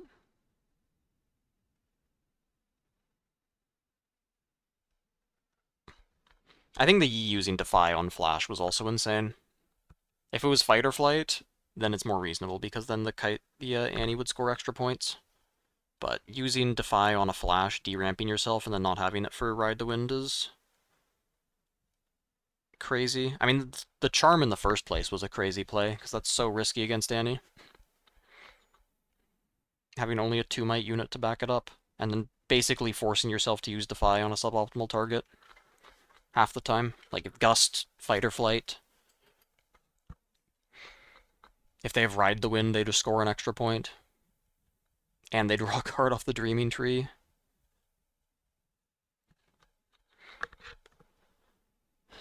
And we Fight or Flight our own Vi instead of the Kiana? What? I'm so confused by all the plays happening.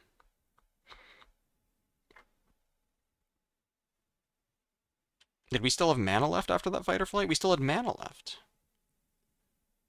And we have Flash in hand. Why don't we Fight or Flight the Kiana, and then if they have First Mate, then we can Flash our Vi back.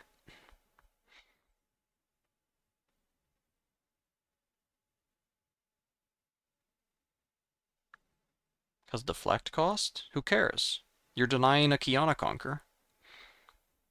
And you're setting up for your Vi to be able to score 2 points next turn, instead of your opponent scoring 1 and your Vi scoring 1. It's a 2-point swing. And a Kiana Conquer.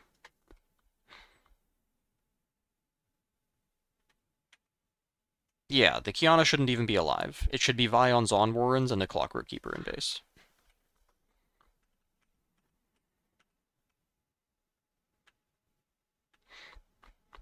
What?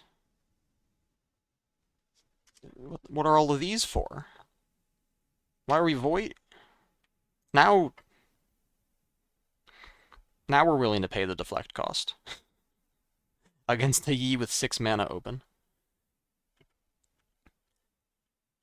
Instead of just recycle 10 cards, send Vi in. Okay, we're trading. Because it was Primal Strength. I mean...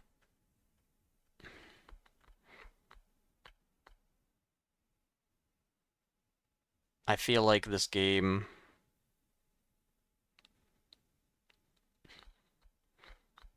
should not have been losable from the Annie. Even with this awkward draw. But now they're losing it. Like, the first Void Seeker play, it's not that bad. Because you do take a second buff spell out of the Yi's hand, or you force a Defy. That is not terrible. But the plays after that, I don't understand. And the Yi playing Charm was also a bad play.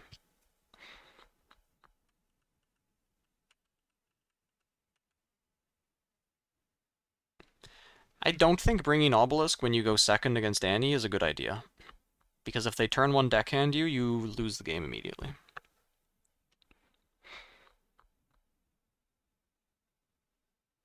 I think you have to bring it when you go first. Which still isn't even that bad. Annie, with 4 mana, what does she do? She puts a Kaisa in base? Or no. Yeah, you would go first with 3, and then Annie would go second with 4.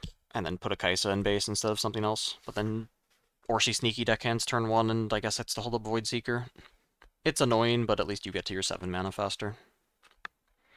Thanks for the follow, Funk Monks.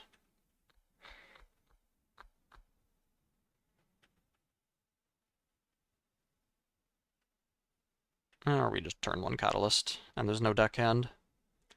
And he could be at 4 points right now if there was a deckhand. Alright, in this situation, no matter what you do, if the Yi has Defy, then your card doesn't do anything. What does that mean the best play is? The best play is whatever the best play is if Defy isn't there. Which in this case is probably Fight or Flight, because you need this Yi to go away so you can score points.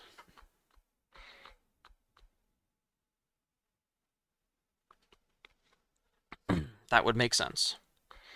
And the Yi went away, and now we're at 5 points. Imagine if we were at 6 points, the game would be over already. Discarding Merchant. Why do we care about this flash? I would rather just make a big pile of units on my board. Oh, we have a Darius. Reasonable. There's our big pile of units. We did it. And that makes the flash more useful because that does dodge charm. Alright. Reasonable. Don't need the second merchant. Ride the Wind gets taken. Stacked deck doesn't get played on this window where the Yi is going in? Don't understand that. Are we saving it to enable Darius? I guess. But we also have 7 runes.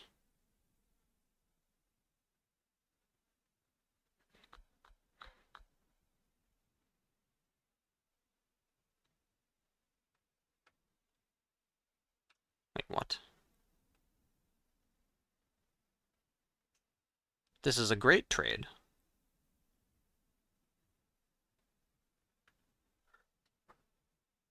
Why don't we just take the why don't we just take this trade, put the merchant forward, go to 7, and then flash back on the opponent's turn?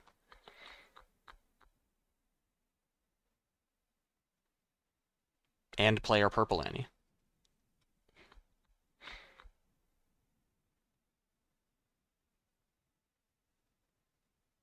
Because the 7 points aren't going to win the game for us. We're never... I mean, we could double hold, I guess, but we're probably going to play flash.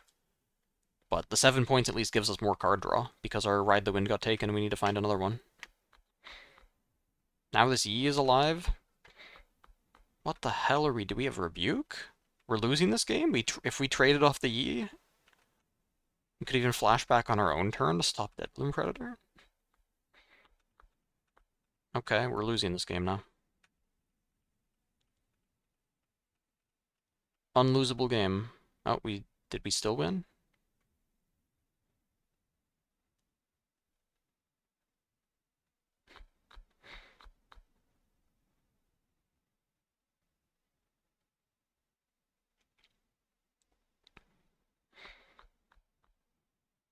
$14. Okay, the E still concedes. Alright, it was in fact an unlosable game, fortunately.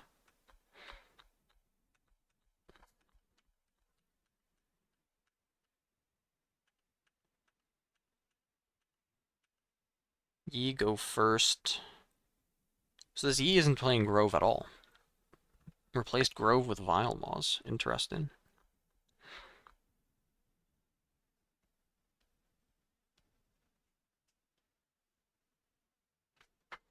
Right? Because he brought... Yeah, this is go first. He's going first on Vile Maws. And it's really convenient for him because the Annie is on Dreaming Tree. So he gets to play the 2-drop, force the Annie to go to Vile Maws, and have Dreaming Tree value if the Annie tries to fight him.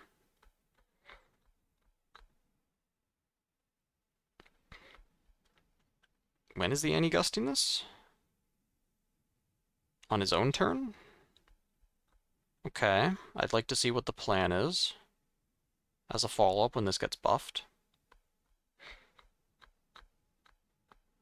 Because if the answer is I have a Void Seeker in my hand, then why did we not do one of those plays on the opponent's turn?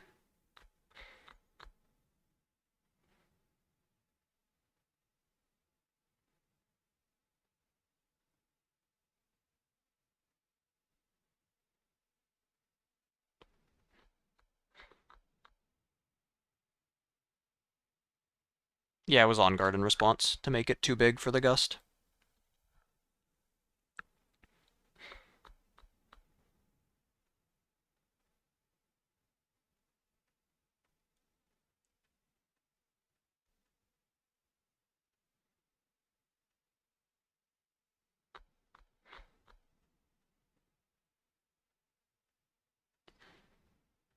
Vayne and Cleave. Alright, the Annie's still fighting.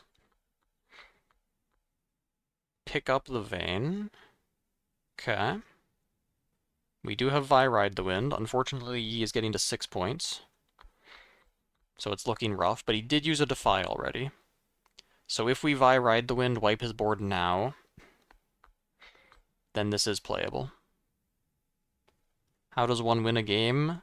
You put units on battlefields, which scores points, and then you get to 8 points to win. And you can only score each battlefield once per turn. So there's a limit to how quickly you can score points. And obviously your opponent's going to fight you over the battlefields, so your units that go there are going to get killed a lot of the time.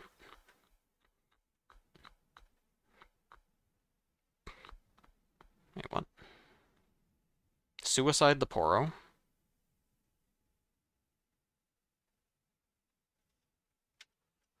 Three, four, five, six, seven, eight. What? Oh, he doesn't want to recycle. Hold on. He doesn't want to recycle his Ride the Wind. So he does need to get to 11 in order to beat another On Guard. The one thing I don't like about this is the sequencing. He should have recycled enough to beat Poro with On Guard, then played Ride the Wind to push his Vi in here. Because if it gets defied, then he didn't suicide his Poro. I mean, I guess he loses the game anyway. But it would matter if the Yi only had 5 points. Then he goes in here, then he can suicide the Poro to keep Ride the Wind as the last card and discard. And that would be reasonable. There's no Defy. Flash draw card. Void Seeker, Unyielding Spirit, no Accelerate. Okay, still in the game.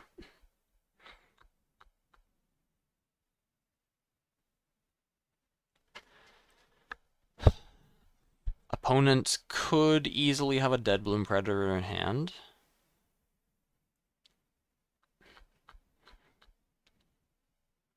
So what do we need here? They have 2 mana open, we need to beat 6. Which means this Vi needs more cards to recycle, or we need to play Annie and pick up this Void Seeker. That would be reasonable. We could also play Vayne. But Vayne also wouldn't beat this. We could play Vayne and send both into the Pit Rookie, and they kill one. And then they probably kill off the Vayne, so we can't pick it up, so that their Deadbloom Predator is active. Then we get Vi left over, and hopefully have some way to bring her back. Time Warp good against... No, Time Warp's good against aggro, too.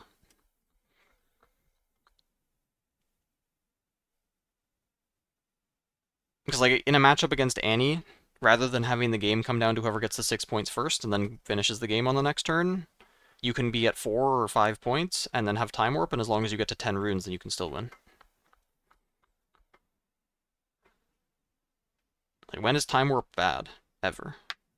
I don't think Time Warp is ever a bad card. Multiple Time Warps can be bad, because then you clog up your hand. If it's a matchup where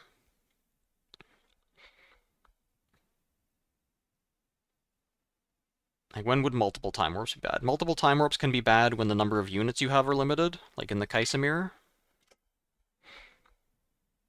Which decks have counterplay?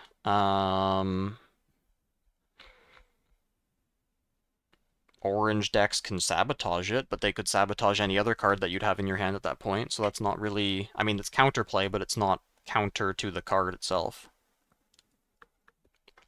It's not a reason to not have the card.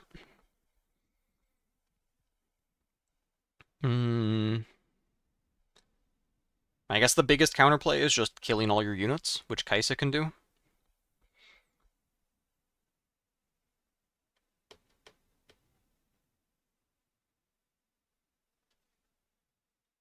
Void Seeker unit you want to hold with.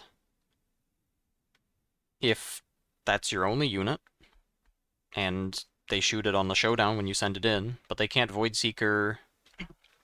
If your unit gets there and conquers, and you play Time Warp, the only thing they'd be able to do in response is Gust it. But you should have more than one unit in play against an Annie, generally. Stacked deck. Okay. Unfortunately, don't get to see what cards he was looking at. Kaisa Accelerate. Go there. I really don't like that.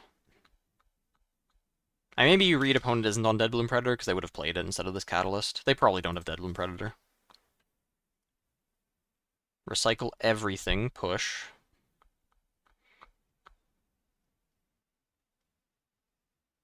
Poro goes in. Gets an On Guard. Oh, they do have a Deadbloom Predator. Rebuke it. And we got there? Wow. What went wrong for the Yi in this game?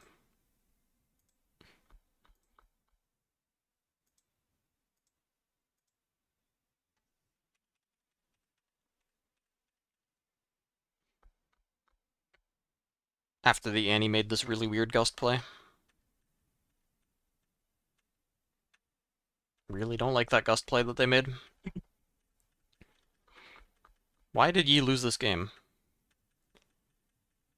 Everything went perfectly. They had the Defy for the Fight or Flight to protect Darius. The Vayne Cleave was very strong. Maybe this Yi going in was bad. And it would have been better to leave him in base and put Pit Rookie forward so that you don't get blown out by Vi Ride the Wind. That's a play that could have changed. Because the thing is, it's not like you're making... like, if we look at the board state on the Yi's turn...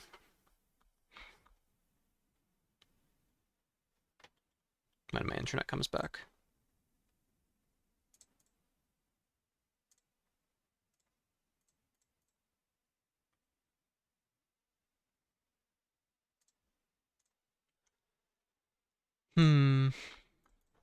Okay.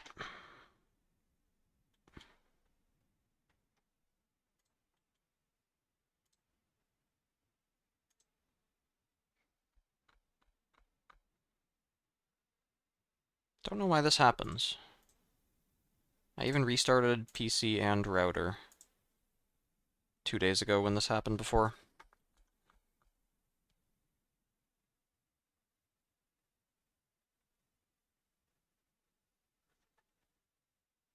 And it's especially weird that this is happening while the stream is still up. Like, I'm specifically not receiving anything, but I'm able to send stuff still. Okay. This... not this turn, the previous turn for the E. Was I on stream? Yeah, round 7 at Vegas I was on stream. Okay, so this turn here I was talking about. The problem with putting Yi forward here is The Annie's already shown that her hand can't push both your battlefields on the previous turn. I guess they have Vayne now. Like, let's say Vayne Darius. If they have second Darius, then the Z play is better.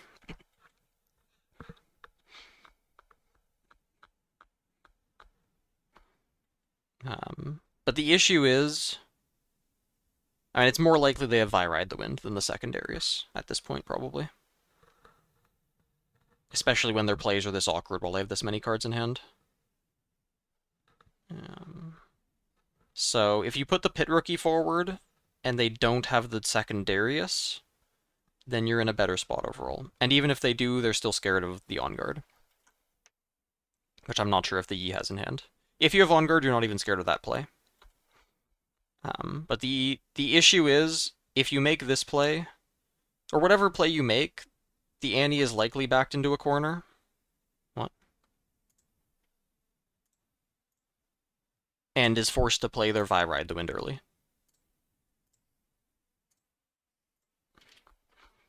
And if they do that, you want to not lose your Yi when that happens.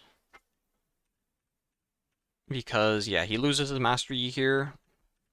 Unclear if he has the On Guard. Let's go forward, see if he ever ends up playing it.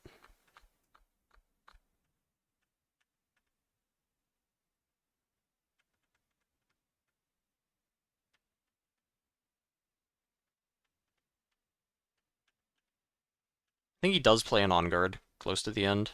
Sideboard notes, yeah. You can't look at them during a match, but in between, or during a game, but in between games you can.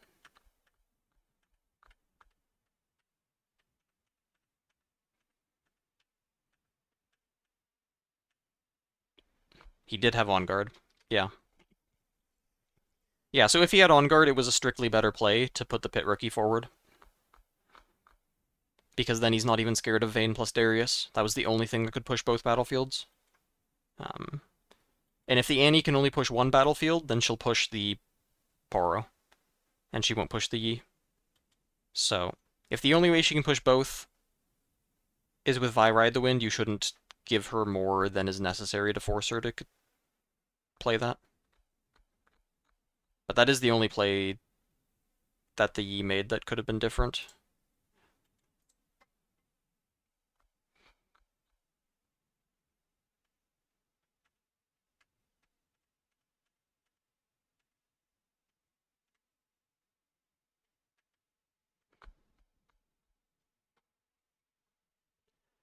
Kaisa, Vi, Fight or Flight, Merchant.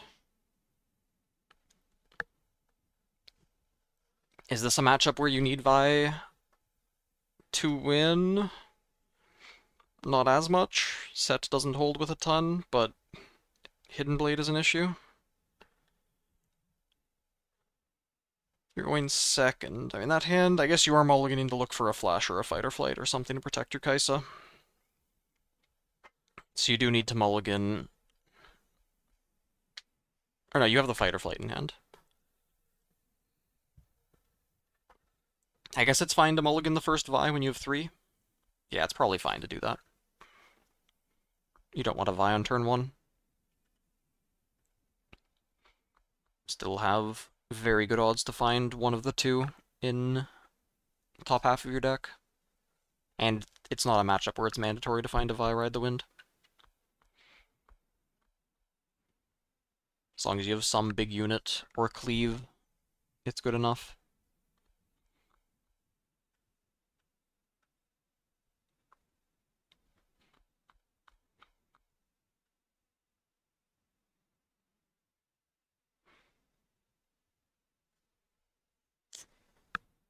Fight or Flight on the Merchant.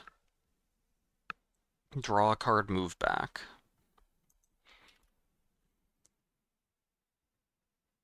I feel like it's... I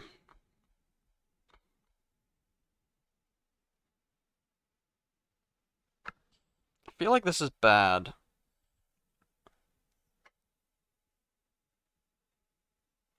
And it would be better to save it for your Kaisa. Because now if you get showstoppered or buff plus challenged, I guess if they had buff plus challenge, you don't have counterplay to that. So specifically, if they have showstopper, you're in trouble. Because you're stuck with a merchant that can't push anything.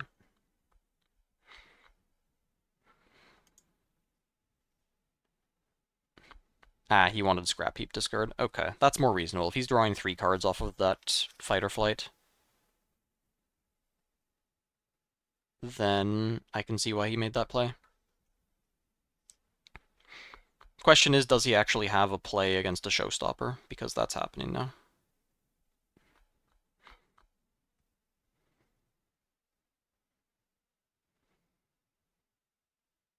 What would he need to have? Darius Cleave would be quite good.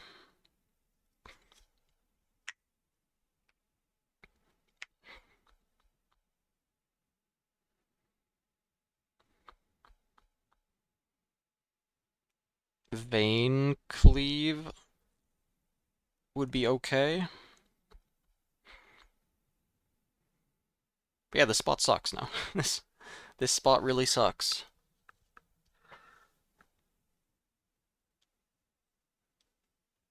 Because if he had Fight or Flight for the Showstopper, he could have Fight or Flighted the Fiora, Kaisa holds. And then you figure out some way to get Kaisa over here, another unit over here with a Cleave. And then you go to 4, kill the Kiana, and you're pretty happy. And if opponent doesn't even have the Showstopper, then you're still happy. As long as they don't have Challenge. Challenge plus some way to buff the Kiana is the punish. We're not saving the Merchant. Because this spot sucks. A lot. Wait, did we see? Hold on. What was the 2-drop that the set played on turn 1? It was a Pit Rookie. So the odds are... I guess they could have Arena Bar. We know they're on Arena Bars. So Arena Bar plus Challenge or second Pit Rookie plus Challenge punishes. But that's a lot less likely than just Showstopper punishing this play. Is that main deck Rebuke? Or is that another Fight or Flight? I can't tell. Okay, we do have Darius Cleave. What is the play that you make in order to get maximum value out of the Darius Cleave?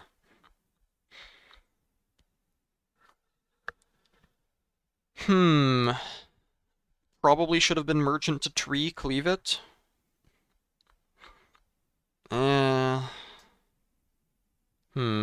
No, it should have been don't play Darius, Merchant to Tree, Cleave it. See what opponent does.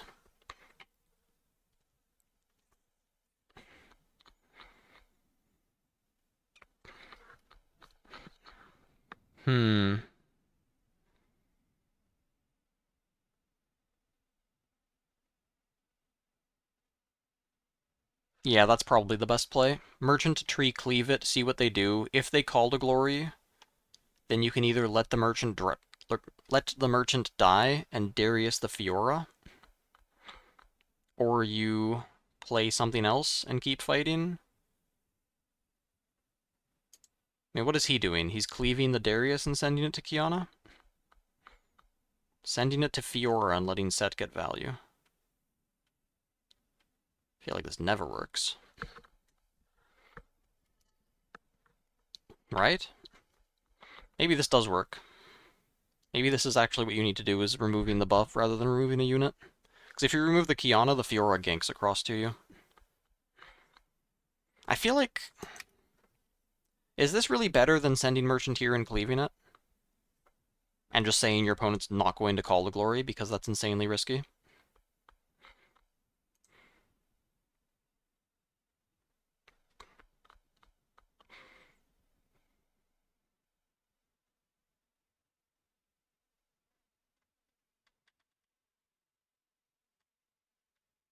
He did a 5 runes, okay.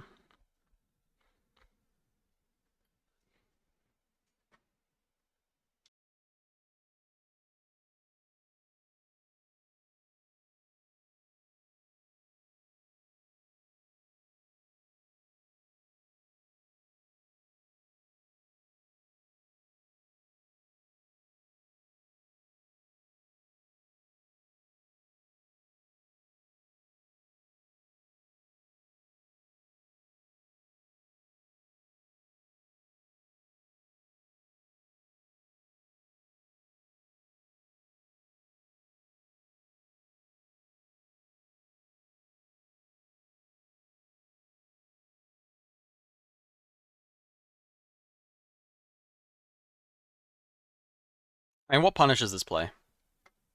Switching to set. Yeah, Showstopper's a good card. It's a good card even when you pay for it, so imagine not paying for it. And the only drawback being a warning. And I believe, let me double check.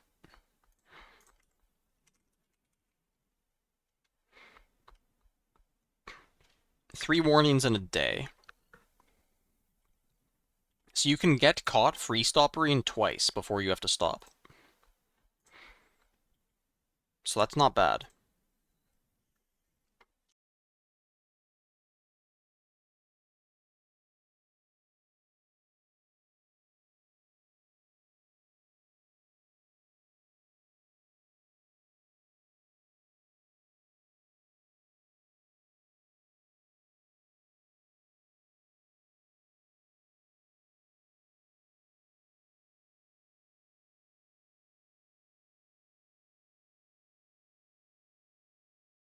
Oh, thanks, Perfy. I appreciate it. Looking at the situation that's happened, I think that fight or flight on the merchant was the wrong play.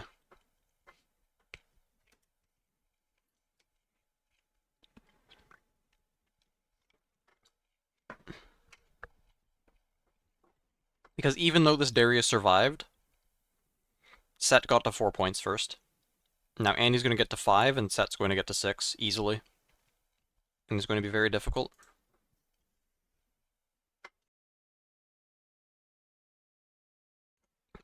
Like, it might have sucked. I mean, it probably sucks, but probably the play you needed to make was Merchant here cleave it. They don't have Call to Glory in their hand, and then you send Darius over the Fiora. And that gets you to 4 points, and that's the only way you can win this game. It might be that desperate of a situation, and then you lose the game to Call to Glory, but I think we're losing the game to Call to Glory anyway. Also, I think this Cythria trigger was missed. Or he played them in the wrong order, but that seems unlikely.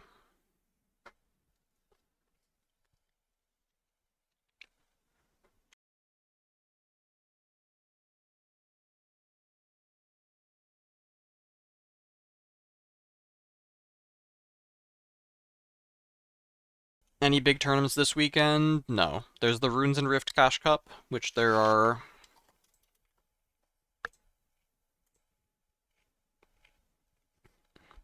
57 players in tomorrow. But other than that, no. Don't think so.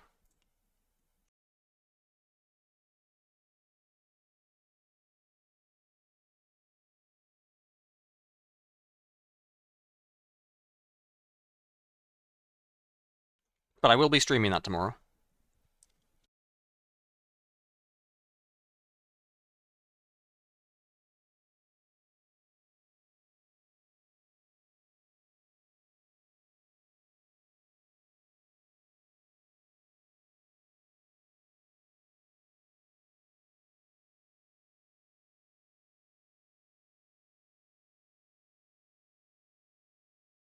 No, I'm not going to be talking about Teemo sideboard on stream. That's a secret. But it's also not anything crazy.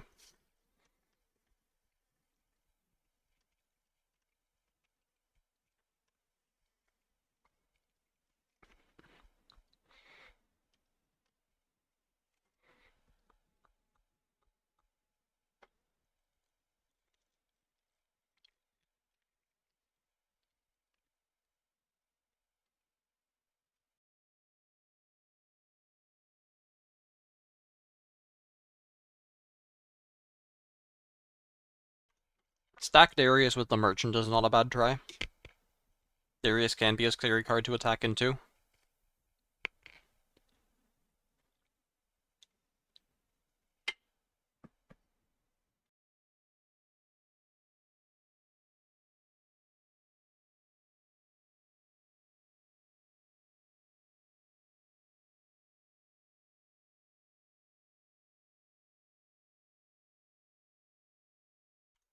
Could still do it here. I'm assuming he has Flash in his hand. Hard to tell.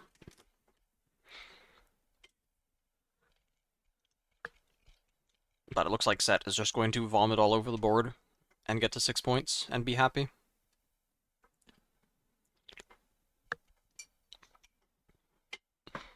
And even here, if you had Flash, you could play Flash in response to the Sabotage. Okay, there's no Flash. Probably take Fight or Flight here. I don't think a Ride the Wind has shown up yet. This is the second Vi, one got mulliganed. But you're not even scared of Ride the Wind. Fight or Flight is actually one of the cards that can potentially let the Annie hold on 7. But good luck with that.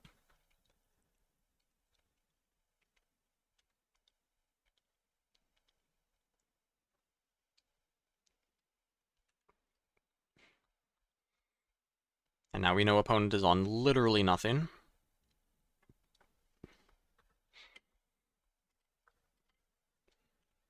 So we get Kiana Conquer, we get something to conquer over the Merchant, Fiora, sure.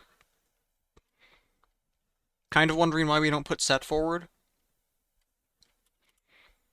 Because he's at 7 instead of Fiora's 6, so he fights better against Darius. And if we are thinking about Vi clearing out our stuff, why didn't we send Cytherea to Zon Warrens and Kiana to Dreaming Tree? Actually, yeah, that doesn't make any sense. Why didn't we send Kiana to Dreaming Tree and Cytherea to Zon Warrens and then buff Kiana? And then save Kiana and let Cytherea die? That seems like a strictly better play. Like, even though the Cytherea buff is worth +1 on Set, it's still worth less than a Fiora without a buff.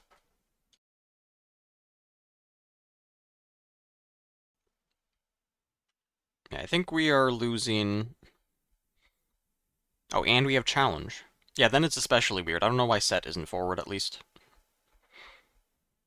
Like, Kiana conquering makes complete sense.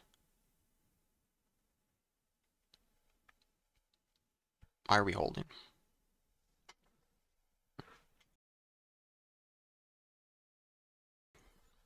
Kiana plus Cytherea makes sense. Kiana plus Set would even make sense. This... I don't know why this is necessary. I don't know what this loses to, but it probably loses to more than just sitting in base loses to.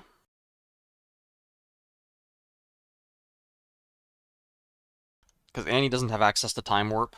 It should be open decklist at this point. Why I don't play Ride the Wind? Yeah, it's a cheese card. It only works with Mundo. And Fight or Flight and Tide Turner do a similar job, and don't cost power and are useful when Mundo isn't in play. Very useful. What does this lose to? Tibbers? Drop Tibbers, wipe the board? Going first is better, with every single deck in the game. List without Monks, terrible. Monks, one of the best cards.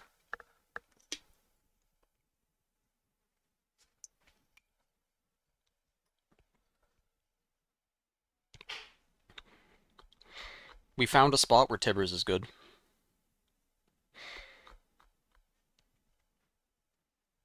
Is there something else that hits all battlefields? Firestorm? That's a terrible card. Hold on, I'm just gonna go look through some red-purple cards. Volibear, Ride the Wind, that's not real. Why am I alt-tabbing? Why am I alt-tabbing again?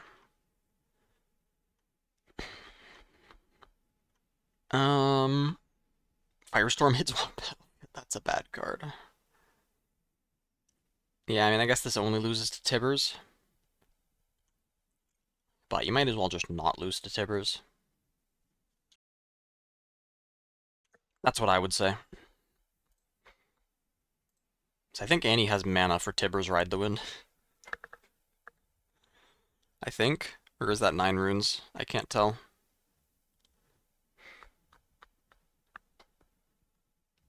Ah, might only be 9 runes. Yeah. Or might only be 8 runes, even. It's fine. This game is over, and I think it's been over ever since the Fight or Flight got played on the Merchant instead of saved for Kaisa. But it was going to be a hard game for the Annie anyway. Well, actually, was it? No, Annie went first. Didn't she? Wait, who went first in this game? No, Set went first. No, it was always going to be a hard game for the Annie when Set goes first and has Showstopper. And there's no flash to protect both of your units as the Kaisa, or as the Annie. And then you can't get to 4 points on your third turn.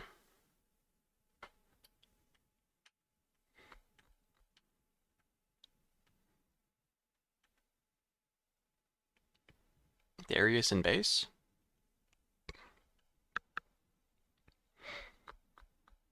I guess this punishes it, actually.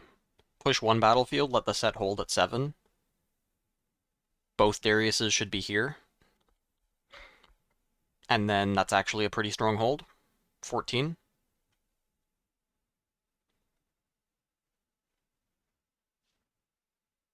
No, that's a real punish. This is actually losable all of a sudden. Why are we ride the winding the Darius into that battlefield? That doesn't matter. The fuck is this? He held that battlefield. That's a pending. That showdown doesn't even exist. It's not even real. The fuck. Oh, to ride the wind. Okay.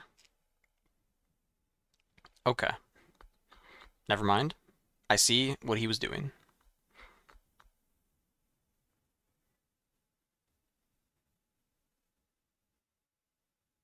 I see what he was trying for. Okay. Okay. Should have waited for a second. To ride the winds made sense. Could he not have done something different, though?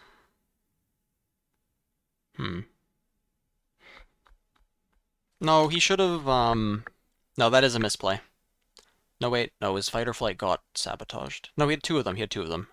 That was a misplay. He could have played Purple Annie, also on the battlefield. Darius in base, second Darius in base. Hide fight or flight at the battlefield. And then ready 2 runes, hold up 1, ride the wind. He did misplay. He could have actually held that turn. Because Set goes in with all his units. You ride the wind the Darius in. You're holding with 13. They play Primal Strength. You fight or flight the Primal Strength target. And then you have 2 Dariuses in play, plus the second Ride the Wind in hand, and you actually have a chance to push the other battlefield.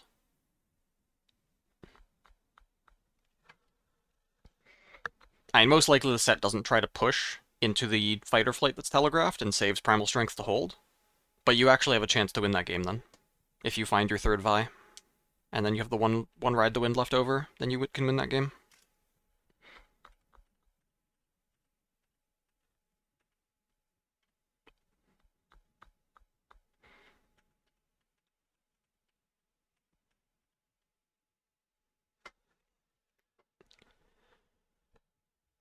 Alright. Any sneaky deckhands? Doesn't seem like it. What about... Stacking Poros doesn't do anything in Showstopper.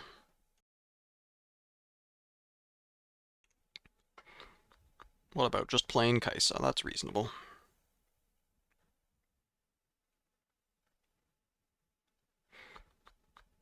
Alright. Set Showstopper. Probably what's going to happen here. Or Fiora Showstopper. Or Kiana Showstopper. Probably going to need a Showstopper on this turn. Oh, maybe not. We're on Arena's Greatest. We still want a Showstopper. Yeah, the Showstopper's the only way to stop Annie from getting to 4 points on her next turn.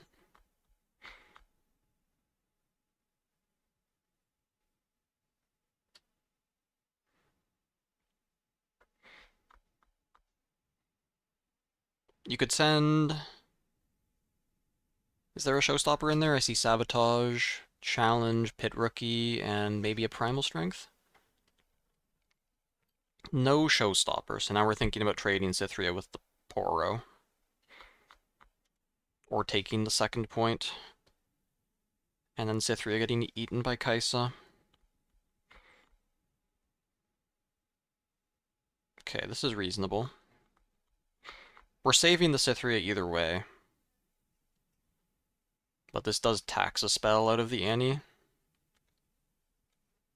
I guess we get to know if the Annie has another Accelerate unit in hand, or is on a spell-heavy hand, and it seems like the Annie has another Accelerate unit to go to 4 points with. Or some way to go to 4 points. Or has neither. Or made a play that doesn't make sense, and had a fight or flight, or flash that could have been used to go to 4 points and then didn't, and then only goes to 3 points, but I guess we're happy with that too. But then our hand read's going to be wrong.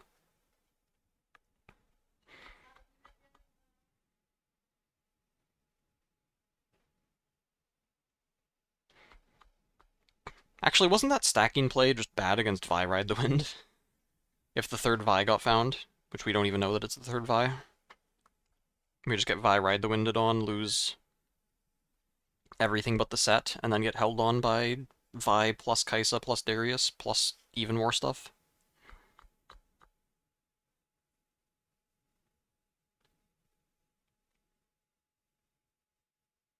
Yeah, that hold was terrible.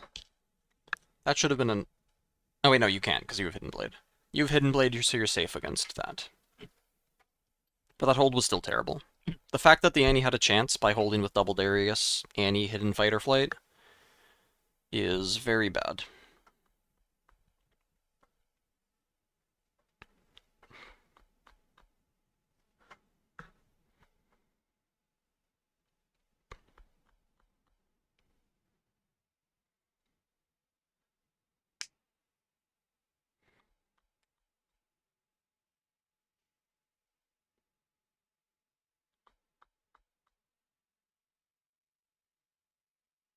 Okay, we have the Darius.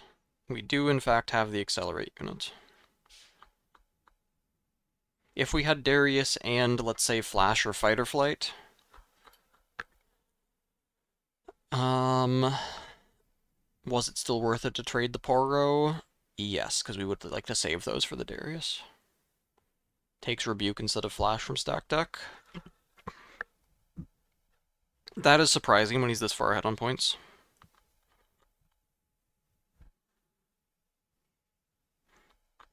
Is that wrong? What punishes that? I guess if he has nothing, no, yeah. His hand looked... His hand was like Void Seeker, Ride the Wind, and now has a Rebuke. No, yeah, you definitely keep the Flash instead. That's definitely wrong. Because you can Rebuke the first unit that goes in, like you Rebuke this Fiora. I guess you know there's no Showstopper, though. And you can't do anything but challenge.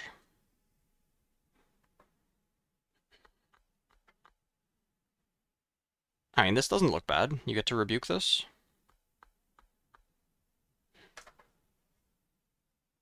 Unfortunately, you lose a third rune. But I don't see how the set clears these units now. No, you're still safe because you know there's no Showstopper. If there was Showstopper, then set could do something else. Set probably needed to play Sabotage first before attacking in. It doesn't work against Flash. You'll Flash in response, but you'll still get to see the hand and take something else. And then you still get to play Challenge and kill off a unit. Post-Flash.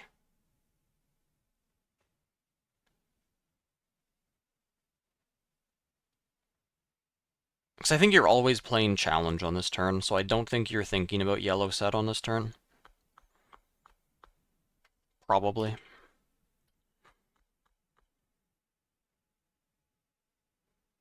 Oh, it was a Primal Strength. Okay. Yeah.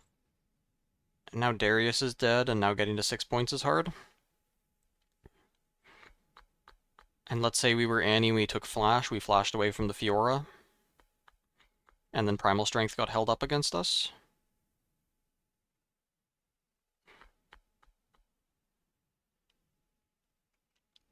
What would we be able to do? We would still need to find something. That might be an even bigger problem. Oh no, you'd be able to Void Seeker. You'd at least be able to Void Seeker the Cythria, but the Fiora would be a problem.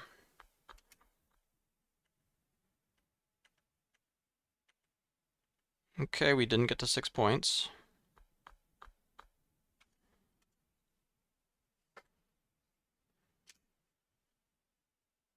That needs to be recycled. That's very relevant, actually. I did not pay attention to the sabotage in game 2. Did the card get recycled then?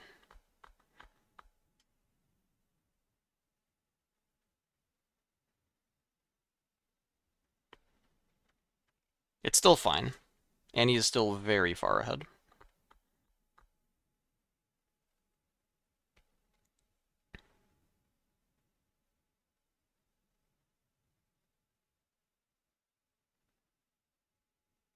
This attack is weird. Is this attack terrible? If we're playing around Call to Glory, we can't send in Kaisa by herself because Call to Glory gets played and eats her. But if we send in this by itself, they still play Call to Glory. And then I guess we send Kaisa plus the second merchant. Because if we're going to be sending in this first merchant and accepting that he trades, there's no reason not to send Kaisa at the same time. I can't think of one. Yeah, I think that this just loses an extra merchant against Call to Glory. It probably won't get played because it's risky. It got played. Nope. Punished. Extremely punished. Yeah, we just lose an extra merchant. Oh, we pushed to 7 points. We Annie pick up... What the fuck is this? What? Set has no orange. Where does orange go? Hold on. Why is he on so many yellow runes? What does he need this many yellow runes for? That's surprising. Yeah, he doesn't have challenge mana. But yeah, this is a really bad play. It should just be merchant plus Kaisa, and then you're safe. I guess you're not quite safe, actually. Well, you know they don't have challenge because they don't have orange. But if they had orange, then you are at risk against challenge plus Call to Glory.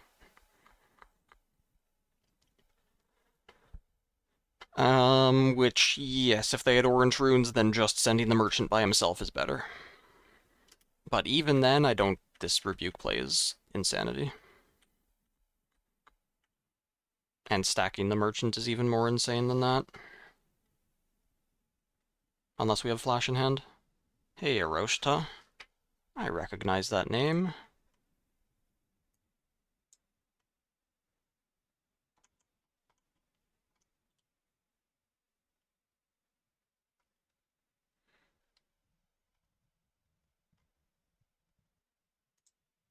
Retired towel on head? Yeah, it's been a while. Okay, it's looking like Annie wins this game anyway. Challenge the Annie. Pull back. So we just lose to everything. Annie had no purple. God damn it. Alright, Void Seeker. Challenge off the Vi that got played. And then show our hand that has Ride the Wind in it. Except that Hidden Blade got hidden. I mean, something went seriously wrong. How does it get compared to Runeterra? It's better than Runeterra. The way the point system and combat works makes decisions a lot more dynamic.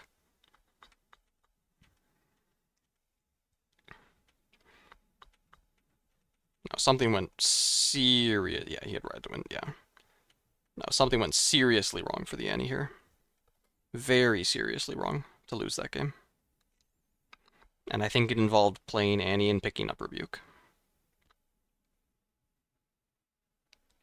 Did the finals not happen? One, and then you just bring it. Is back there no to finals match on Yeah. stream? Expensive to get miserable cards? in the Yes, it depth of is, if time you don't get to, them in Chinese.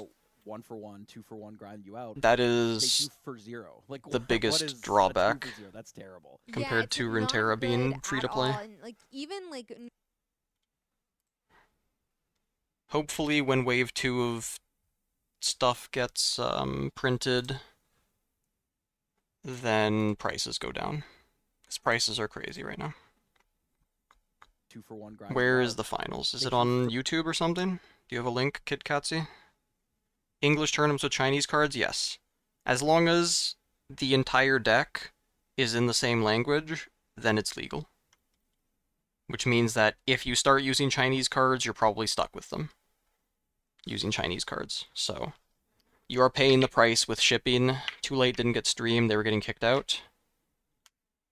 Okay. Is there anything of the finals? No. Harder to predict than stock prices? I don't know. Is it that surprising that the card prices are... I mean, it's surprising that they're this crazy. Is it surprising that they weren't high in general? Like, I wouldn't have expected Stack Deck to be an expensive card. Ruling on requesting translations, you ask your opponent, and if they don't want to or give you some bullshit, then you ask a judge.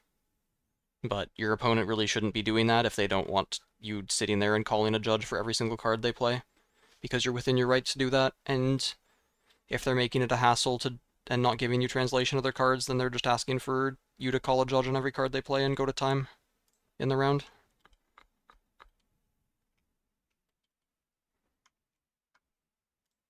It should be the same as MTG or similar.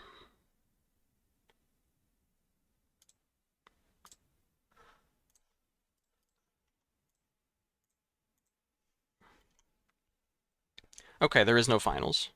What was the finals? Let's see. Did the events get put up on Piltover Archive yet? Oh, there is a YouTube. Hold on. Oh, this isn't a link to something weird. Okay, we're good.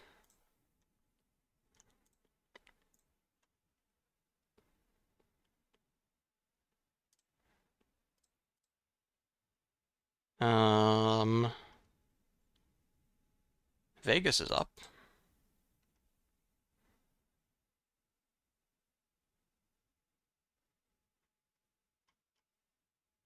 There's me, Timo.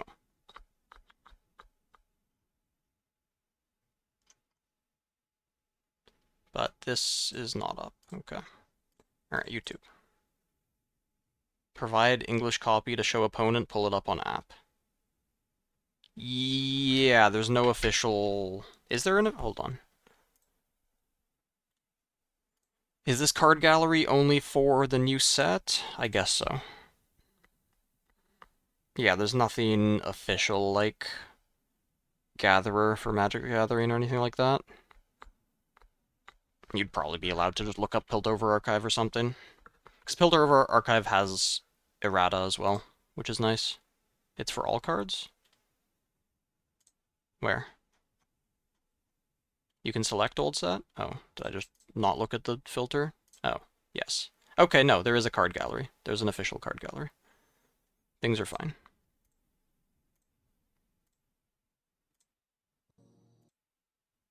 Brawler this time.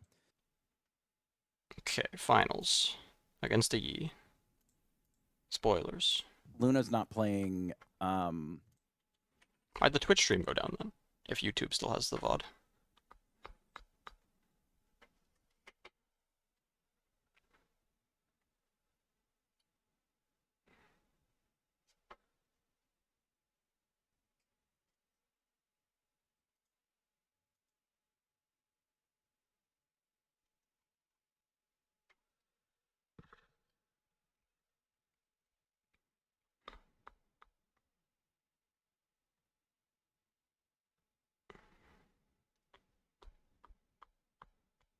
Set is overperforming.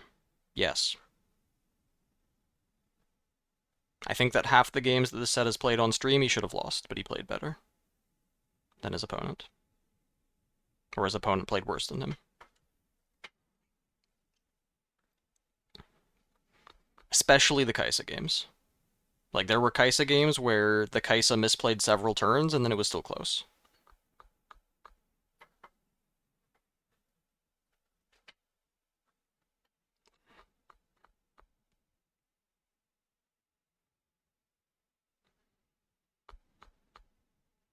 Wielder of Water. That's a really good turn 1.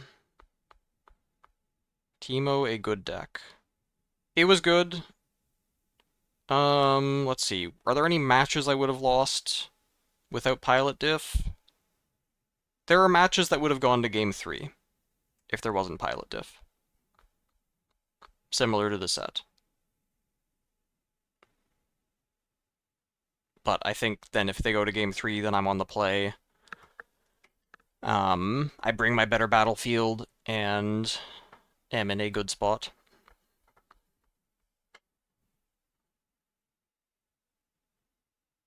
Yeah, there were at least 3 matches where I should have lost Game 2 when my opponent went first and had a good draw.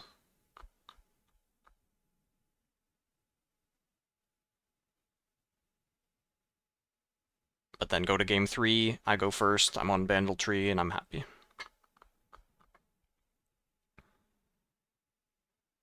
Okay, here is the yellow set stack against Master Yi. So that is a 6 and a 2. Which means if we have Primal Strength, we have 11. And if they Call to Glory, they have 9, and they lose the game instantly. Do we have Primal Strength? We don't have Primal Strength. Unfortunate. Don't have the Punish.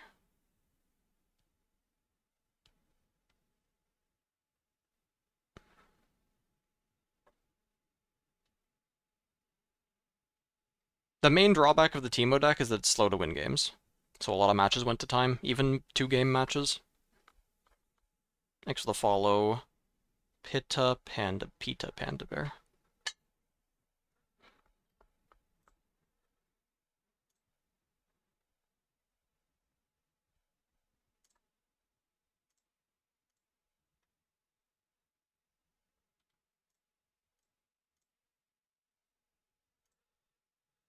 Teemo relies on Mundo? Yeah.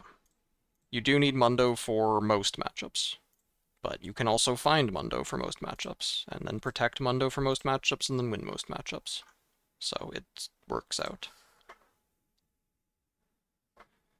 Are you allowed to play only one deck? Yes, you register with one deck and then you play that deck. If that's what your question is. Hold on, what is happening? We go here. Oh, we're charming. We charmed the set. They try to Call to Glory. Okay, I see. And we defy it. Okay, so it's a safe charm. We get rid of the yellow set while he's not buffed. And then we have a follow-up unit that can threaten Cythria. Okay. Alright. I understand now. Time to pay attention again. That's a lot of runes to burn, though.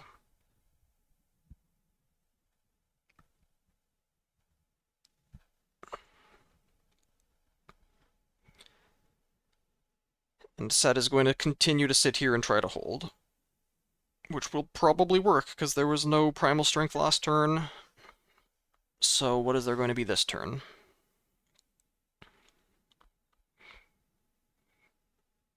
We could go in with Discipline and trade off the Fiora. That's not terrible. If we have nothing better to do. That was a really expensive charm. Was that good? Was that a good charm? If we know that if they have Call to Glory, we're going to have to defy it. I don't think it was good. I think deramping 2 mana, even deramping 1 mana for a yellow set that wasn't going to do anything. Like, if we just put this in the back and then sat there with Discipline plus Defy mana up, there's no way set pushes us. We might have to defy a challenge. But there's no way he can push after that.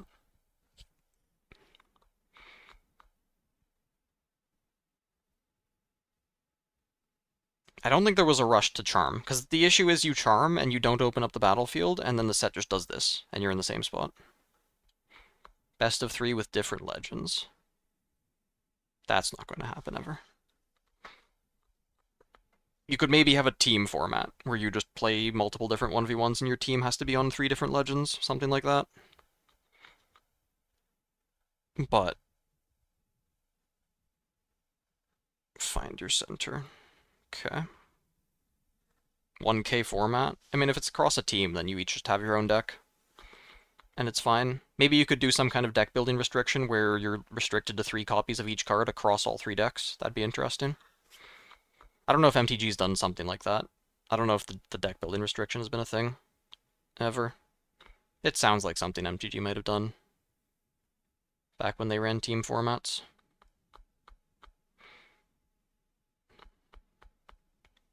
I mean, this is still fine as the Yi. We can dump out a Fey Folk or Master Yi and then have both battlefields. Yu-Gi-Oh! Has done that. Unified Teams MTG format. Okay, so that is a real thing. Thanks to the Follow Silence. We're just a full turn behind. Like, we could have... I don't know if the Find Your Center was in hand. That probably got drawn off the Discipline draws. But if we just played the Poro in base and chilled, and then the set sat there and continued to hold, and then we had 7 mana, and then we continued to chill, maybe charm on the 7 mana turn, because then we have more of a chance to push in. Charm, Call to Glory, Defy, Kill.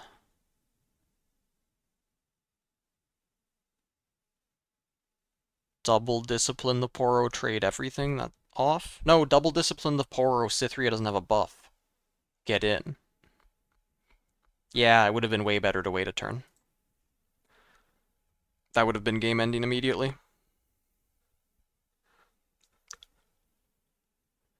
So then the set has to... And I guess, wait, didn't the set have... No, set went first. Yeah, set went first, so set had 5 mana. So set wouldn't be able to challenge and develop the Fiora, so it would have to be a 2-drop and challenge. You defy the challenge, then you charm in the set, but then the Call to Glory. Then you can't charm in the set anymore. Yeah, and then he gets a buff. Okay, it's not bad. It's not a misplay. It's a different line.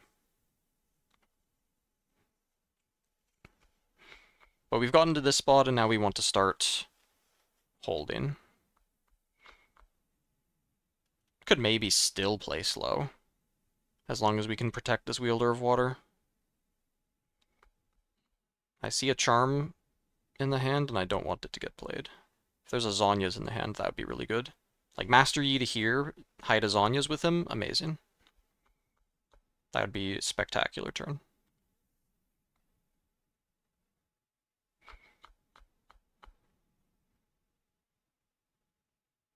Clockwork Keeper, draw a card. Okay, that might have been a Clockwork Keeper, not a Zonya's.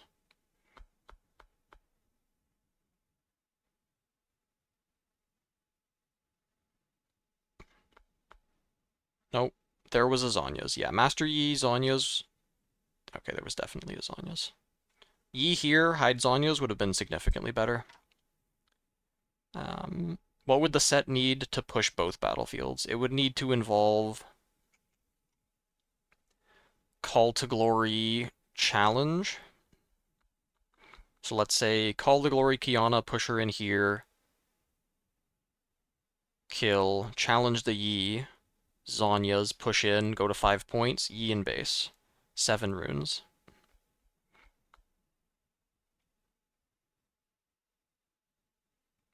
Yi in, hide another Zonya's. Ideally have a Fey Folk or a Dead Bloom to get in on the other one. And then we're in an insane spot. And it basically has to be Call to Glory or Primal Strength.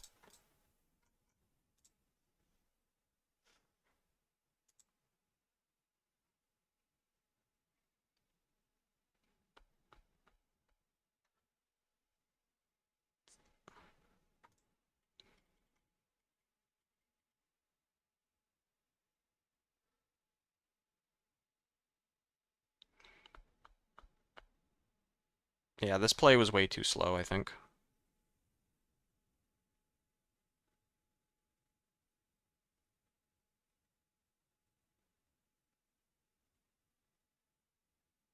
The annoying thing is,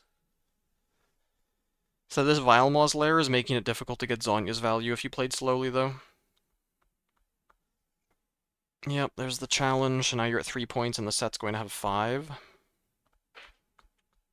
And you don't have Yi in play. And he stacks the battlefield. Oh god. Yeah, now it's just over. How did a buff get on the set? Second pit rookie? Okay.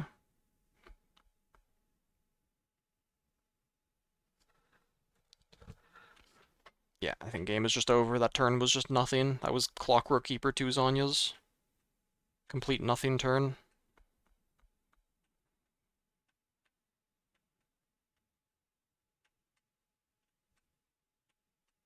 Never got Yi in play. Never getting good Yi legend value. Yeah. Looks like it would have been rough anyway. Going second and getting stuck on Vile Mauslair. We'll see if the Yi has a go first battlefield. Okay, you have Grove, so you couldn't choose to go first with the Vile Maus to avoid this.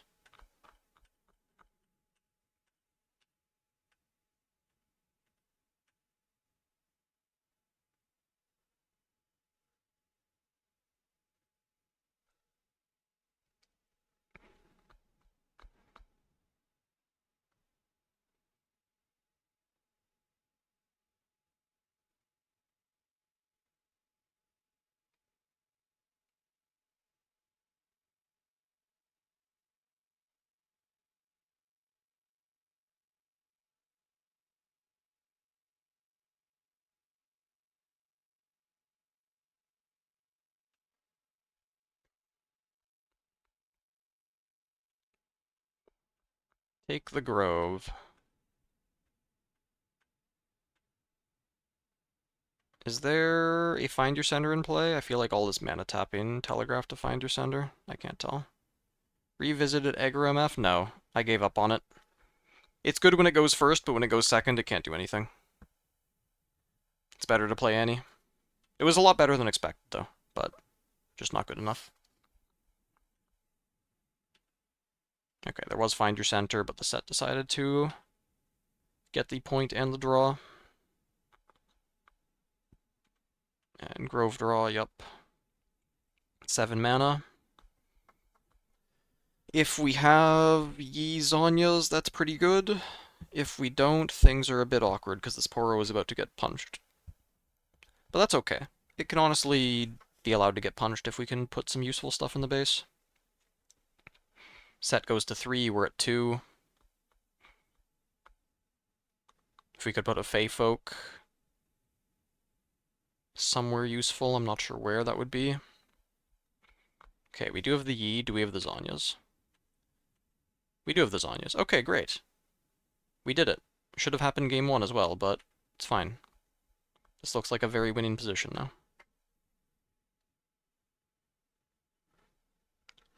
I mean, you could Aurora with it. You could just do a max rarity Aurora deck. Fully blinged out. Just be like $1,500, but you're halfway there. Ish.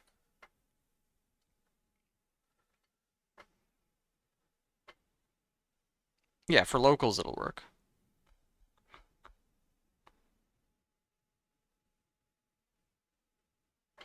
If you don't have any scary Kaisa players. Or Annie players. Alright. Very chill.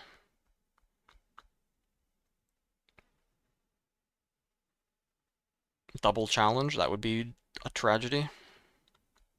Cythria, okay, we're going for a hold again. No White Flame Protector being threatened. Yellow set. Okay, Cythria gets the buff, so we've got 7 plus 5 plus 2. That's a pretty good number. That is a very nice turn by the set, to have the yellow set, which I'm assuming is a one of. We are on 4 points, but we don't want to give away these Grove draws, ideally. What can we do? If we had a first mate in our hand, we'd break this. Pretty easily. Oh, it'd be so easy to break this with a first mate. Do we have a first mate in our hand? I don't think so. What can we do instead? Probably not much. We probably just sit here and develop a pile of stuff. Oh, we have Charm. Oh, Charm works perfectly. Okay. Charm across. That's way easier. 3 kingpins? Okay, he's on 3. He's 3 and 3 bar? Okay.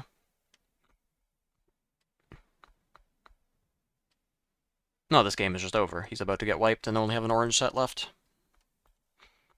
So, charmed in. Dies. Make sure we flip the Zonyas before we move the Yi across. Why are we find your centering? Why are we find your centering? What? Discipline gank across? Oh, do we need more? Hold on. 7, 8, 9.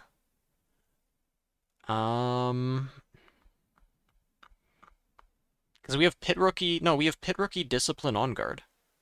We can just Discipline, play Zonyas, go across. If they call the Glory, we on guard. I don't know why we're playing this Find Your Center. This does not need to get played this turn.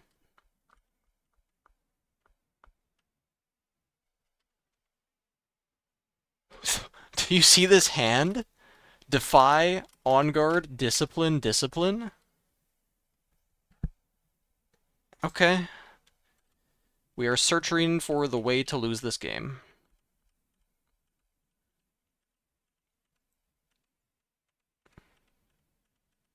It's going to be very tough to lose this game. But perhaps we can find it.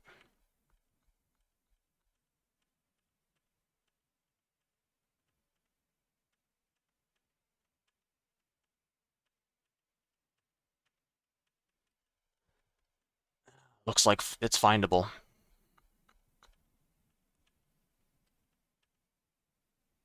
Three Call to Glory versus 3 Discipline.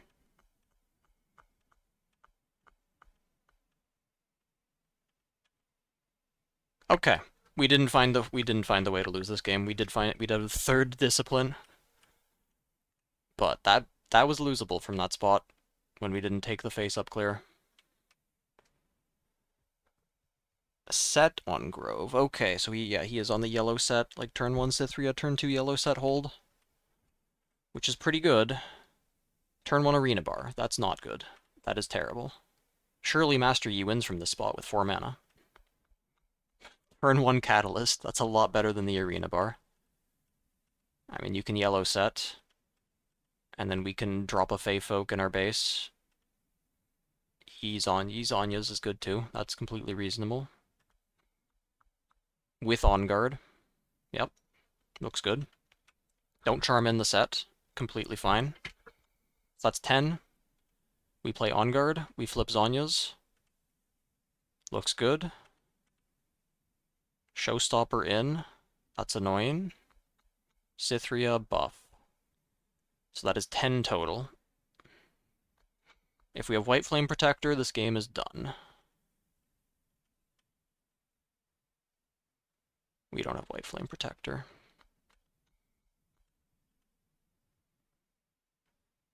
Well then.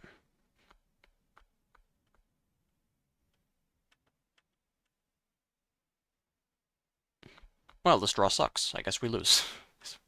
Where are our White Flame Protectors? Oh god. Yeah, now everything gets stacked. Yeah, Master Yi is not that good of a deck.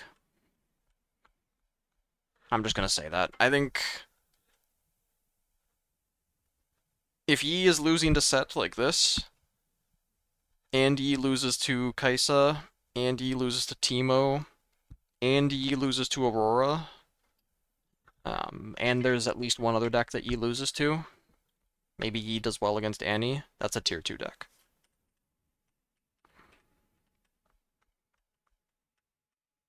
Yep, that's that. I mean, that's well played by the set. It's a cool plan to do Grove hold.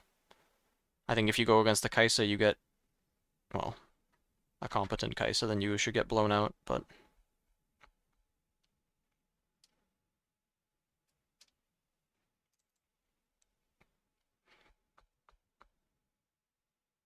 Also the turn 1 Arena Bar not getting punished. Like, I'm going to assume that those 2 Poros were drawn later on, but if it was a choice between Catalyst and Double Poro, it should have been Double Poro every time. And then you never lose. No, it makes sense that you lost with that draw. That draw was useless. Just no late game units. Because even a Deadbloom Predator would have been enough to clear off that battlefield. And if there was a White Flame Protector, then you just kill everything and have everything and just win. But not with that draw. If it was only one Poro in hand, then it makes sense to play the Catalyst. Charm the set over, and then it gets saved. You spend 1 mana, 1 rune in a card, and they spend their buff in a rune. It doesn't do anything. And then they just Arena Bar it again. Doesn't do anything.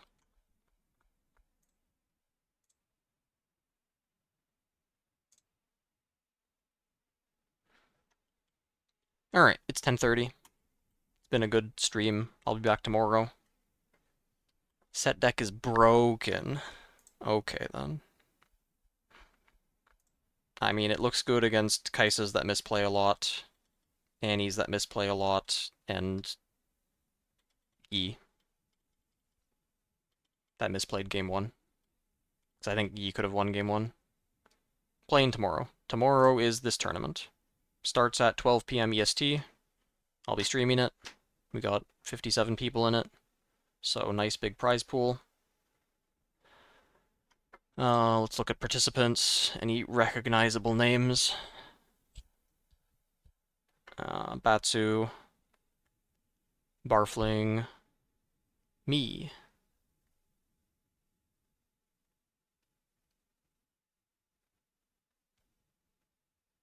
Phi? I know that guy. Iratorum. Wait, where's Sold Out? What the hell is this? There's no way Sold Out isn't in here, right? Hold on, let me check the Discord. I'm pretty sure people got added because I think they sent in... Yeah, there are people who have paid but not registered, and Sold Out is one of them. He still hasn't registered, though. That was this afternoon that went out. Orange decks will stand. I think the good ones will stand. Like, I think Kai'Sa will stay relevant. I think Teemo will stay relevant. Yi is only going to get worse. Though he might get better. There are some cards coming out that'll help him out too. Like Kiana that doesn't cost runes and works both ways. Very cool. Annie is going to be insane with that counterspell. Yeah, Set is not going to scale. Because they're probably not going to make very many cards that generate buffs, if any. So he's not going to get anything new that's useful. Like, we could look at the gallery. Sort by... I can't filter by color. Are you serious? Alright. Built over archive, help me. What cards are coming out that are useful for Set? I don't think that this is very good. Doran's Blade plus Seals could be reasonable. This card is pretty good. Or Veteran Poro, those are reasonable. I mean, yeah, new 2-drops are cool. What is this? Oh yeah, I saw this. Does Fiora do anything? Fiora is kind of like a first mate. Lucian's pretty good. This guy is not... I don't think this card is good, but he might be fine for Set. Like, it's very possible that Set goes to play 3 Orange Seals and then plays cards like this, and Doran's Blade, and Power Costs.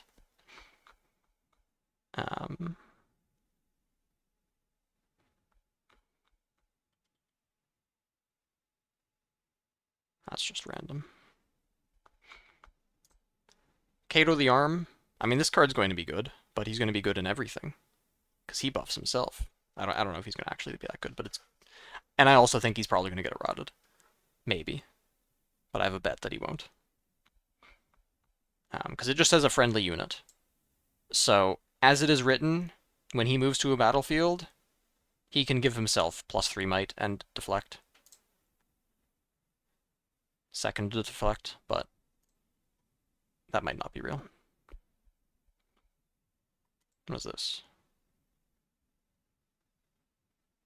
How would you play this from anywhere other than your hand? I don't know. Oh, Rek'Sai. Okay then. Isn't it? Wait. This is just a strictly better version of the 6 mana kill spell. Strictly better version. It costs 6 mana instead of 5. Vengeance. I don't think it's Vengeance, but something.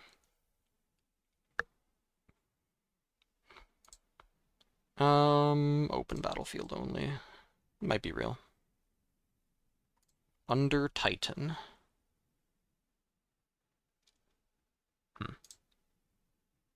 Yeah, it's not Vengeance, it's the other one.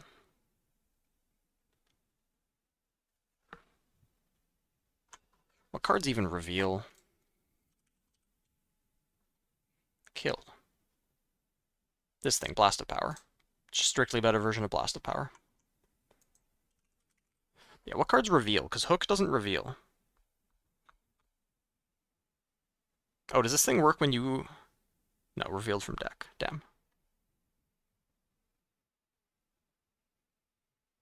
Is it just Rek'Sai that reveals?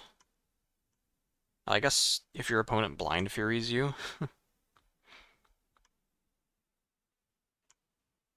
Dazzling Aurora under Titan? That doesn't do anything.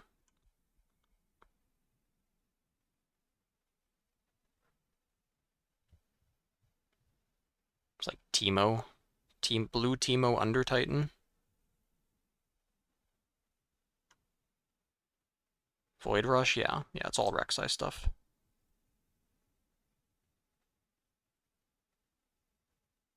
This reveals. Yeah, reveal is very limited compared to looking at.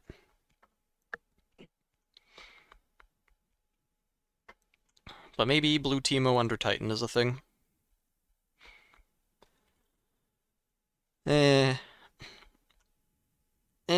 The Rek'Sai, the revealed Rek'Sai deck looks pretty bad right now.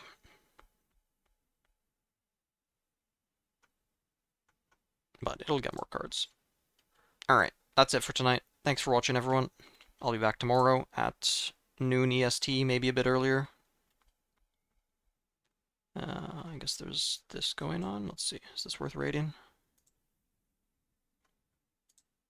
Oh yeah, and... was that a DM that I got? No, Pedro asked about his...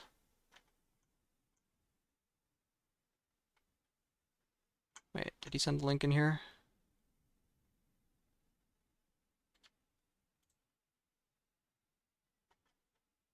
Yeah, there's this RE deck. No, that doesn't look good.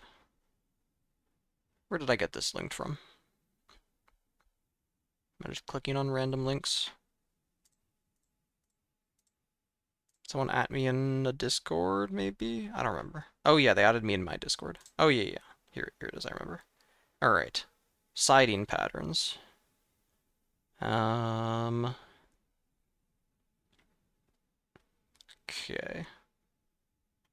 Bandletree Zon Trifarian. What's the idea behind this? Denying Zon from their scrap heaps? That's reasonable. But I think you always want Bandletree when you go first. So you could put Zon when you go second, or Trifarian. I think Bandletree should always be here. Assuming that this is go first and then go second, in that order. Purple seals are stonks. I think all the seals are probably stonks.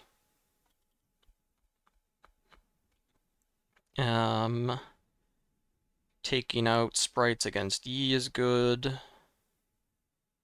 Fae? Ooh, Blasco. I don't like that card. That card should just be another Teemo. And... I also don't like taking out Guerrilla Warfare. That card's too good. But then, yeah, that's reasonable. Rebuke, Gust, sure. Against Aurora, Rebuke, Mindsplitter, Sprite Mother, yup. Against Victor, you could keep Retreat in if it's like a Singularity removal Victor. And I don't think Singularity is good against Victor. I'm not sure if this guy's even watching, but that's fine. I'll send him a message too. Let's see, is there a Pedro in chat? No. Yeah, that's fine. Annie taking out Mundo. Yeah, you have to do that, unfortunately. No, you never take out Consult the Past, though. That's insane. I do need to try Rebuke against Annie. You do want to keep Gust against Teemo because it's a point tempo matchup, and you can Gust their Teemo when it gets flipped.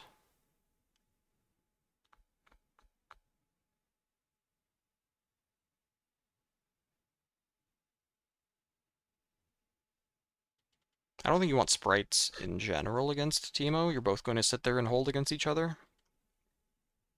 Sprites are just bad against hold decks. Like Ari, you don't want any sprites. You take out the sprite calls and the mothers. Any hot Annie deck. No, you can... I haven't done, like, any Annie deck building. You can look up online for, like, the... I mean, just... I don't know about hot, but... which one of these? No, not that. I need to click on this. This Annie deck is probably good. This was a good player. Though the invert timelines is questionable. But this guy was a good player. Yeah, either of these Annie decks, or if you find a sold out Annie list online. Scrap Heap and Annie, good with this on, yeah. Yeah, you should be able to find sold outs Annie list online. You don't want singularities against Darius. Alright, I'll just go respond to this guy. Round 2, Alright, thanks for watching, everyone. Thanks for the follow, 5 degrees. Good Yasuo list doesn't exist. I'll be back tomorrow. Ta-ta, have a good night.